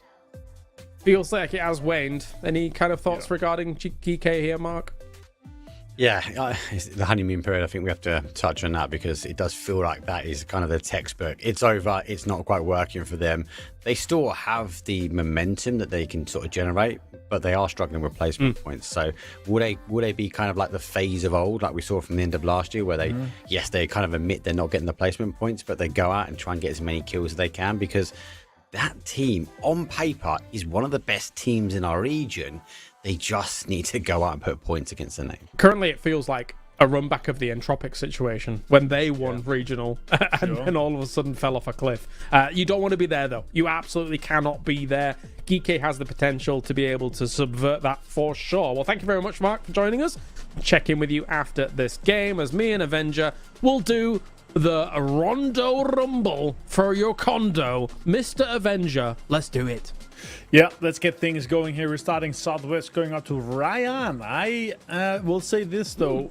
Rondo, a difficult map to play, but in TPP, it plays differently, man. Like, I've played some games on it. On TPP, it's actually quite enjoyable to play. Sure, there's rivers. Sure, we have all this land ratio, all the pillars, all that stuff. But the way it kind of works out with the riches that's playing out, and sure that on all maps we have these kind of open barren areas where there's it's very flat and all this. But I'm kind of Rondo and TPP is actually quite enjoyable to play, and I actually think we're gonna have some banger games throughout for PPT here on Rondo. Hoping so. The north side looking pretty populated for a plane like this. And I was interested to see where Freeside was going to drop based on the fact that Test Route will be taken. I've mentioned it like 3 times so far. And it looks like they're just going for a trash loot drop just west of it. And I don't entirely mind that. I think that there is enough loot for them to make it work. And look at that. I mean, it's going to provide them the same kind of rotation paths that they would be used to from previous Masters, previous Cups, I should say. Although, a few shots going their way. No way. Nixie hits one with iron sight. Jesus. 34 damage done. Yes. Yeah. It's enough to scare them away, but they got close enough and got into the combat here. Not worth the chase for sure. There's a case of, again, you just want to make your mark here. Now VP obviously going to get to their spot, going to get in some loot, going to get to the Yulin and loot up. They're going to have multiple vehicles. It's worth to take the dash in, get it close. You can maybe fill in a cheeky panzer or helmet or two to get that thing going. And with this western circle here, another case of somewhat number 1 prio for Ascent. Let's see how it kind of works out for them here, James. I'm kind of intrigued a little bit. Obviously, the owner and the big chief just had a big win. Winning the WSOP 3.9 million. Yeah, the WSOP. Yeah. So the guys should follow through and maybe get a big win here. Chicken dinner, could it happen on Rondo with the home turf circle here? Yeah, when the boss suddenly comes back with a win of 3.9 million, you're like, damn it. We need to get some of these big wins too. That was quite wild.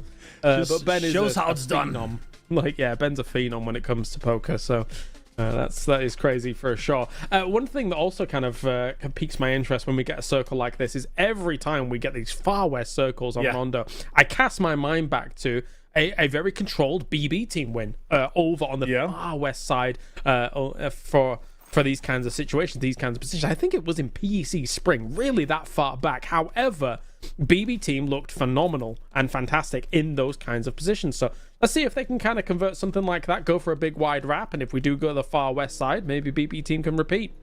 We're talking about the rich northwest of Feng Tong, where we kind of ended, where we had like EK in their BB team that game. Yes, I think so, yeah. I see that.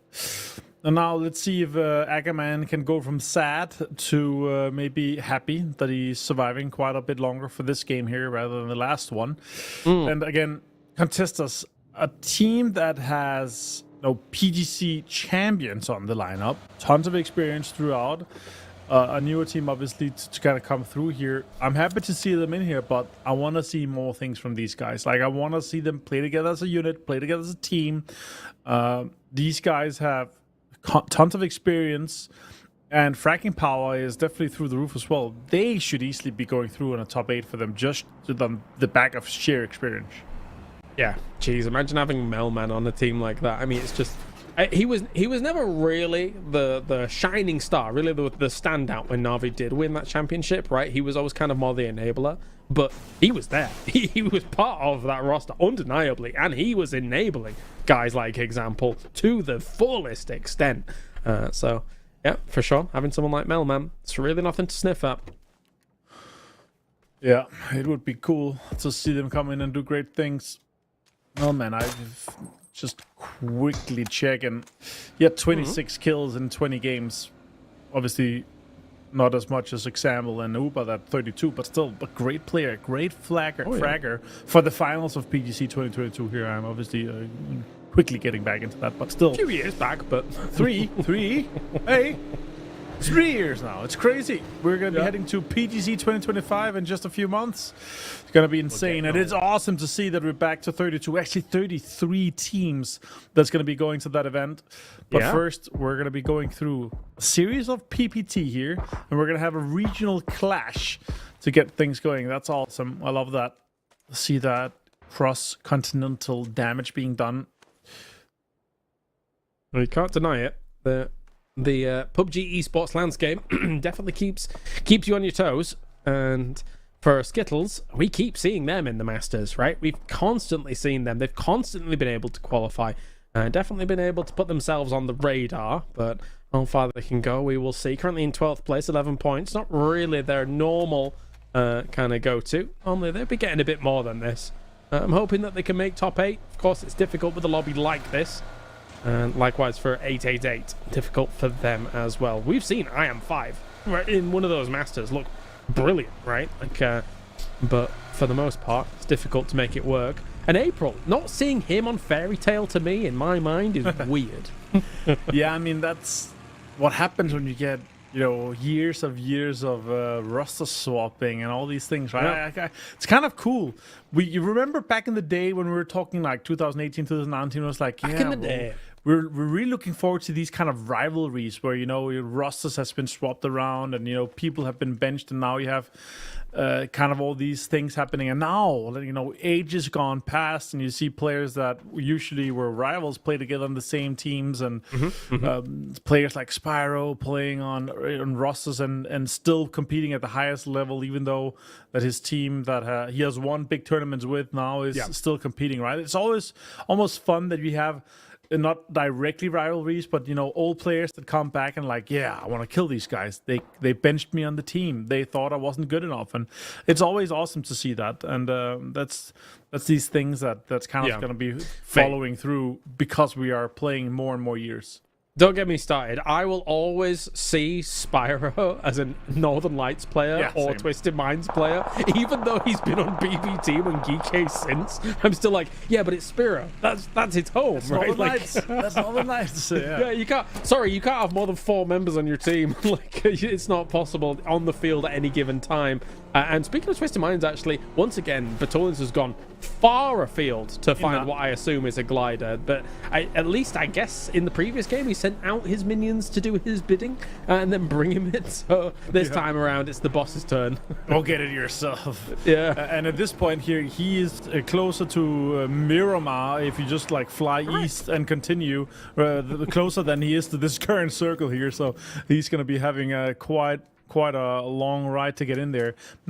It's actually, I'm considering he's probably going to have to land and refill and then go again because it's so far away.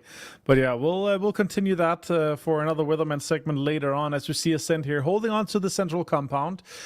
This one is one of the better ones. I am actually not sure if this water just ahead of them counts as land ratio. I didn't see exactly where it was, but I think it might. But this area in general, just south of Yaotin, has so much land ratio. So once we see Circle Fault pop, we might have an impact for that. And look at that. There might be some action later on once we get to the gliding action. That's going to be cool to see. Maybe a clash of Melman and Batulins. But I suspect there'll be even more because Rexco's flying too. Who is, sorry? Rexco's flying too, I think. Okay. I think Pixel is as well, to be honest. Oh my goodness. Faye's doing a lot of damage against Cappy as well as Scarf. Now it's Pixel in the air. He takes some shots at him. You got to get out of there. Get to the anti-air turrets. Get him down. Oh my god. He flew out. Oh my god. He flew out of bounds and you take like, I don't know, 25 damage or something like that per second. Pixel. Oh, Pixel. That's unfortunate. Back to the lobby. Back to the lobby. No. Back to editing videos, Pixel. Go on. Get out of there. Anyway, that was... Oh, it is breaks. Look at that. I guess so. Here's the glider. Oh, sad glider. The saddest glider. Even Ackerman is not as sad as that glider. It's packed conveniently for them. Next circle pops. Actually goes really close to Feng Tong. Actually very close to this circle we had, similar to the circle you're talking about we had in spring. Just north of Feng Tong, yeah. Ascend now. Home turf circle. This should be a great game for them. This is really potentially setting them up for a fantastic game if they can hold on to this here. There is some land ratio in play that they have to take into consideration here.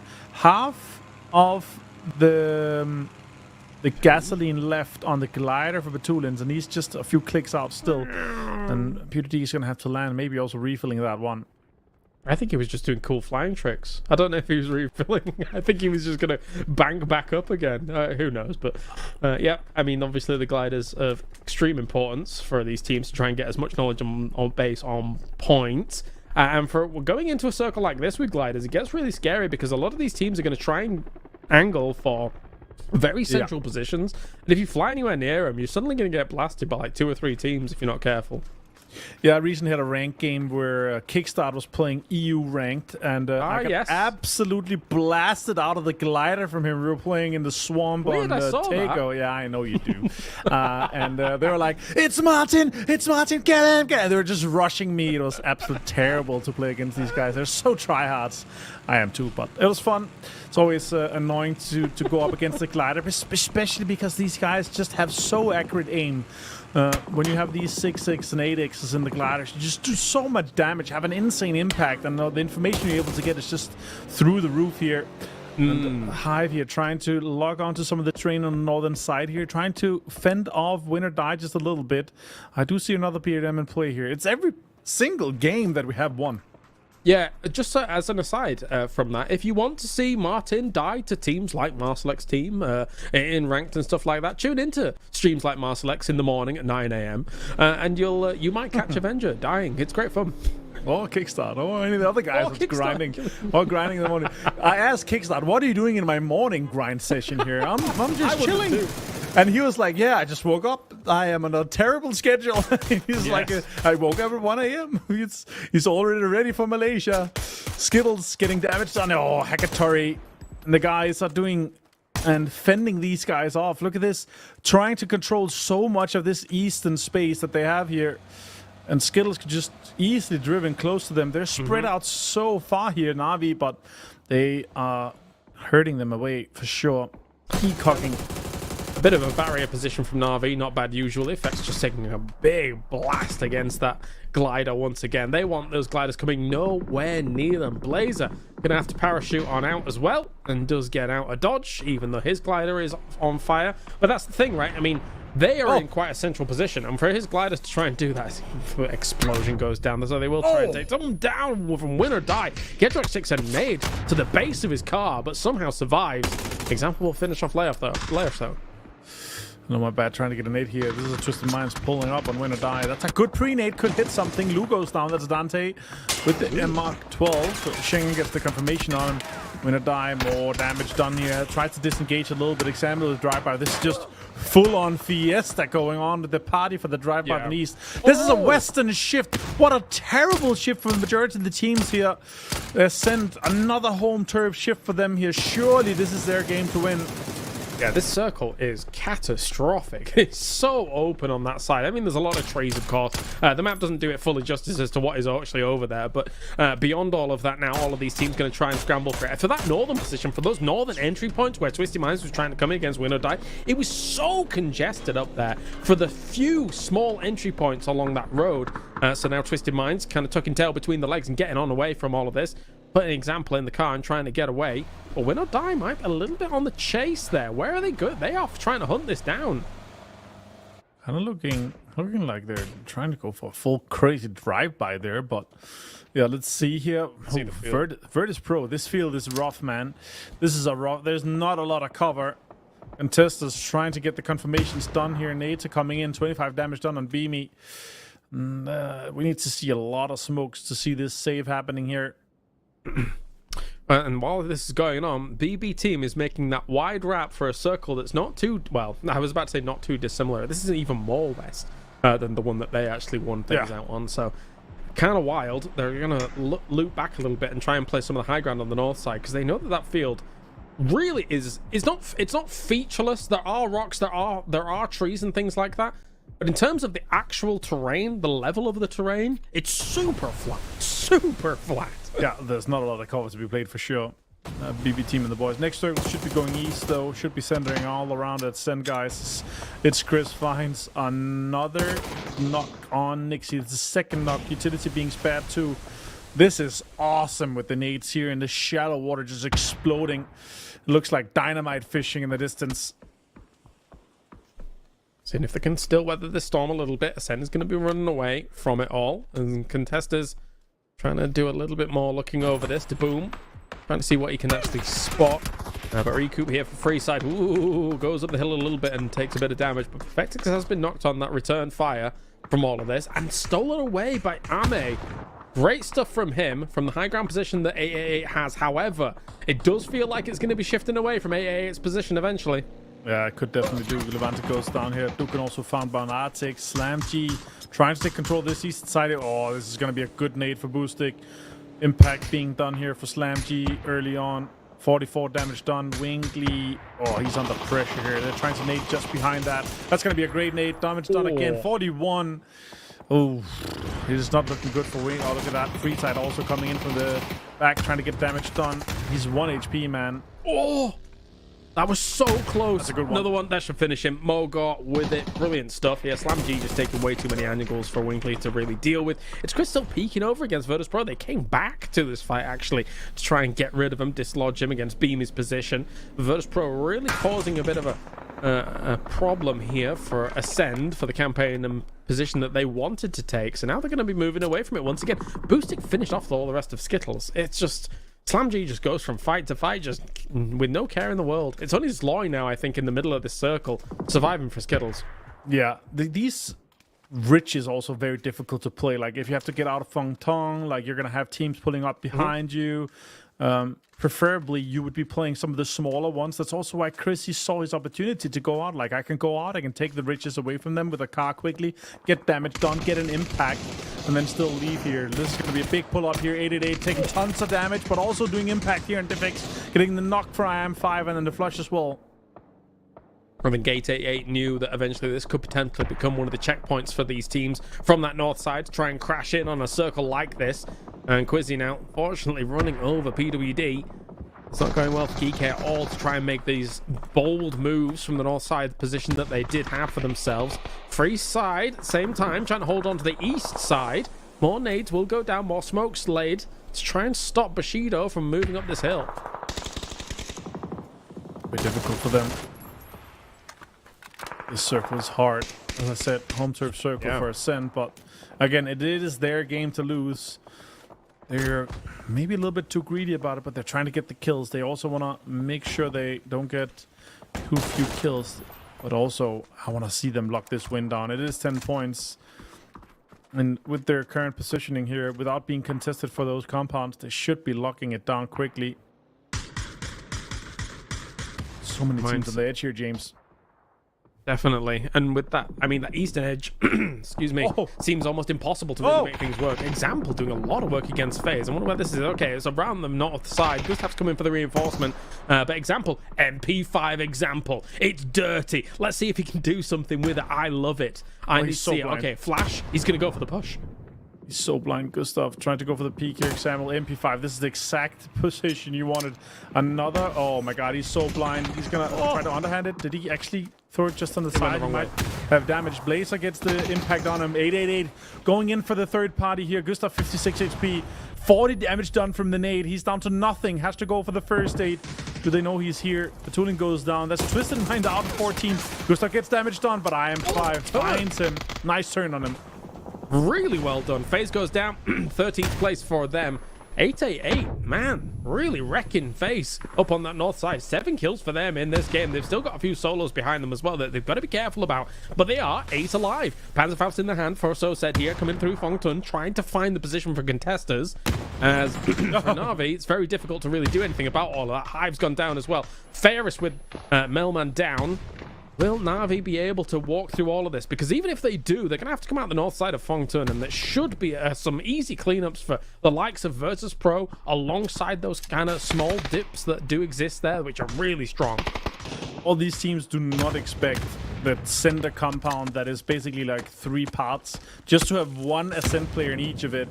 Yeah. Na'Vi trying to get out contestants, trying to zone them out a little bit, but this is a big house. It's difficult to really connect with these blue zones. You're still going to be able to move inside and just go to a corner of the house, but Ferris has a great angle for information, but they are the furthest away from the new zone, so they're going to have to make a move here. The boom finds Soset. That's 1 down for Na'Vi. Oh, those shots from Hakatori. Damn. Boom, don't peek your head out that window. Instantaneous. Brilliant stuff by Hakatori. Now Alvi's going to continue to hold them on here. Ackerman continues to be sad as we have another nade going over the wall. Try and finish off everything for Contesters, but Contesters has got no traction here. Oh, wait. Hey. They already made a huge move. Really well played by Na'Vi here, but is it too late? Is VP gonna make them hold them win or die here with the push on to 888? April and Blazer down. Mocha goes down to Beanie 2. It's gonna be so many fights here on the southern side and the eastern side of this new circle. I think they crashed in with cars and it was just instantly brought down. As Nate goes forwards, Beanie trying to get rid of the rest of Slam G, who's making a big move forwards ahead of them. That leapfrog forwards technically could have worked out, but Virtus Pro was very ready with nades in hand. Yeah, this is going to be difficult for them. Na'Vi trying to get in and get an impact onto VP. That's a great peek for Lukarux. Takes down the sense. Correxy goes down from Slam G. It's a VP burger, and I don't... it's so unfortunate for them. Lukarux finds Favors too. Hakator, last player here. Can he make anything happen? Can he have an impact? Can he maybe get Lukarux down? Great peaks here on both sides. Yeah, that's the tricky thing, right? Because I thought Na'Vi, okay, yeah, you can see him, but it's very likely Lukarux can see you too. And it was just a little bit quicker with how that peak across the ridge came along. Hakatori, anybody's going to be able to do it. It's him, but with the blue pushing, I don't think he's going to be able to get out of here at all. Great stuns usage, great utility usage to delay this, and he's taking so much damage. 5 per second, has to go for first aid. Corexy gets the confirmation onto Ferris. Emi gets Lurix down with a nade. VP actually getting a lot of damage done here. Lukarux runs out again in the blue and gets another impact frag here. Important while this was going on, though, BBT made a big mad dash crash through into that middle compound with Ascend as well. This is an important fight because whoever wins that out might be able to win out this whole game. As Killikai did finish off Sloy, he's gone. I think Doozy's also gone as well. And Slam G finished off by Virtus Pro. 6 kills for them, but BB Team still has 3 alive. And Ascend is still a bit disconnected across all of these little buildings across this, what is the full compound as a whole. Yeah, finally someone called their bluff. Yeah. And said, you know what? You can't hold this compound that spread out. We're just going to crash one side. They might have scouted. They might have gotten some bit of information. Not a lot of activity. And as I said, it's kind of split up into 3 parts here with the walls that's going on in the north side and the south side. And of course, the other compound east of it with Killikai holding it solo right now. Let's see what BB Team... with 3 guys up here and inside the circle could have an impact here, but we also have a big team of 888 inside on the northern side. If they can finish a good fight with free side, they might have a big advantage going in for this later stage of the game. Yeah, for sure. If you can finish that off in the north and take control of that ridge, and then the circle continues to prioritize what is that a little bit more of a high ground compared to some of these buildings, then yeah, that would work really well. As I think free side's trying to flex out a little bit further towards a higher position of that and try and deal with it. Taking some shots against the position of Ascend and BB Team as well, though. So you can see it here. That shot really does give a lot of information about how these next circles could unfold. Don't see how VP gets in unless they do a mad dash on the eastern side. Free side, 7 kills here. 3 of them are recoup. Look at that. Oh my god. Insane amount of information gotten here. Absolutely for free without exposing yourself. Fully aware of any moves that 888 is going to be making later. They don't have to, but still later when we see the next circles pop. VP did get across here to the toll booth and they're inside the circle. You know, I wouldn't have identified the toll booth as the go-to, but here they have. So well done by Virtus Pro. It's really sad if they've thrown that emergency cover flare only for one of them to fall on the roof. Really unusable. So only the two, and one of them really not being usable at all. One of them falling out a little bit in a bad spot as well. Not exactly ideal. Bestelage, what are we going to be doing here? Throwing smokes forwards against Aniko's position. Not really making him move away too much. But what can BB do from here? They eventually, it feels like they eventually need to cross the road. Deal with Aniko and then cross the road if the circles are to be believed or anticipated. I think they want to get that sliver of the western side that kind of has an uphill. And now Mindset gets damaged onto his end. Aniko has to make a move. Probably tries to get back eventually to kill Yakai, but I don't really see that happening with Bestelok and the boys still in the compound, locking him out. It's a C4.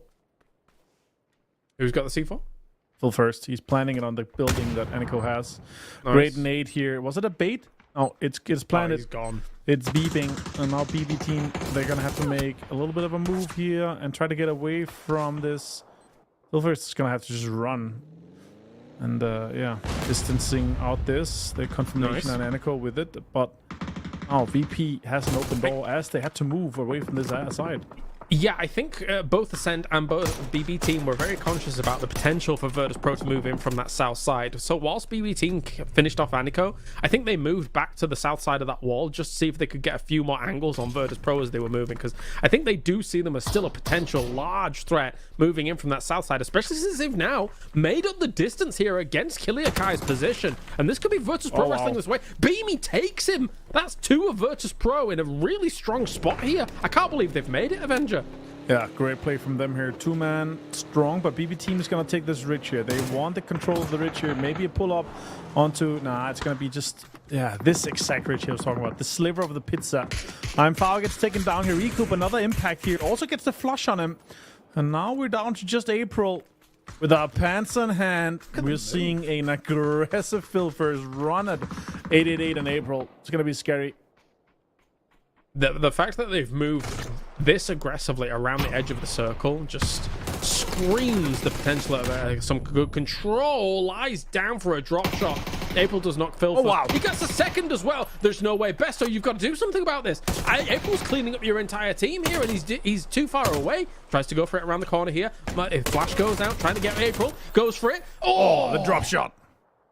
It was so close for April. He almost took Besto. He almost took the entirety of the rest of BB team. Yeah, great uses with util here for him, and great cover usage. 6 smokes for Beamy, some stun grenades, 5 Molotovs for Corexi. They're going to be trying to burn all this down, but look at this. Free side. The guys, they're going to have to make a move. They're inside the smokes here, not a lot of cover done. Best luck, definitely having an advantage here. Let's see where the next zone pops in just a second. Who has to make a move? Yeah, VP, huge advantage for them. Both other teams are going to have to make a move here, James. It really does make you think what would have been if Ascend had decent control of just, I suppose, one side of these roads, right? Because then maybe you can just back up each other a little bit more, etc. But this building now has just become Fort Knox for the rest of the teams to try and assault. Eventually, Bastelosh is going to have to kind of crest that hill. And these team, the free side on the other side, they're going to run out of smokes eventually. Virtus Pro has a brilliant chance here. Lots of cover of Besto. Tries to go for the other ridge. He actually has a ridge to work with. I don't see how Besto doesn't get second here. Free side, and the guys are going to have to make a move. The question is, does Besto go for the kills?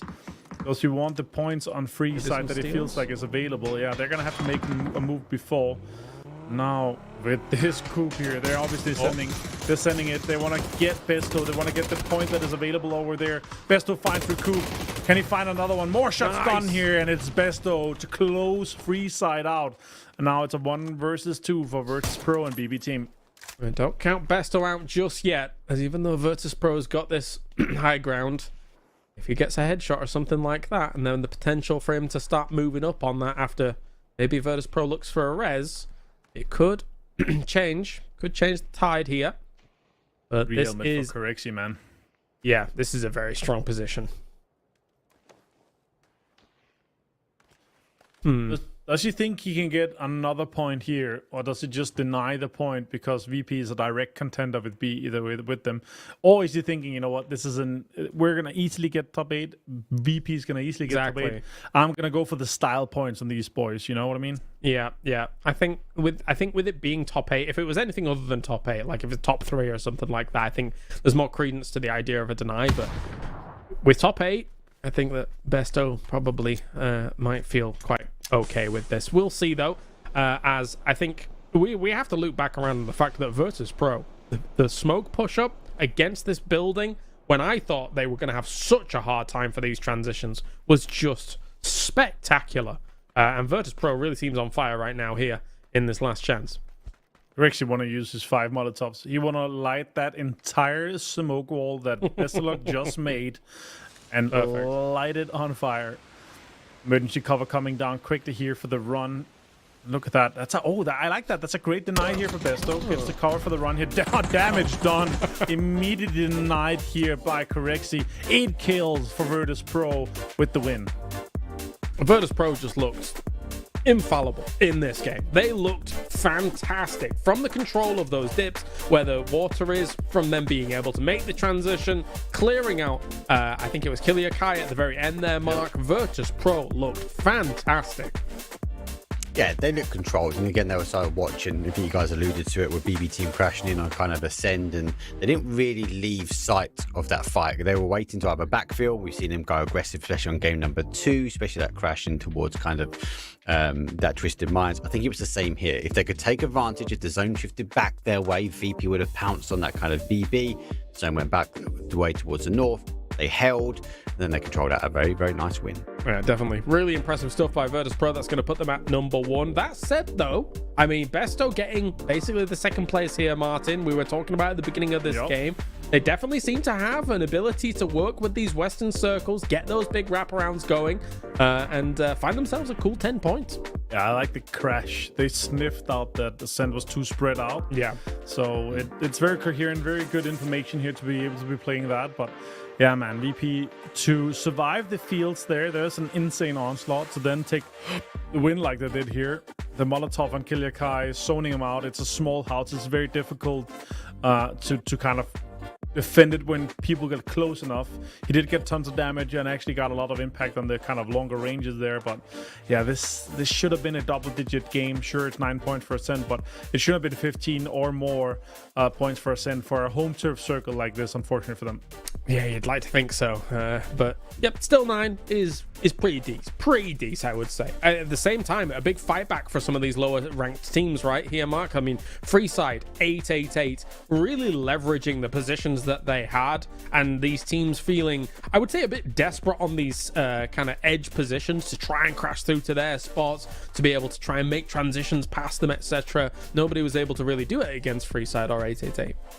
Yeah, even the top 5 teams are going to account to this. Yeah, Ascend had a home circle. 888 had a great defense, especially on their way in. But then we look at even like the likes of BB team. BB team jumped early. They didn't quite get their drops off. They were the last team into zone. They had 0 information. They were kind of sweeping around that sort of south to southwest side. And that great crash in towards Ascent. I think there is something to be said, though, with Ascent. They should have maybe held. If they would have maybe stacked to one side of the compound, could they have a better Betzlov? If buts and maybes there. But again, I want to finish off on Freeside. Freeside taking advantage of that 180-yard drop that didn't make it towards his qualification outside of test track.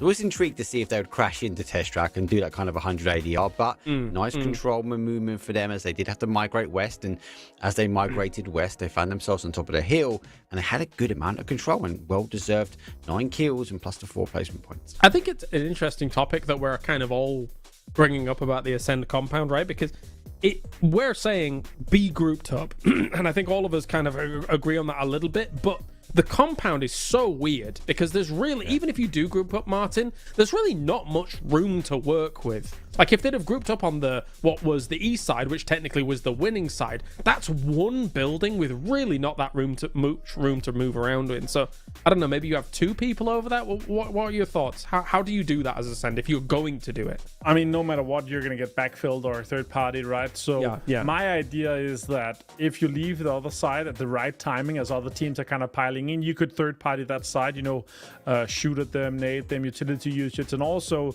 the amount of kind of cover you have with the walls. If you place the cars right, where you have these kind of removal or kind of no areas where the walls are, some of the dips that's in the walls, if you put the cars there, you're gonna have an insane amount of cover still to be playing on the wall. So you put two guys in the house, kind of higher ground a little bit, shoot at other guys, and then you have 2 guys for running outside on the cover of the walls, right? So, but still a game of some points here for them.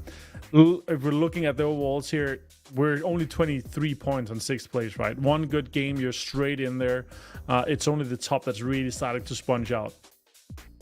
I think to add a little bit to that before we go to the top overboard. Like for me, it's difficult, and we have the top-down view, right, guys? So we can see a lot more. And I'm sitting in the wings. I'm just watching the map stream and you guys casting, so we can see a lot more than obviously the information that they may have around them. But at least have an exit strategy, right? On both sides, have the cast position ready to go. If they do get a crash, then that gives them the option to go, okay, we can move. Because we was looking at phase 3, phase 4, and those guys are in the center of the zone and no one else is really getting close to them. They had a lot of freedom to move, and I think they got a bit too relaxed in that compound and waiting for people to get stuck in open terrain, and it was never going to be the case. Someone was always going to crash into one side of that compound. Well, it will be 48 points for Virtus Pro after 4 games, Martin. That is lovely stuff. Yeah, it's a crazy amount of average. Even considering we have less points available through to the other point system here, with only top 6 getting placement points, but still 29 for kills here. You are looking at more points from kills than 4th place Twisted Minds that just won PEC, our Esports World Cup defending champion. So it's looking good for Virtus Pro. It's this field here, I did not expect that to work out. I was expecting them to kind of take the smallest part of the northern field, but they were holding the south side. They wanted the points coming out of Fontun. They lost a player doing it, but Lukarox, man, he was defending well against Navi, and yeah, that paid off huge for them. Massive amount of dividends coming in for them. As much as Virtus Pro is number 1, I'm getting news that unfortunately Lukarox has lost electricity at the moment, so there may be a small delay before we get into this. And then if he does not get back, there may be a situation where we get Ibi coming in, which, I mean, now recently announced as the coach, even though he was clearly already the coach. Ibi is no stranger to the battlefield, I think, Mark, so I don't think they'd have too much problem. No. Obviously, there was a lot of conversation about Scream going and Ibi in. Ibi and Nixie have got such a good relationship, right? So him stepping in, coaching, don't think it makes any difference. Maybe the only way to stop Lukarox is pull the power from the building. It looks strong, right? It look on fire at the moment. Yeah. But you'd look at the points, and do we start going at this point? I know we're coming up towards those final 2 games and nearly the halfway point of the last chance, right?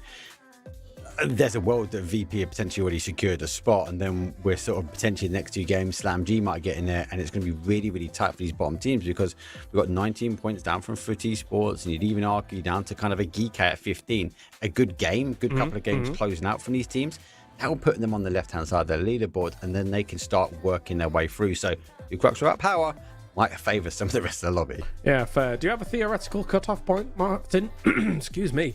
A theoretical cutoff point? I'm a bit ill, all right? Yeah, it's all right. I feel like it's going to be so sponge heavy. It's going to be like kind of crazy for the top 4, top 5 teams, right? So it's going to be a little bit difficult to kind of estimate that. But I would assume if you get like 65, 70 points, you should be safe. But it could be lower due to the fact that I think we're going to see the big boys kind of farm the lobby. Yeah, if Virtus Pro continues, if Slam G keeps getting to like late games as 3 or 4, like those 2 teams, I could easily see do some sponging. Never mind, there's Twisted Minds there, right? That could easily do the same kind of thing.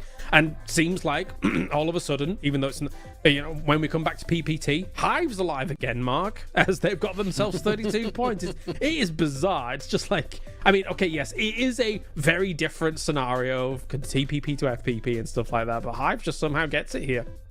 But go back to what we said in the pre-show, right? I think at the beginning of the year, you asked me what the highlights have been. The first part of the year was all about people learning TPP compared to FPP and getting that kind of esports vibe to it, right?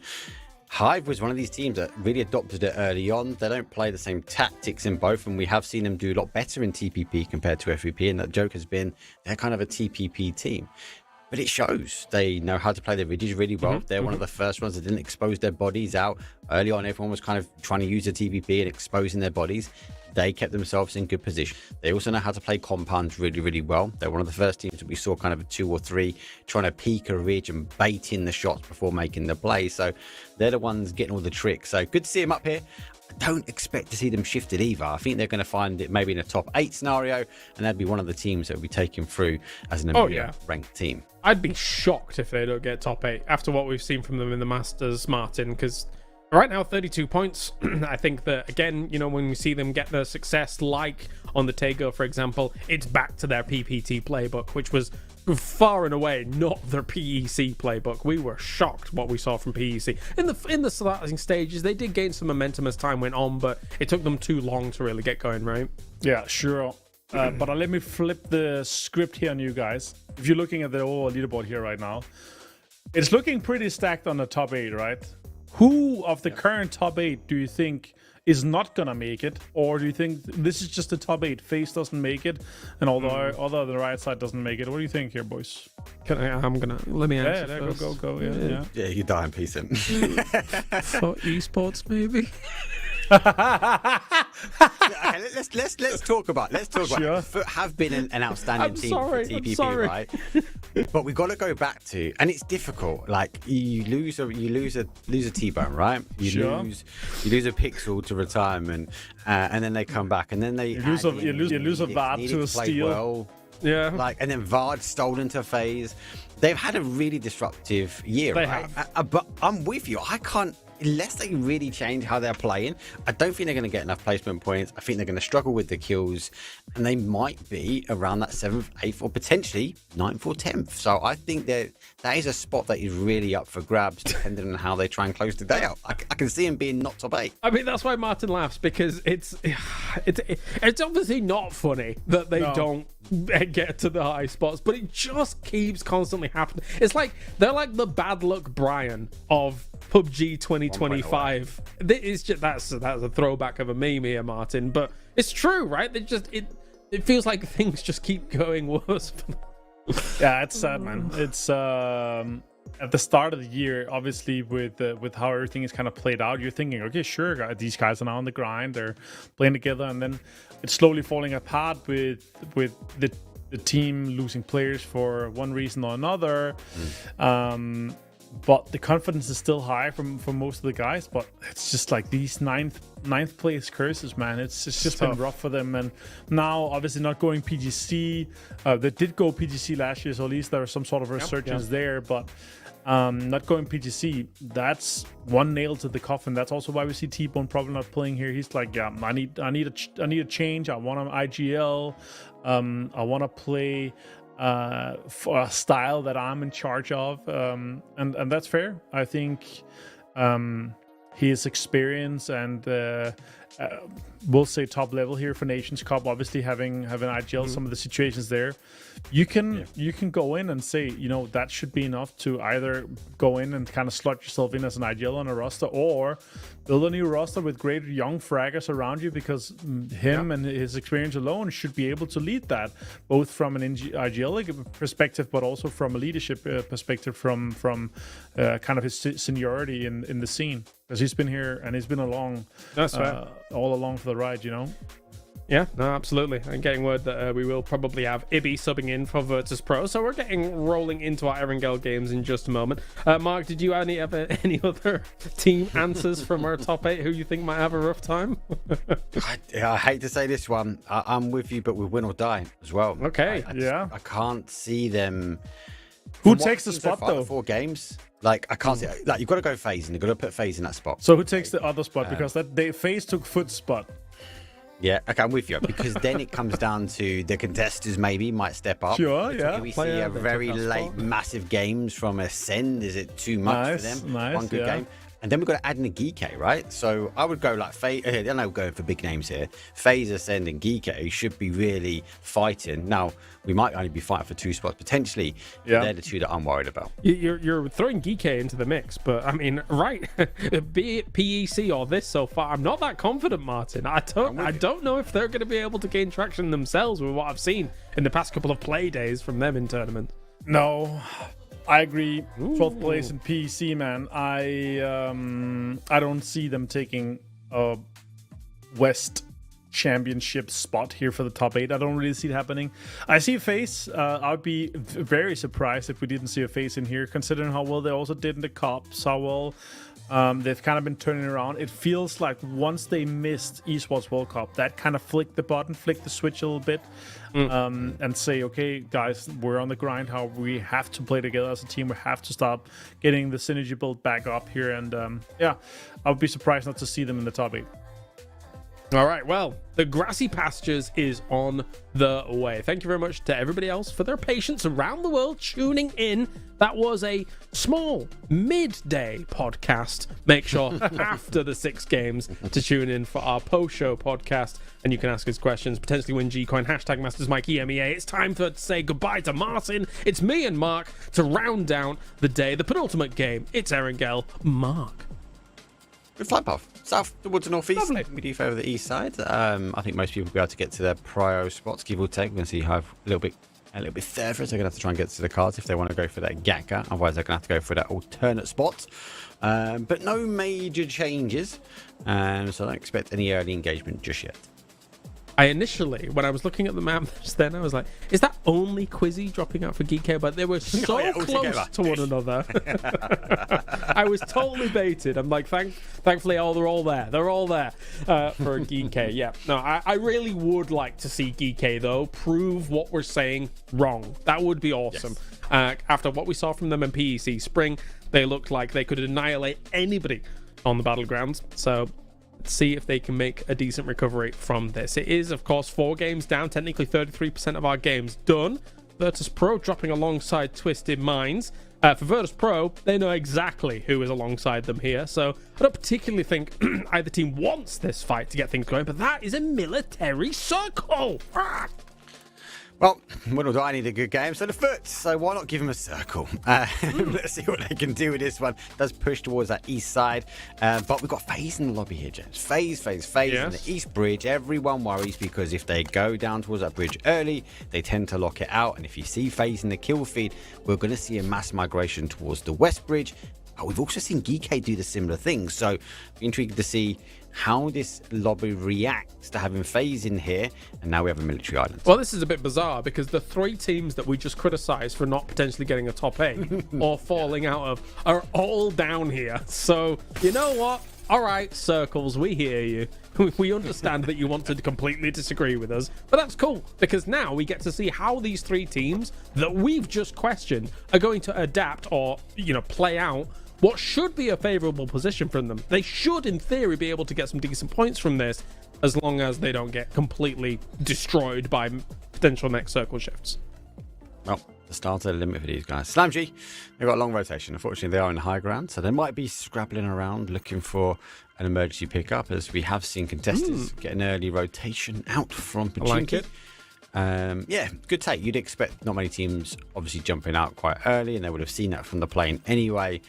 So nice early reaction, but same it can be said for Na'Vi going for that bridge, going towards the boat. They've got one of the other, I suppose, private boats, as they will look to cross quite early on as well. Oh, private boats. Yeah, Na'Vi can afford that. They've got some money behind them. Good old Na'Vi, the organization, as well as technically a previous PGC champion, but not exactly this roster. So, then we'll see what they're going to be able to get done, as they're all heading across now. So they'll be down here very swiftly. Does FaZe do anything about any kind of bridge camps? I don't think so. Well, we'll see. Gustav's already on the move. The rest are still in Milta. And they are going to be running into Bushido, so they're going to be careful about this move that they're making. Yeah, this is teams reacting to how quickly they like to go. Ooh. So Bushido in arms, reach of them. Wait, this goes one car, waiting for the second. Now count for the third, and unfortunately for Vard, he's on the target. He's on the hit list. They go for the tire. But Vard just about gets away with it. Now they had the information. Now they know it's time to close the bridge. This one will be out of service. Return shots from Fex, not bad at all. Whoop. Dukes of Hazzard come in to pick up, as Celtic will get on board and get moving as well. Now, of course, for Bushido now, that does mean, because they did not get any successful knocks off of the back of that, basically just sit here and say, well, what are you going to do, Bushido? What is your plan? Because I don't think that they're going to be super keen on going over the bridge themselves. Nope. Sparrow's also setting up a little bit of a camp on the other side, maybe taking the vehicle and going from there, as FaZe will keep those cars safe as they take a different path in. Doesn't look like they go for the normal close as well. They haven't gone for the compounds. We normally see Fex hold the compound out and then have the eyesight down the bridge. But Bushido, yeah, as you say, with the initial engagement, they've completely backed away the bridge with expectations that FaZe will stop.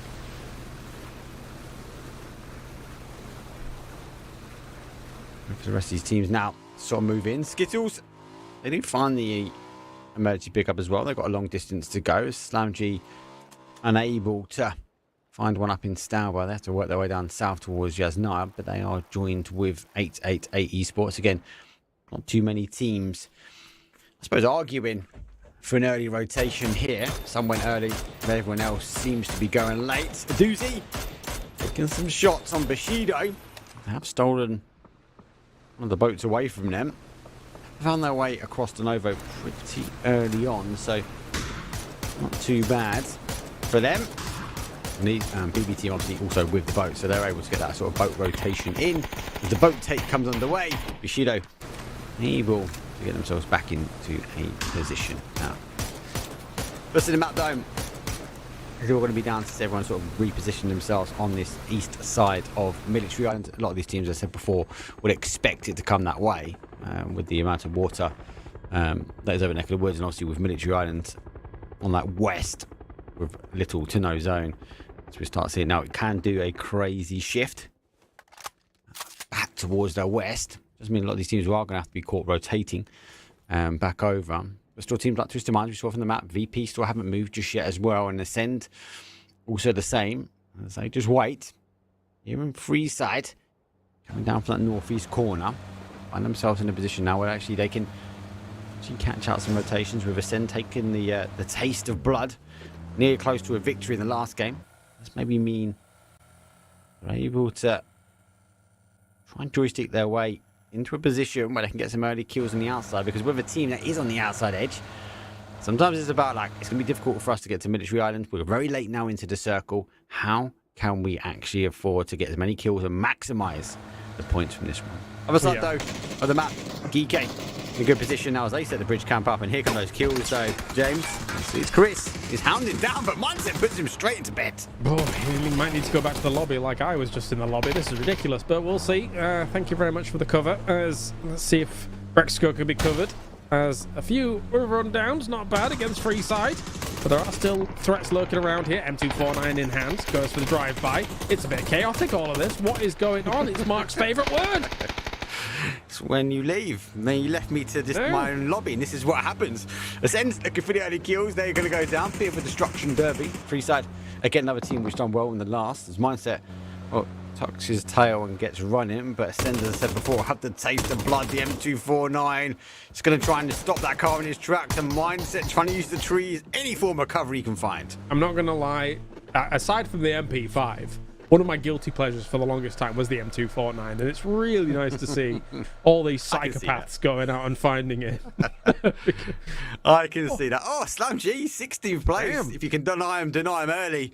With a pans up, that says no more. VP did get involved in that as well, so they've got a couple of kills out from that one. As again, this is about, it's a Military Island. We're really far out. We've not found a military pickup. How can we maximize points here in the penultimate game? These kinds of fights have won this wild edge position, which is just nowhere near a circle like this. This just reeks of Virtus Pro saying, okay, well, you know, we're 48 points deep already. We probably know we've done enough. We can just literally ride from fight to fight now if we really want to. Take those fights and do enough to easily secure a top 8. This is going to be VP's playground for the next 8 games, it feels. And it's worrying. Yes. It's worrying because teams that cross their path, okay, yes, admittedly, our second place SlamG has been a victim to part of that with the helping hands of 888. But if you get a win or die, if you get a Freeside, Ascend contestants, anyone in the lower half come across a team that arguably is already qualified, it's not the team you want to come across early game. Definitely not, as now Hive is going to be on the move with the ferry. They have a few vehicles, 2 or so. I didn't see fully. Maybe they might have one in the containers. Yes, they do. That's normally a decent hiding position, so 3 to get things rolling. And this is coming in on the south side. Now, I do think there's already a Hive member gliding around on the south side of this circle as well. So Presenti is doing a really good job of scouting where their landing spot is going to be. It can often be a little bit scary getting that ferry all the way down to that south side and committing so much time to then just suddenly having a team there sitting there ready and waiting for you. But having the glider scout to make sure that you're okay there is a beautiful little play. And this is, again, just you got to factor in the fate. He's now getting the information that the bridge is clear, a send's coming in late, full send across there, and we can hold a compound. VP, on the other hand, still sort of working their way down, thinking that might be 888, finding another team. As that zone shift back towards that kind of east, arguably. We still have a lot of water in the south, so won't be too surprised for some more teams to kind of position in and around where Skittles are. FaZe working their way down. Die have the elevation though, so they get a lot of visibility now as these teams sort of migrate in. I do wonder where Geek is mad dashing to, because you can already see Diffex moving on that south side of the Sosnovka military base. I'm wondering where they're going to go. Sometimes a lot of teams do take those planes, but at the same time, Wrinkly dealing with FaZe instantly as the rock-up goes along. Hakamari takes down Fex, B26, and now it's going to be up to Vard on the high ground here with the MP5 in hand to try and do something, but only him alone against the rest of Skittles. I don't think this is destined for greatness. Might not be, as Jeans confirmed. A recoil center as well, so we have to extend out a Victor from him. But aid in hand, looking to try and get that confirmation potentially. Nope, goes for the airburst, but already ducked in towards the shack. But he does have that MP5. That could be dangerous. He needs to isolate these fights and isolate without Na'Vi coming in the third parties. You can see him already swinging in for the opportunity to take the shots now. Fortunately for Vard, he's getting punished. I like the timing of the moves that they made for Skittles to try and deal with that, as both kind of wrapped around at the same time to just try and potentially isolate him. But, of course, there are still lines of sight from these other teams. And Na'Vi Fairist almost made him significantly punished for those kinds of moves, so a little bit scary. Nade is sent forwards. That nade from Levante was insane against it, Chris. Oh my god. Came from Narnia. He didn't even see it. He was looking away. It was such a good arc. Now it gives him the opportunity now to cross over. Good play from them. What do Ascend do? Do they kind of stick or twist? Do they send it to the compound or do they send it away? Fortunately, it's not the aggressive Ascend that I was talking about before. They leave it. They're going to play this one now as a 3. So they now move themselves a little bit further towards the west. Well done, Levante. Jeez. And he even sees Nix coming across the as well. And that's in the entirety of Virtus Pro just making a mad dash for it across this bridge. Unfortunately for Levante, though, he didn't actually have that many more angles from the rest of Win or Die to try and really do some damage against them. Curex is taking the, in inverted commas, safe road, which is the bridges and down off the back of it. But Bushido is waiting here. I think he should have seen him, though. Ah! Oh, he's on the other side of it, though. Oh, what he got the shots on him. Correct, he goes down, though. Celtic does put Beamy down, tries to reinforce that position. The other two, Ibi and Nixie, already over on that military. So VP, again, losing 2 players. Yes, it might be a disaster, but you've already put your point. 50 points already for VP. They can do what they want. Yes, they can. The rest across, as you mentioned. And for Bushido, like they're trying to mitigate their disaster on the other side of things, right? Only 12 points in 4 games, not what you need to be doing so far. But one good game will rocket you right up into that top 8, which is very important. For the difference between 8th and 16th is only 7 points. So any win will be wow. What would Martin say? Kickflip. Do a kickflip. Oh, that's right. Well, so he's good. Now we just need to park up and find a position. But back to Martin's question, right? Like, if you think who teams are going to be going out and going in, we'd even mention the Turkish team with Bushido, right? They seem to find a way, like an eternal fire, always into a top 8. So yes, they might have been quite low down when it comes down to the first 4 games that have played. Arguably very low down for how they normally play.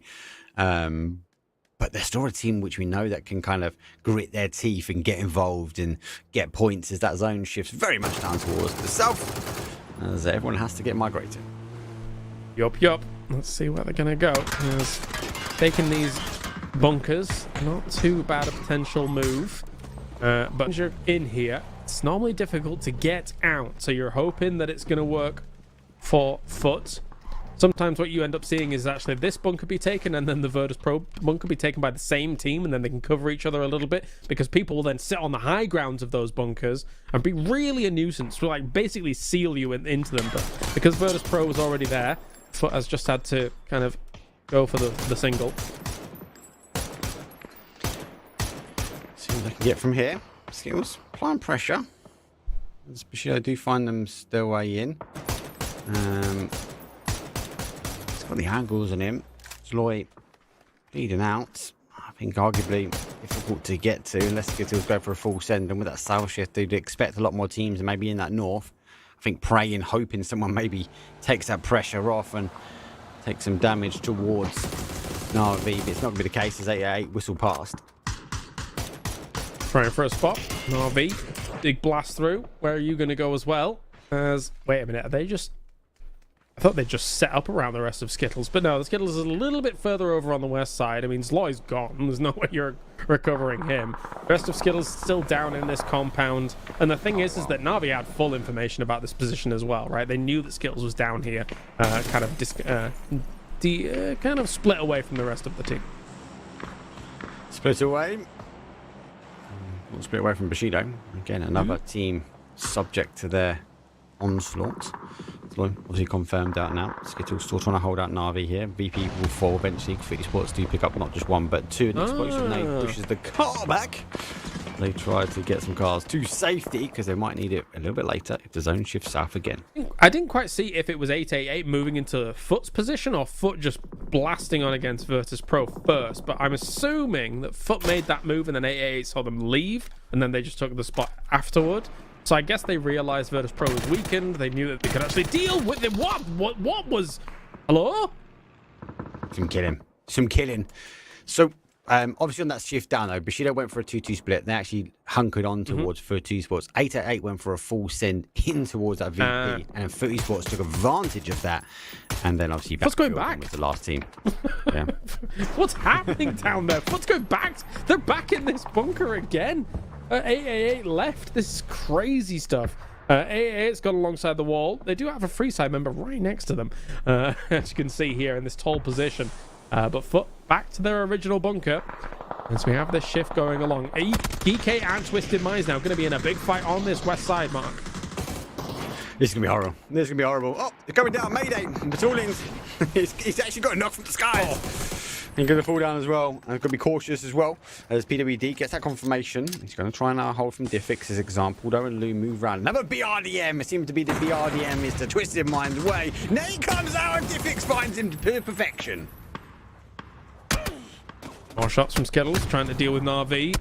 PWD looking to make something happen with all of this. Wounds on both sides at the moment. The BRDM would be a great prize to take away as Fit survives any of these explosions. Blue taking a lot of damage. Burning, though, as well. Perfectix constantly being able to hit things. Basically the MVP of PC. Oh, and he takes another one. That's Perfectix for you. He will blast. Well, Geeko need to blast off from the bottom of the table now, as they're leaving it very, very much low down. Bushido having a much better game. 6 kills already for them. They're now just on the outside edge. Bante with Famus in hand as he's now applies pressure towards Na'Vi. Nate goes over the top, so Steve looking to charge forward, but he does find the well as they put Laosh down. Easy stuff for Iris Helion on up. Still looking for the rest of Win or Die coming in against his position. Looks like Levante or someone had some deployable cover here. Maybe they want to actually recover Laosh somehow, some way. Might be a little bit difficult. We'll see what goes on. Meanwhile, BB team's trying to lay down some suppressing fire. Coming in from this east side. It's not the easiest entry point for a circle like this. That being said, though, there's really not that many teams down here at the moment. So that could work out quite nicely. As Na'Vi still dealing with Win or Die. Hell on my bad in the distance. Basically, the last member for them to have to deal with. I don't know if they can get any reses off, though. Deep in the blue. Deep in the blue. Phase number 4. You see them.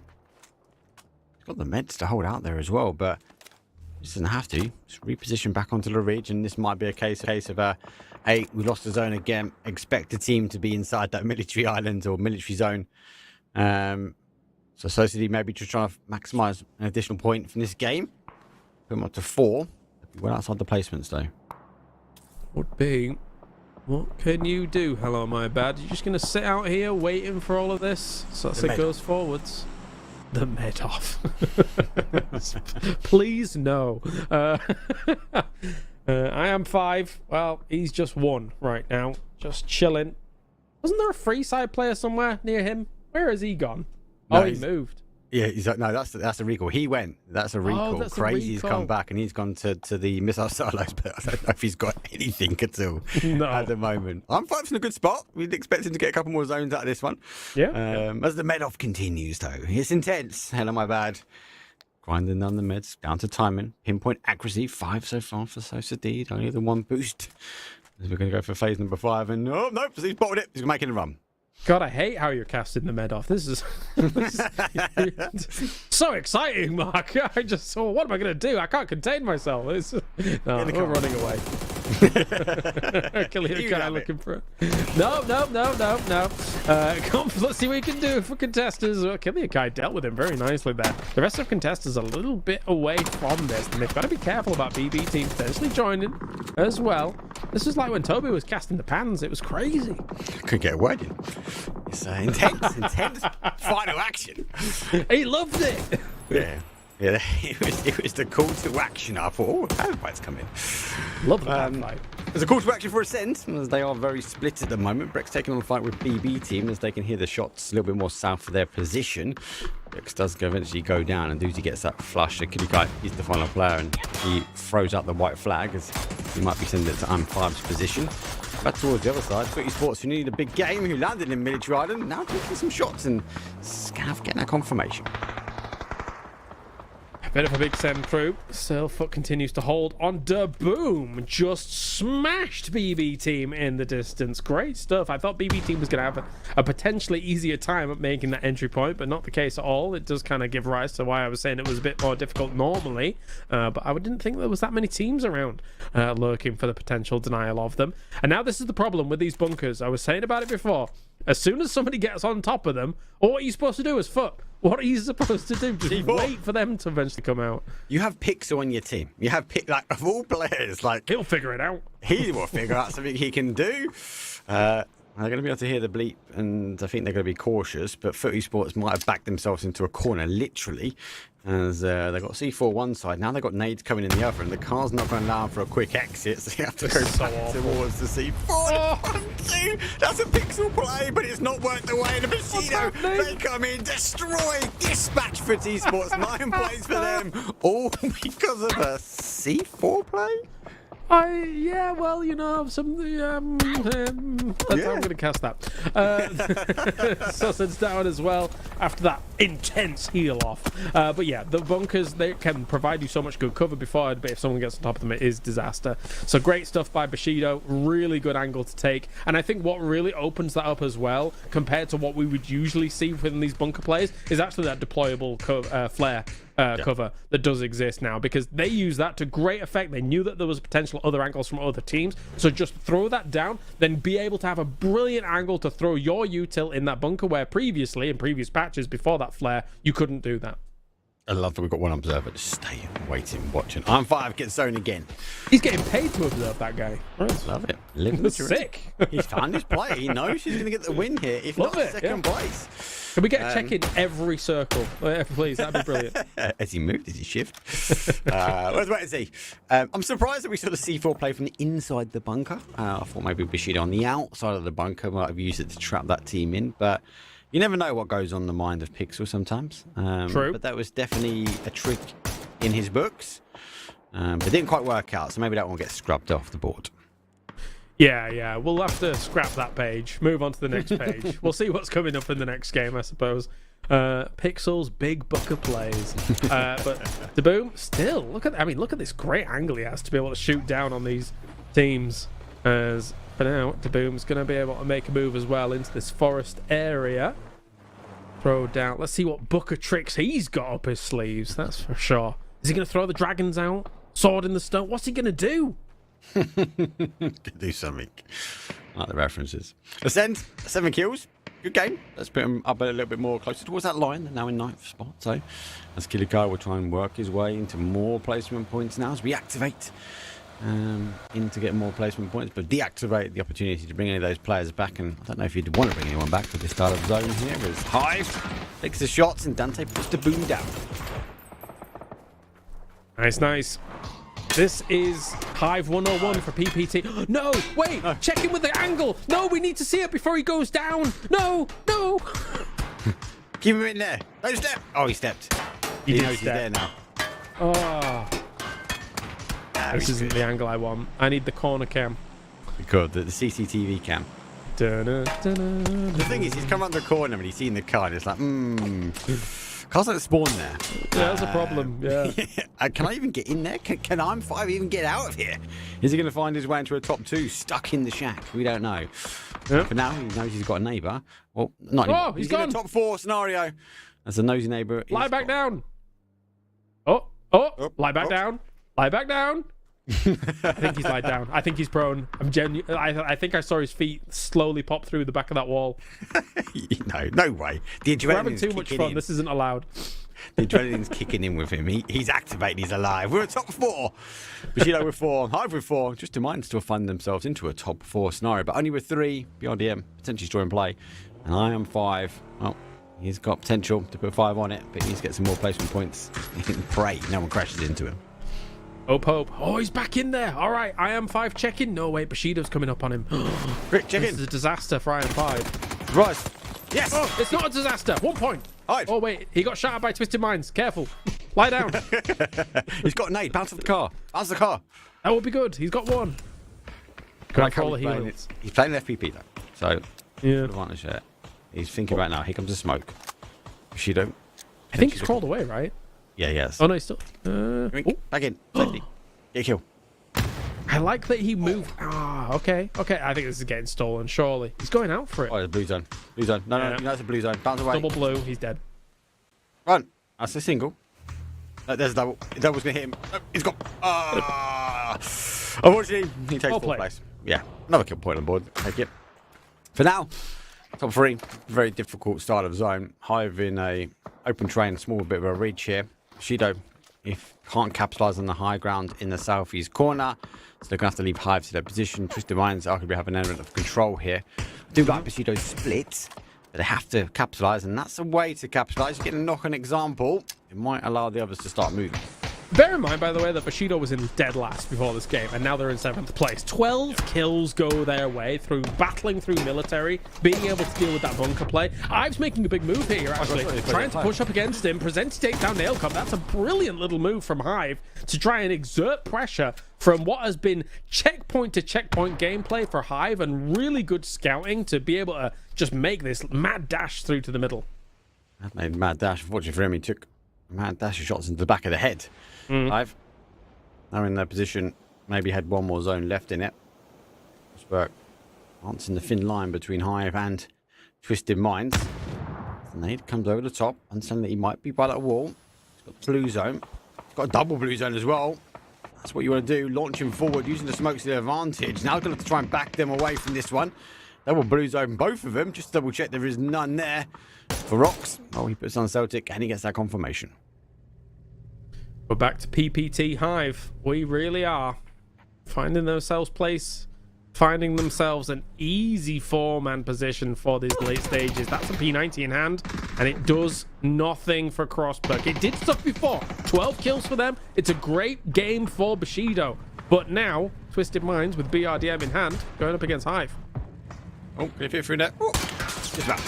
Luke, applying the pressure. Looks like the reinforcements there from Hive are coming down as he tries to pack that BRDM. Lou, full distraction mode, and Hive seems to be falling for it. All guns are blazing, but Rockstar remembers there are other players though on the Battlegrounds. Perfectus goes down, Lou goes down, and it's down to the final player. Example needs to dig deep. It's a 4 versus 1 here.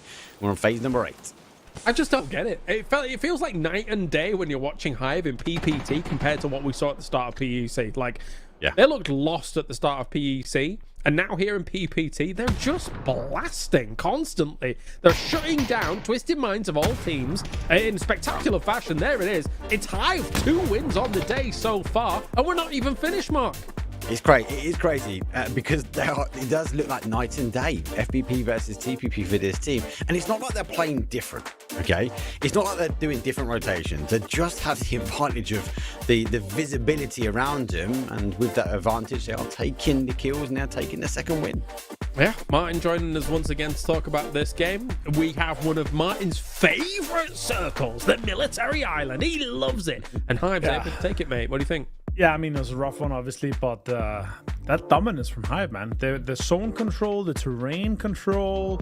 It's not like they had a huge advantage going in. Sure, they came in from the southwestern side, but they had to make moves constantly, right? And yeah 9 kills to boot and the win. It's just super well executed by them, man. I'm so happy to see them kind of back to this level here. But yeah, as you say, it's almost night and day to what we saw in PC. No, definitely, but this will put them in a really great spot. And they're basically getting to the same spot Virtus Pro is and trying to secure themselves a guaranteed top 8 already, which is brilliant stuff after 5 games. Bushido, the fight back is on here, Mark, because 16 points from this game. They just rolled from fight to fight, looked good when they're doing it. It's a shame they couldn't get a little bit more after Hive was just very proactive about their moves in those late games. Yeah, well, we said it before, right? One game can change things, and I think that's part and parcel of the overall leaderboard, right? Who wants it will take it. Hive just clearly not starting the day as they wanted to, but closing things out. And back onto Bushido, just felt at home. They were chasing down kills. They stormed their way across to that east side of the military. When they got the taste of blood, they were eager to try and execute as many people as they could. Yeah, as for Virtus Pro, only 2 points from this one, but there was a moment, Martin, where I'm watching those fights go off in the north side where they're just trying to fight people way up near Yasnar, and I'm like, all right, they're just trying to mega bonk on the rest of this lobby, but it didn't go quite the way they wanted it to. Okay. No, again, it's I'm just happy we're back to this amount of points that we're getting for the win. If it was only 5, this would have been the entirety of Wrangle, just everyone chasing each other, trying to get Panzer kills, trying to get the drive-bys, the M249 setups, the traps to get the... I mean, this is great, but once you have a little bit of a lead, once you feel like, there's not much else on the line and feeling guaranteed in the top 8, that's what happens. Yeah, definitely. Again, I'm loving that we're seeing more M249, and I'm loving the fact that every time I think about the M249, I can think about 150 times. Because there's no other way to make that noise, Mark. It's very... Actually, did you have to make the M249 noise? I did, but it sounded like every other gun noise that I made. Right. You're terrible at that. I didn't see the content. I'm sorry. Terrible. I done it 3 times as well, guys, and I was like, they sound the same. All my guns sound the same. Let's just shoot. I'm just shooting people with anything. Da da da da da da. Oh, it's the AK. Da da da da da. It's the okay. It's the same gun. It's tough, I guess. Yeah, I mean, guns are guns, right? I mean, actually, to be fair though, I'd just make the noise of a stapler for the SKS and it'd be fine. But Hive, oh my days, they 1 point over Virtus Pro. So I mean, yeah, if there was any delusions about them not being back, they're truly back, Martin. Yeah, for sure. I mean, this again, Hive, night and day. It is such a difference, right? Sure, they came in from that southwest side. They had a lot of space kind of ahead of them. They can play the hills above. They can put pressure on, but still, it's the consistency coming, right? 20 placement points in a nerfed placement point system here is great. Tying up Virtus Pro with the kills though, but still, this is with one more game to go. This is looking mighty close to what could be a guaranteed top 8. It does make you wonder, right? Because for Hive looking so good in PPT, I do think to myself, like, okay, how much have they gone back in this year and said to themselves, okay, well, it's going to be difficult for us to really gain a lot of traction in something like PECs and stuff like that, Mark. So let's put all our eggs in this basket, or the majority of our eggs in this basket, and let's see how far we can go with it. And right now it's looking, and in the previous Masters, it's looking good for them. It is of the additional circuits, additional money on the line for them. But I just come back to that point I made before. They're not playing any different. It's just, I suppose they've learned and adapted to TPP faster than other people. And that's put them at this kind of stand in that threshold that allows them to kind of be a top contending team. So are they taking full advantage of this new system that's coming into play, or an old system that's been re-energized, should we say? I think they're in a good spot. And I think they're moving well. They had the zone, they had the area to try and control out. And then they're eager to go get some kills. They're joint with those kills with VP, good placements for them. Obviously, the ability to get back to back. Now, they've obviously only got the 10 placement points apiece, right? So they are struggling when it comes down to a top 6 scenario. But if they seem to get into the placement, they seem to win. And as you can see here from our leaderboards, 15 teams with placement points. One team that I'd love to be a fly on the wall of, Martin, because EK I'd love to know what's going on. I'd love to know, like, what they believe is not quite going right for them, in be it PEC, be it here, considering their highs. I'll tell you what's being said right now. It's like, guys, 6th place is 26 points. It's an easy game. Like, we're getting top 8 quite easy, right? It's been very sponge heavy at the top here. Let's just say top 5 right now. They're halfway or better to what should be the cutoff. Let's say 60 points, 65 points, right? We're talking about. Again, I think it's lower. I think we're going to see some absolute farming, vacuum cleaning from the top teams once we get into the rest of the rest of the games game today and for tomorrow. So it's going to be cool. But then again, yeah, EK, man, they're probably like, you know what? It's TPP, whatever. We're going to PGC at the end of the year. maybe their eyes are on that. I mean, you know, maybe Hives are on this, maybe theirs are on that. We'll see.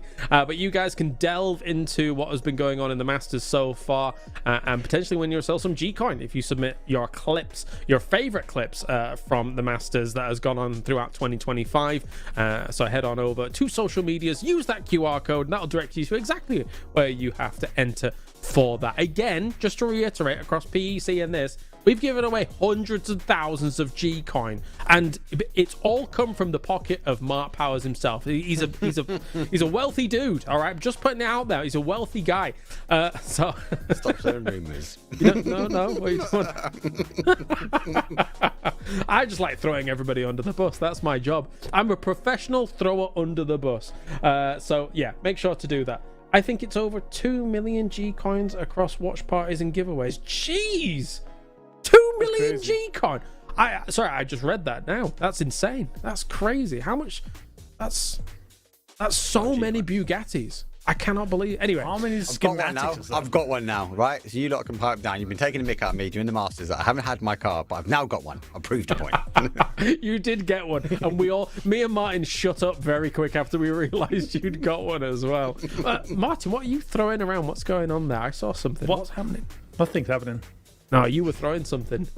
Anyway, one more game, Martin, and we'll be leaving you in a few moments. So what do you want to tell me about Erangel? Tell me something cool.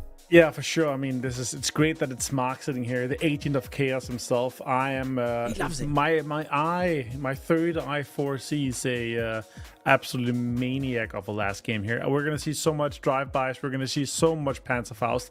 We've had more Panzerfaust than I can count that we've had in PEC and previous Masters. That today everyone is having it either in the car or on their back, ready to get that insta Panzerfaust knock. Keep them in the trunk. Keep them close. The Panzerfaust might be your savior when it comes to that cheeky BRDM rocking up on your side. But anyway, thank you very much, Martin, for joining us. We'll check in with you after the game and also get that post-show podcast going, as we now have one Erangel, and then we'll be at the 50% mark for our games. It's rare we do best of 12s. I say that, but we did it in the grand final of EWC, so you know what? Screw me. We'll take it. You're not going to say it. It's a southwest towards the north central. We got to the other side of the map, guys. Most teams will be okay. Footy Sports have to go for an alt drop, though, as they will have to stretch their way across towards their South George. That means they're going to be neighbouring Win or Die. Win or Die like to get aggressive on this as well, so it'll be too surprised for them to maybe leave one, maybe two on that south side. Maybe. Virtus Pro, big split for their usual drop. And again, they're going to be able to get away with it. Ruins, Boatyard, Rozhok, everywhere. That north road above the river. Nobody's challenging their spot. So they will be coming out of a situation like this very nicely. Hopefully looking to not go into a fight with Win or Die just at the beginning of things. Again, those are two teams that we're really keeping our eyes on. So whether or not they can get that top 8 position, because we feel like they are going to be on the cusp of things. So where are we going? Oh, wow, what a wild circle, wow. I think it's quite a good circle. It's going to go to Everest. We're going to go back west. Yeah, good. See everyone kind of run over by ruins and try and get to where Nixie is early, so we can see early engagement on the highway. Intrigued to see what BB team do. We saw them do well when they were last in, when it came down to Rondo, so intrigued to see them extending over Military Island and have the complete freedom to loot wherever they want. If Nixie moves like 200 meters north, he is dead center. The entire circle orbits around him. That'd be awesome. Nixie would love that. He'd have a cute chuckle about it and then move on with his day. Ibby is still in the lobby, it looks like. So no more Lucaruks yet. I guess his electricity is gone forever. So Virtus Pro here, still going to be fine with good old Ibby back on board. It's the only way to stop him. Get rid of electricity. But Ibby Apparently can perform. But again, you come back to your point of the last game. Do they need to perform much more? 50 points in the day, 51. Now they're good. They're good to set up a couple more points. So tomorrow, I should send them over that line. Should do.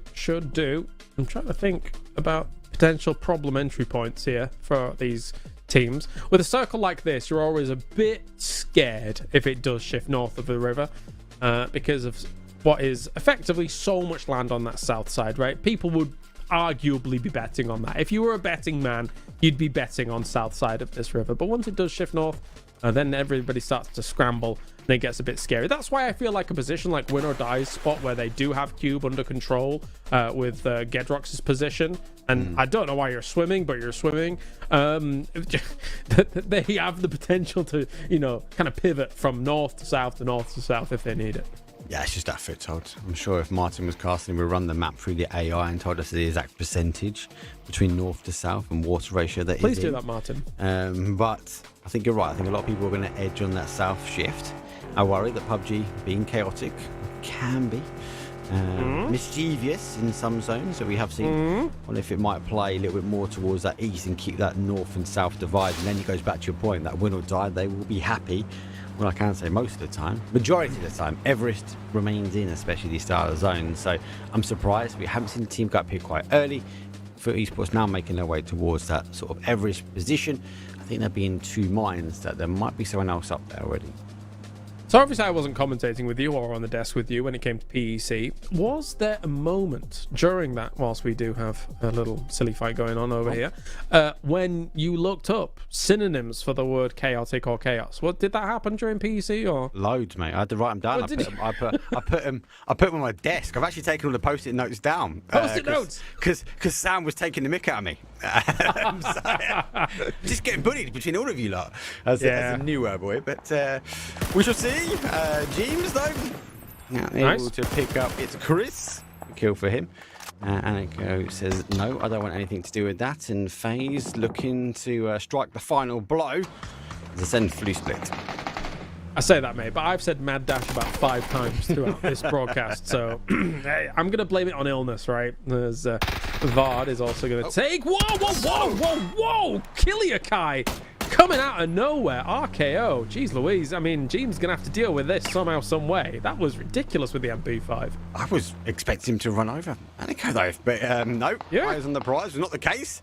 He thread the fine line. Jeem's now taking the 2 versus 1 now, as he will position himself on the ridge, and the driving around in TPP does get the ability to see a little bit more. Fake smoke, maybe. It's going to be a fake smoke. That might draw in a send, but they are a team that likes to deploy these out and looking to extend forward. Gustav will giving the sound cues away.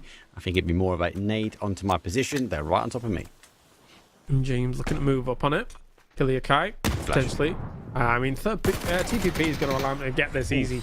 And Brexcope will shut it on down. So that is going to be a send. Some very needed points here for the boys.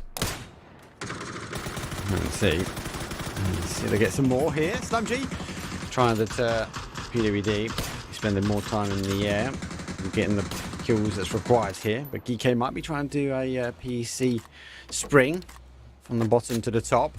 And we'll be leaving it down to potentially 7 games if they can salvage something from this game. At the moment, they're trying to close the opportunity for SlamG to get any more points.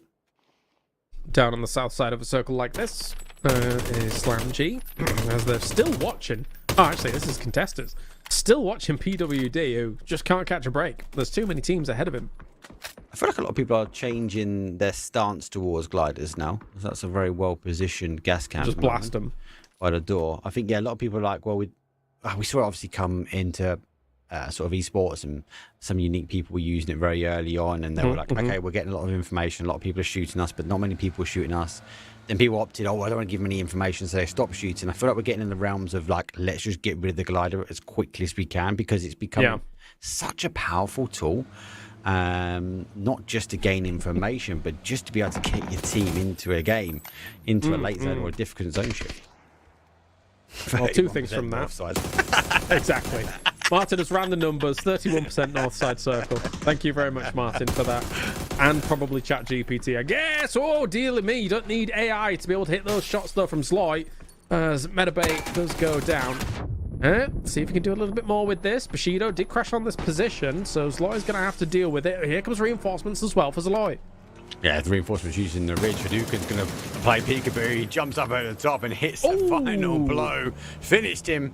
And Bushido, well, they're going to be out. Great use of the terrain for them. Bushido unable to dislodge Zoy. Lovely stuff. What I was going to say was us a photo. He has given us a photo of that 31.1% of Northern Circle. The second thing I was going to say, it was back to your glider situation, right, where people are starting to blast it. I almost feel people started blasting it when the BRDM came in, because their natural compunction was to blast the BRDM, and it's like, well, why don't we just do that to every vehicle? That'd be great. Just shooting people. Just shoot everything that moves. I still would say gliders get more grief than the BRDMs. Oh, they do now, yeah. Like, I don't see why people don't take the same stance to going actually against the BRDMs, especially early game. They get free pass, especially to that mid to late pack. But just get the M249 in hand and just shoot everything that moves, even down to the windows. I mean, there are a lot of people that are carrying around the M249 with 150 in the clip, and then still having 250 to 300 bullets left in their backpack, right? So it's a hungry beast, is the M249, but it can help. It definitely can help. Where are you? You're in North George.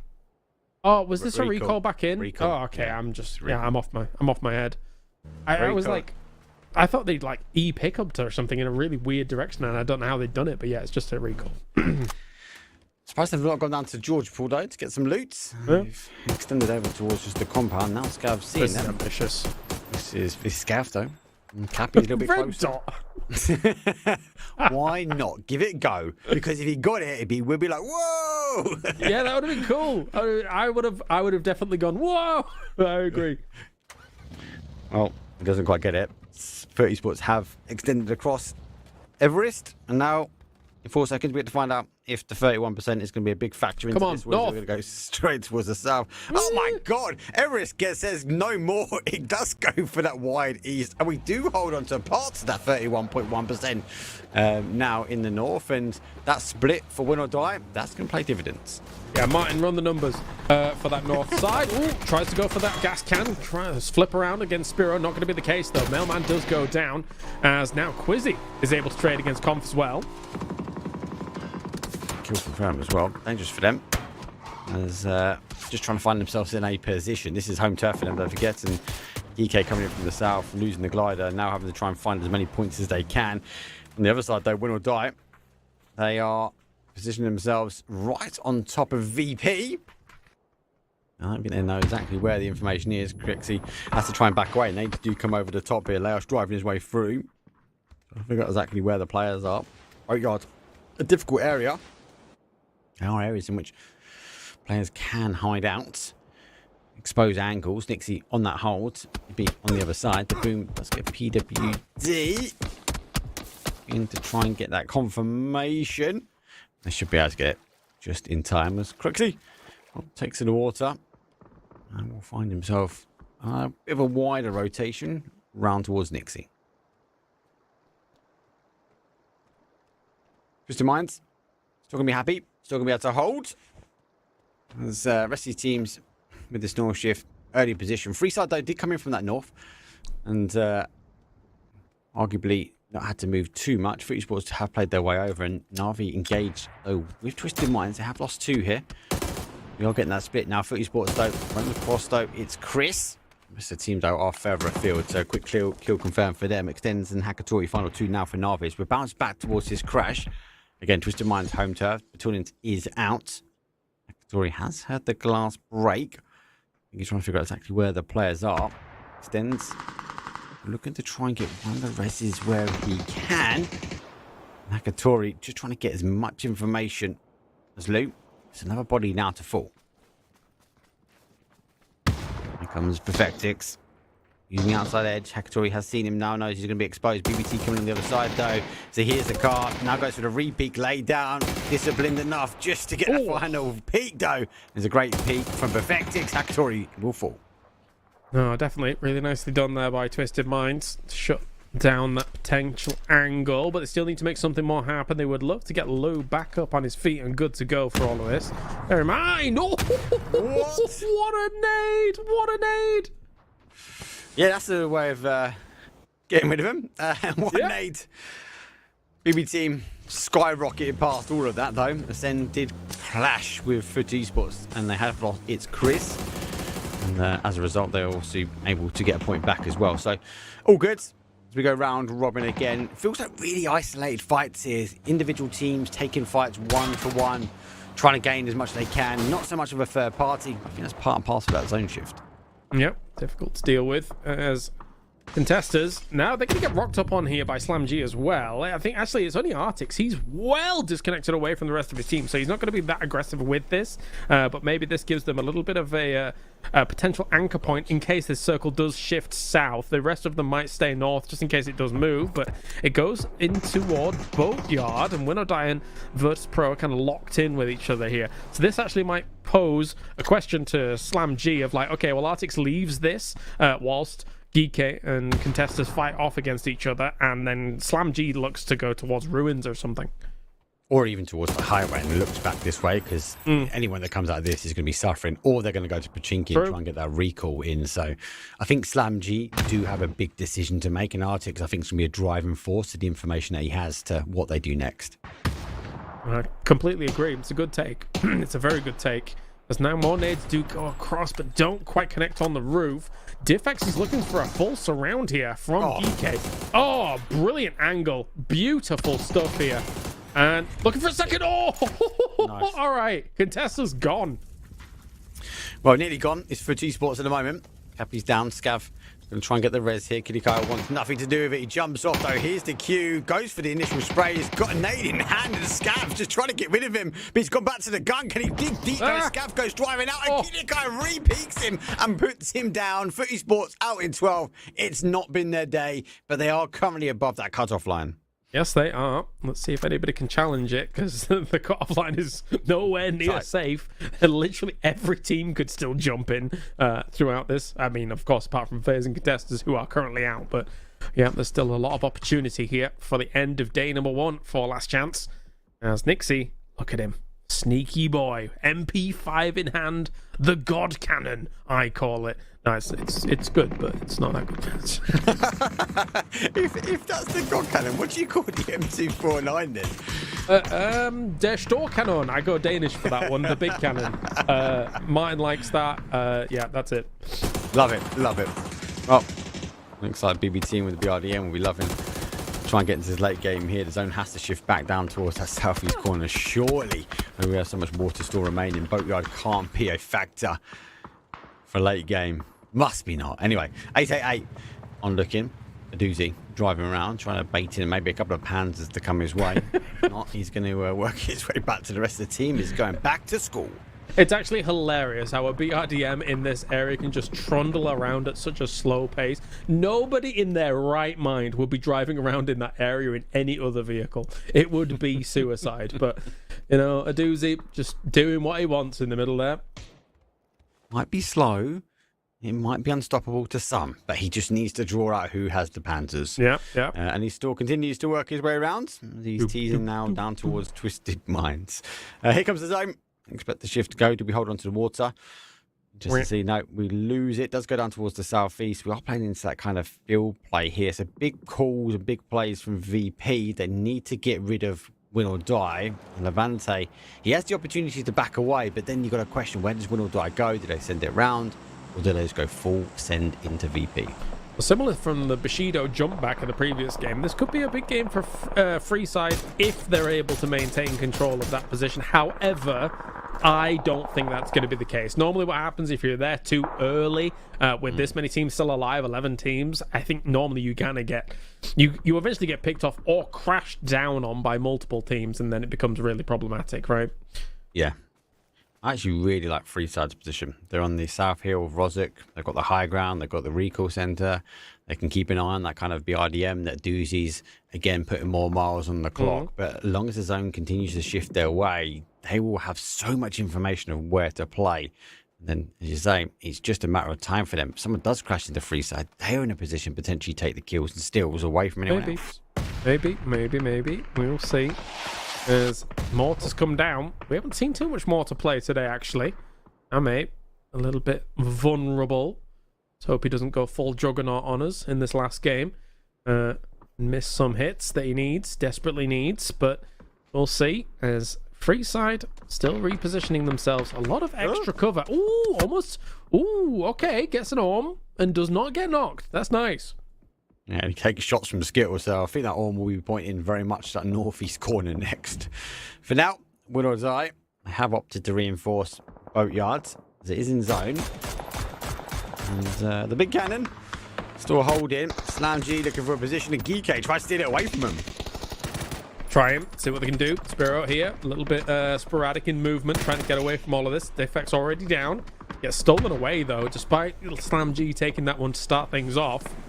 I think their position is very vulnerable. I think Geekay really wants to move across the ridge if they can, but SlamG holding on strong makes it difficult.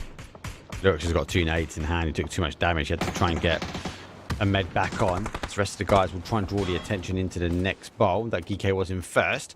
That's going to allow Lurex to activate slightly. Oh, that smoke's hit the bum. It's gone out the other side. Yep. That's going to be exactly where they want to place it. But I think the car move alone will be enough. And look at that. Ibby's also backfilling here in the vehicle. So Corexy, Ibby looking to try and pincer as Nixie still holds. Yeah, they're still sat there just waiting things out, biding their time. Bullet holes in the side of the BRDM. It is down to about 25% life or so. So maybe they'll smoke it off and see if they can get a little bit of repair kits going on. We'll see as time goes on, but being 25% not ideal. Geekay still trying to slow down the potential for SlamG. We do see mortar fire going off in the distance as well. I think that's from Skittles. I'm wondering where that's going to go, but regardless of that fact, we are in a terrible circle here. So much open area in this one. Well, Mortifire went on top of BBT and then cleared up by 888. Damn. Yeah, that's a way to get rid of the BRDM, right? So yep. It's not quite a tank here for Mortar lands on top of it. Definitely not. You know, high impact explosives, good tool versus it. But winning formula. Yeah. Well, what can Hive do here from the south side? Yeah, they've got some big decisions to make when it comes to moving into this circle. So I've got Killikai back, as I say. It's not going to be long before we see him as he's playing sneaky. 3 nades in hands. He sees the target. He just needs to try and hopefully they kind of group together, or Nixie at least activates, because 3 seconds left. He's going to be the first one pushed. So he's either going to have to launch a nade, hit Laosh, get over the wall, and then destroy Jedrox. But it's a lot to be asked here for Ascend. More mortars being placed down this game than the previous 5. Killiakai. Jedrock's almost surprised by him popping in at the backside, and so is Laosh as well. So now they need to clean him up alone. Try and deal with the snaky snake, and he's gone. Good job, Jedrox. Yeah, first name felt like he went to Narnia. Didn't quite get exactly what he wanted. Jedrox just get that confirmation, and Ascend, well, they will fall. Still not the placement points just yet. SlamG still trying to get rid of Geekay. EP reinforcing that position here in the explosive action. They're on, again, still in zone. You know, we have lost all water now, including Boatyard. So VP have a wonderful ridge to try and keep an eye. 888 scrabble their way across the zone and underneath that ridgeline I speak about, but they've got to be cautious. Everyone playing really in the bowl. Intrigued to see actually how these teams break apart this final game, because even the likes of Freeside, they got moving as well. Yes, they did. Still, the angles across this area, you just see just again how flat it is. SlamG with a load more kills, on the board. They finally clean up GK. They are gone.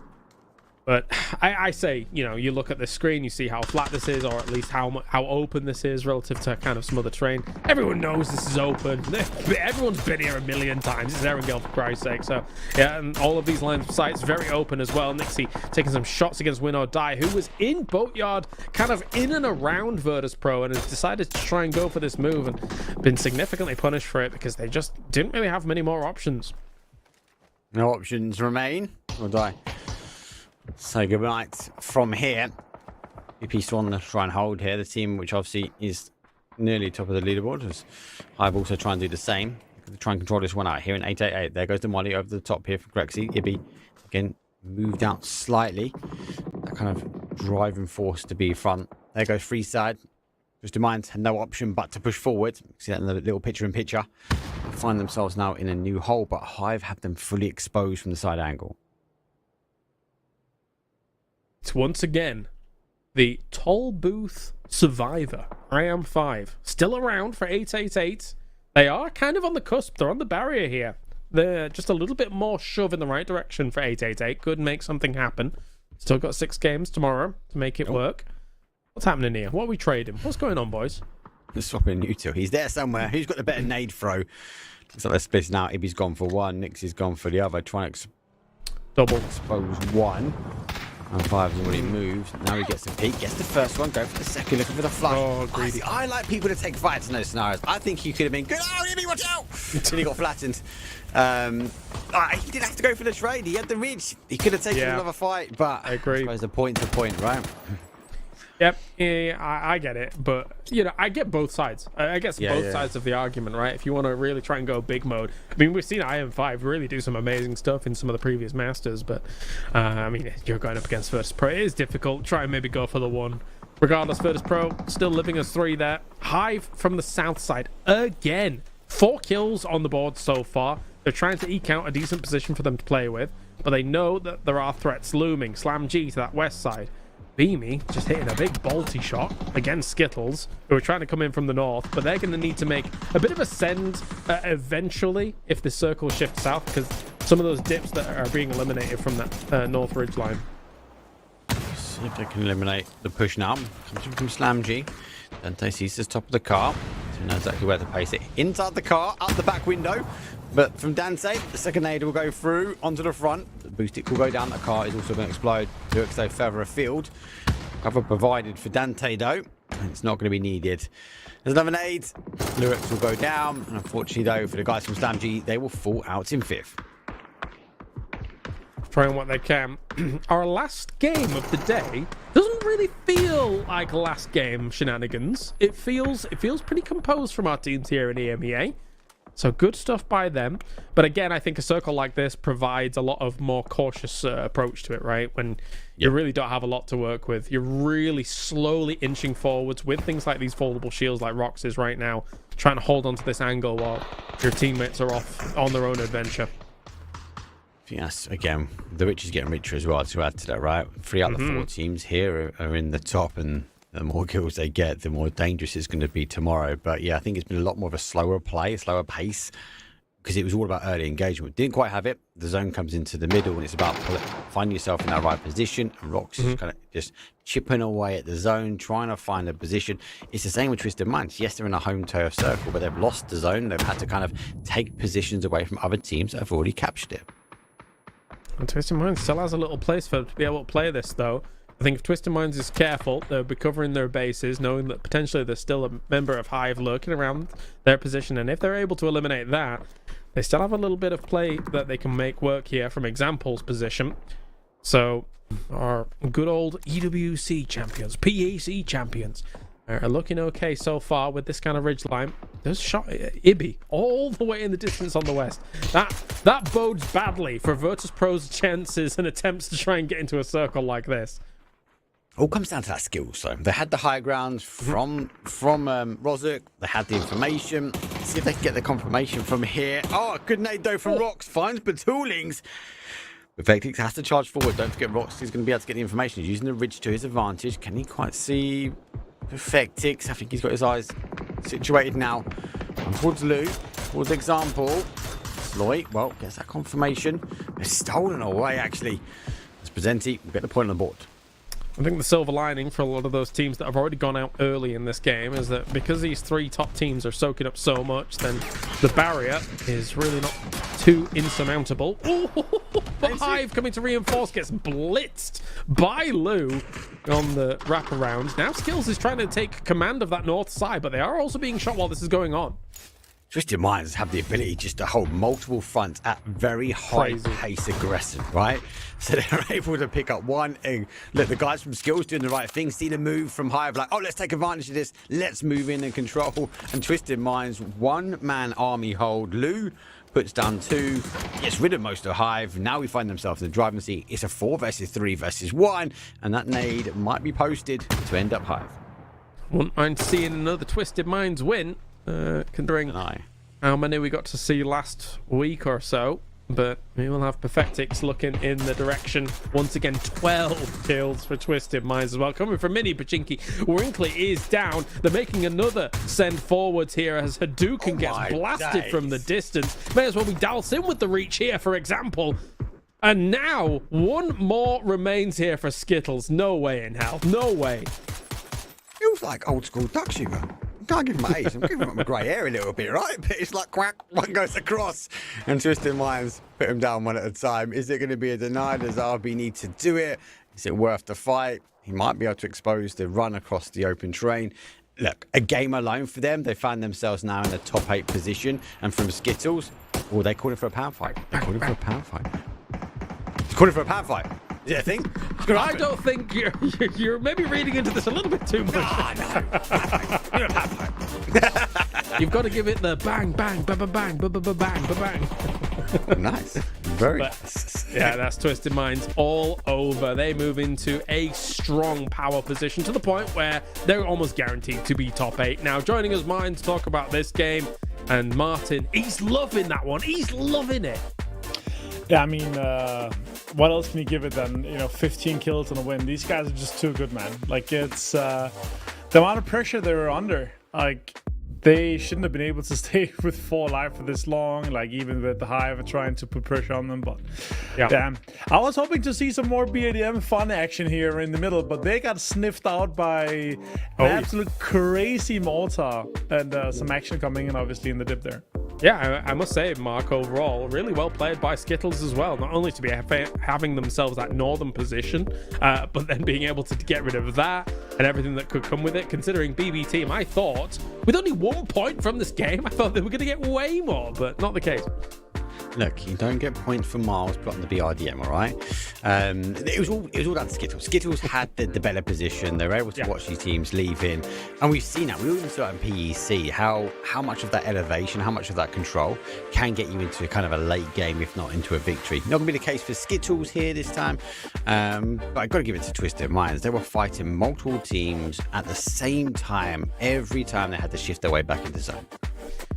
And now 25 points from a Twisted Minds dominant position. Of course, we did not get to see them qualify through that top 8 straight into Last Chance. They had to go through the cups, Martin, and terrifying to have to go up against good old Twisted Minds in those cups. Never mind here in Last Chance. Yeah, the good thing is that Twisted Minds went through the first one, and then they could, have another chance if they didn't make it, right? So, 63 points for Hive though today, guys. It's more than 10 points per game average here, which is completely crazy. But we also have Twisted Minds above that threshold. Virtus Pro is just 4 points off that. The sponging, soaking, whatever you want to call it, tanking at the top here, it's going to get swamping. Yeah, the two. It's going to get a little bit dicey for the teams trying to cross that line. Look at that. It's a all-way tie for 6th basically place. That's scary. That's scary. With only 12 games, I mean, obviously, for the majority of stages that we end up doing in a lot of these tournaments, it's like 18 games. Then people kind of feel, oh, okay, yeah, we kind of flubbed day 1. Don't worry, we'll come back in the next day. Ha ha ha. Like, it's not a broad amount of games really to be able to kind of get yourself into that top 8, but at least that sponging mark has allowed it to be this close. It's 10 points down from 8th to 16th. Ooh. It's just that farming, right? And again, we look at that end zone. We had, 3 out of the 4 teams that are in the top at the time. Skittles were outside that top 8. So they were the only team really that was going to be victorious, right? The more those teams continue to farm, the closer it's going to be. The cutoff might be lower down. So then we see from 6, 27, 27, 27, 27, a good game has a potential, and it will keep teams like GK, FaZe dropping down slightly. Bushido, we know, is always good to try and get into a top spot as well. So they're going to be happy the likes of Twisted Minds walked out with a big kill game.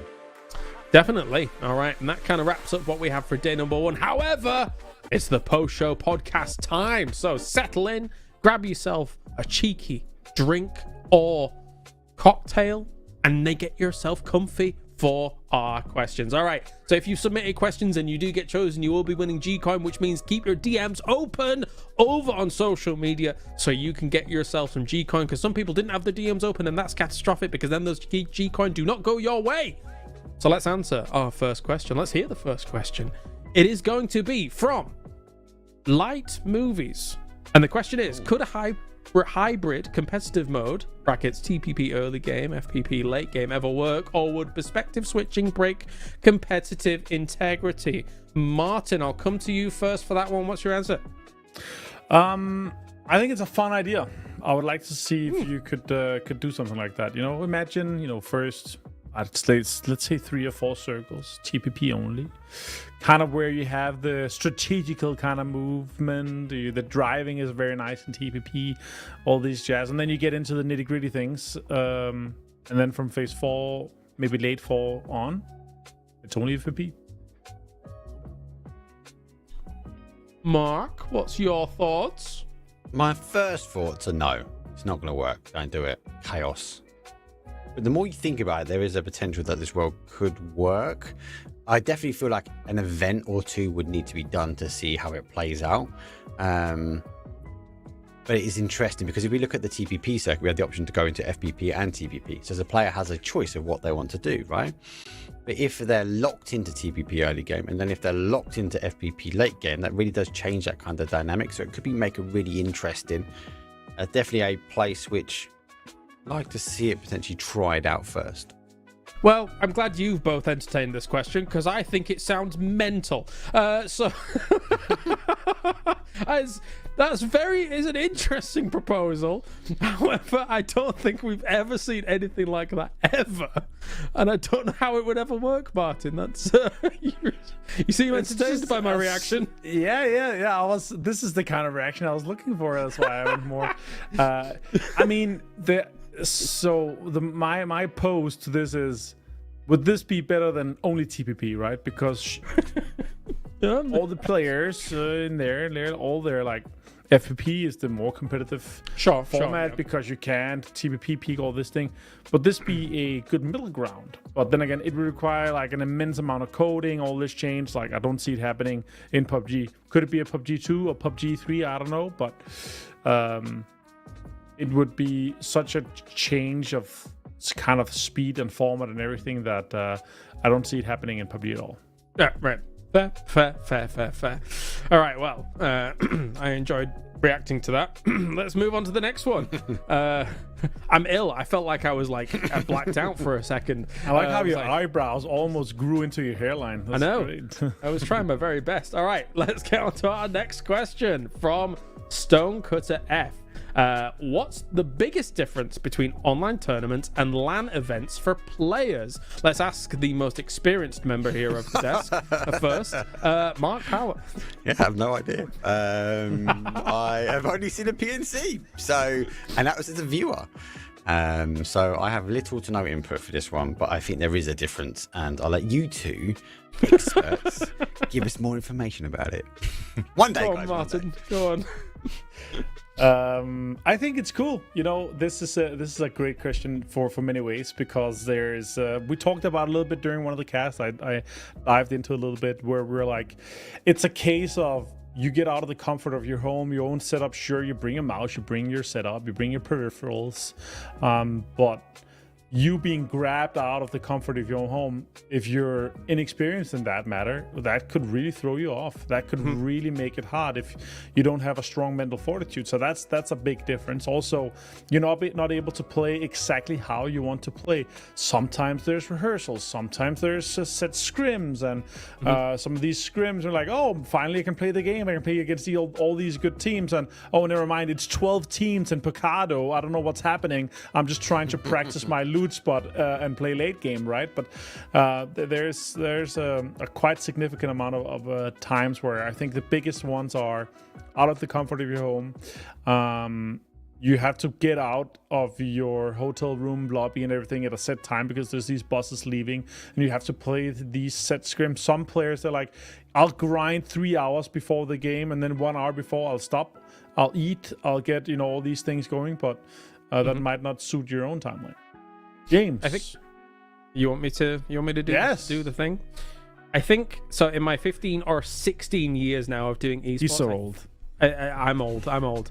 I've done, I think, close to like 250 LANs, like professionally, and I think the thing that I define it as, even though I've not been a player at those LANs, I think one thing that I observe most is the differences for players is the fun level and being part of a grander thing than the sum of its parts, right? Understanding that it's like a really big deal, and as much as yes, there's everything that what Avenger just described as, like the confidence, the nerves, everything that goes into it.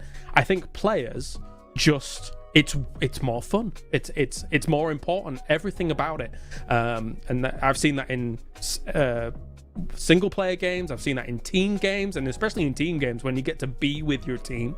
Man, for a lot of players, there's no greater feeling than that. Anyway, that's that, I think, really. So next question. Sanpai __. I had to include the double underscore. That's very important. Which team roster has been your favorite of all time? All right, this is one Mark can start with. Let's see, Mark. It depends, really. If you go old school, I like the old school, like really old school Team Liquid, right?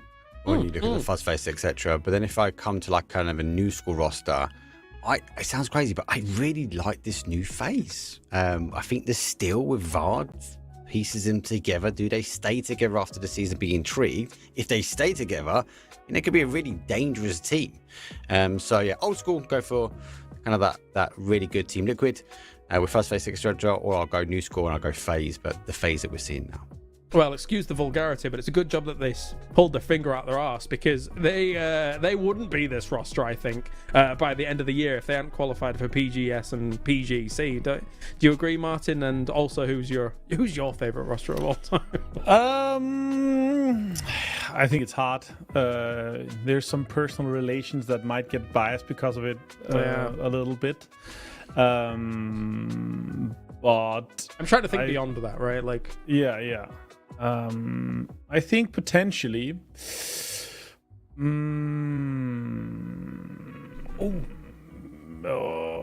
having a hard time? Yeah, I'm actually having a hard time choosing. I think if you go New Age, it's hard not to include Twisted Minds in its current form, also because of the longevity.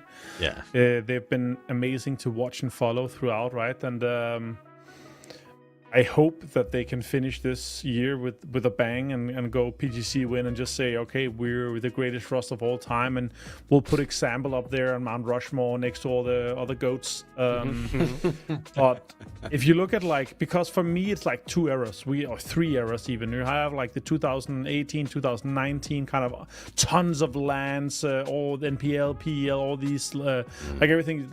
It's just going crazy before Corona. Then we had the 2020 to 22 online era where all the players that went to quarantine and all this. And for me, there's some teams that kind of separate that a little bit. I would say the old FaZe clan of Uber, Foss, 2019, Peaks. That was an awesome lineup as well. These guys, they had some crazy performances both on LAN. You know, second place at PGC after that last game everyone remembers at PGC 2019. They won the phases. They won the G Loot in Stockholm. Like, they had so many fantastic games, right? Then we had the online era of Tornado Energy before they became Navi. Big fan. I think that was also a kind of a crazy sick roster with Melman and the boys, like big farm for them, and leading that up and kind of closing that out. Winning PGC 22 was also awesome to watch. Like, they came in, cemented their online dominance to then do it at the lands too. I 100% agree on the Tornado Energy one. As I always said, I always thought there was going to be a time that roster would win a LAN. It just so happened to be the big one, under a different name, of course. For me, obviously, yes, the Twisted Mind roster, because we are EMEA, is obviously a roster that I think we would always navigate to for an answer like this. But then I thought, you know, broader afield, who would I pick? And then whilst you guys were talking, it was an easy answer for me, an easy answer. And the answer, because of, I guess, my love for South Korean esports, 2023 Danawa. Yeah. You think about that roster, right? You think about Soul, Loki, Inonix, Salute. That is a 4-man roster that is just insane. And I don't think, unless of course, the level of PUBG kind of esports is always advancing. That 4-man roster, I don't think we'll ever see that same quality on a 4-man roster ever again. Yeah, that's an all-star roster. If you had to pick EMEA though, era. if you had to pick our region though, like we've not really had an all-star roster like that strong. Like, where would you go though with a local roster? Oh, yeah, it has to be Twisted Minds, right? I don't think I could do anything else. As much as I love the FaZe guys, I think it'd have to be Twisted Minds. Right. And then I guess, like, if you even went out a little bit further, the Falcons boys, we hang out a lot with them at events. Like, they're always really awesome to hang out with and stuff. So, but no, I have to pick the Danawa one. I have to buck the trend a little bit, go off the cuff.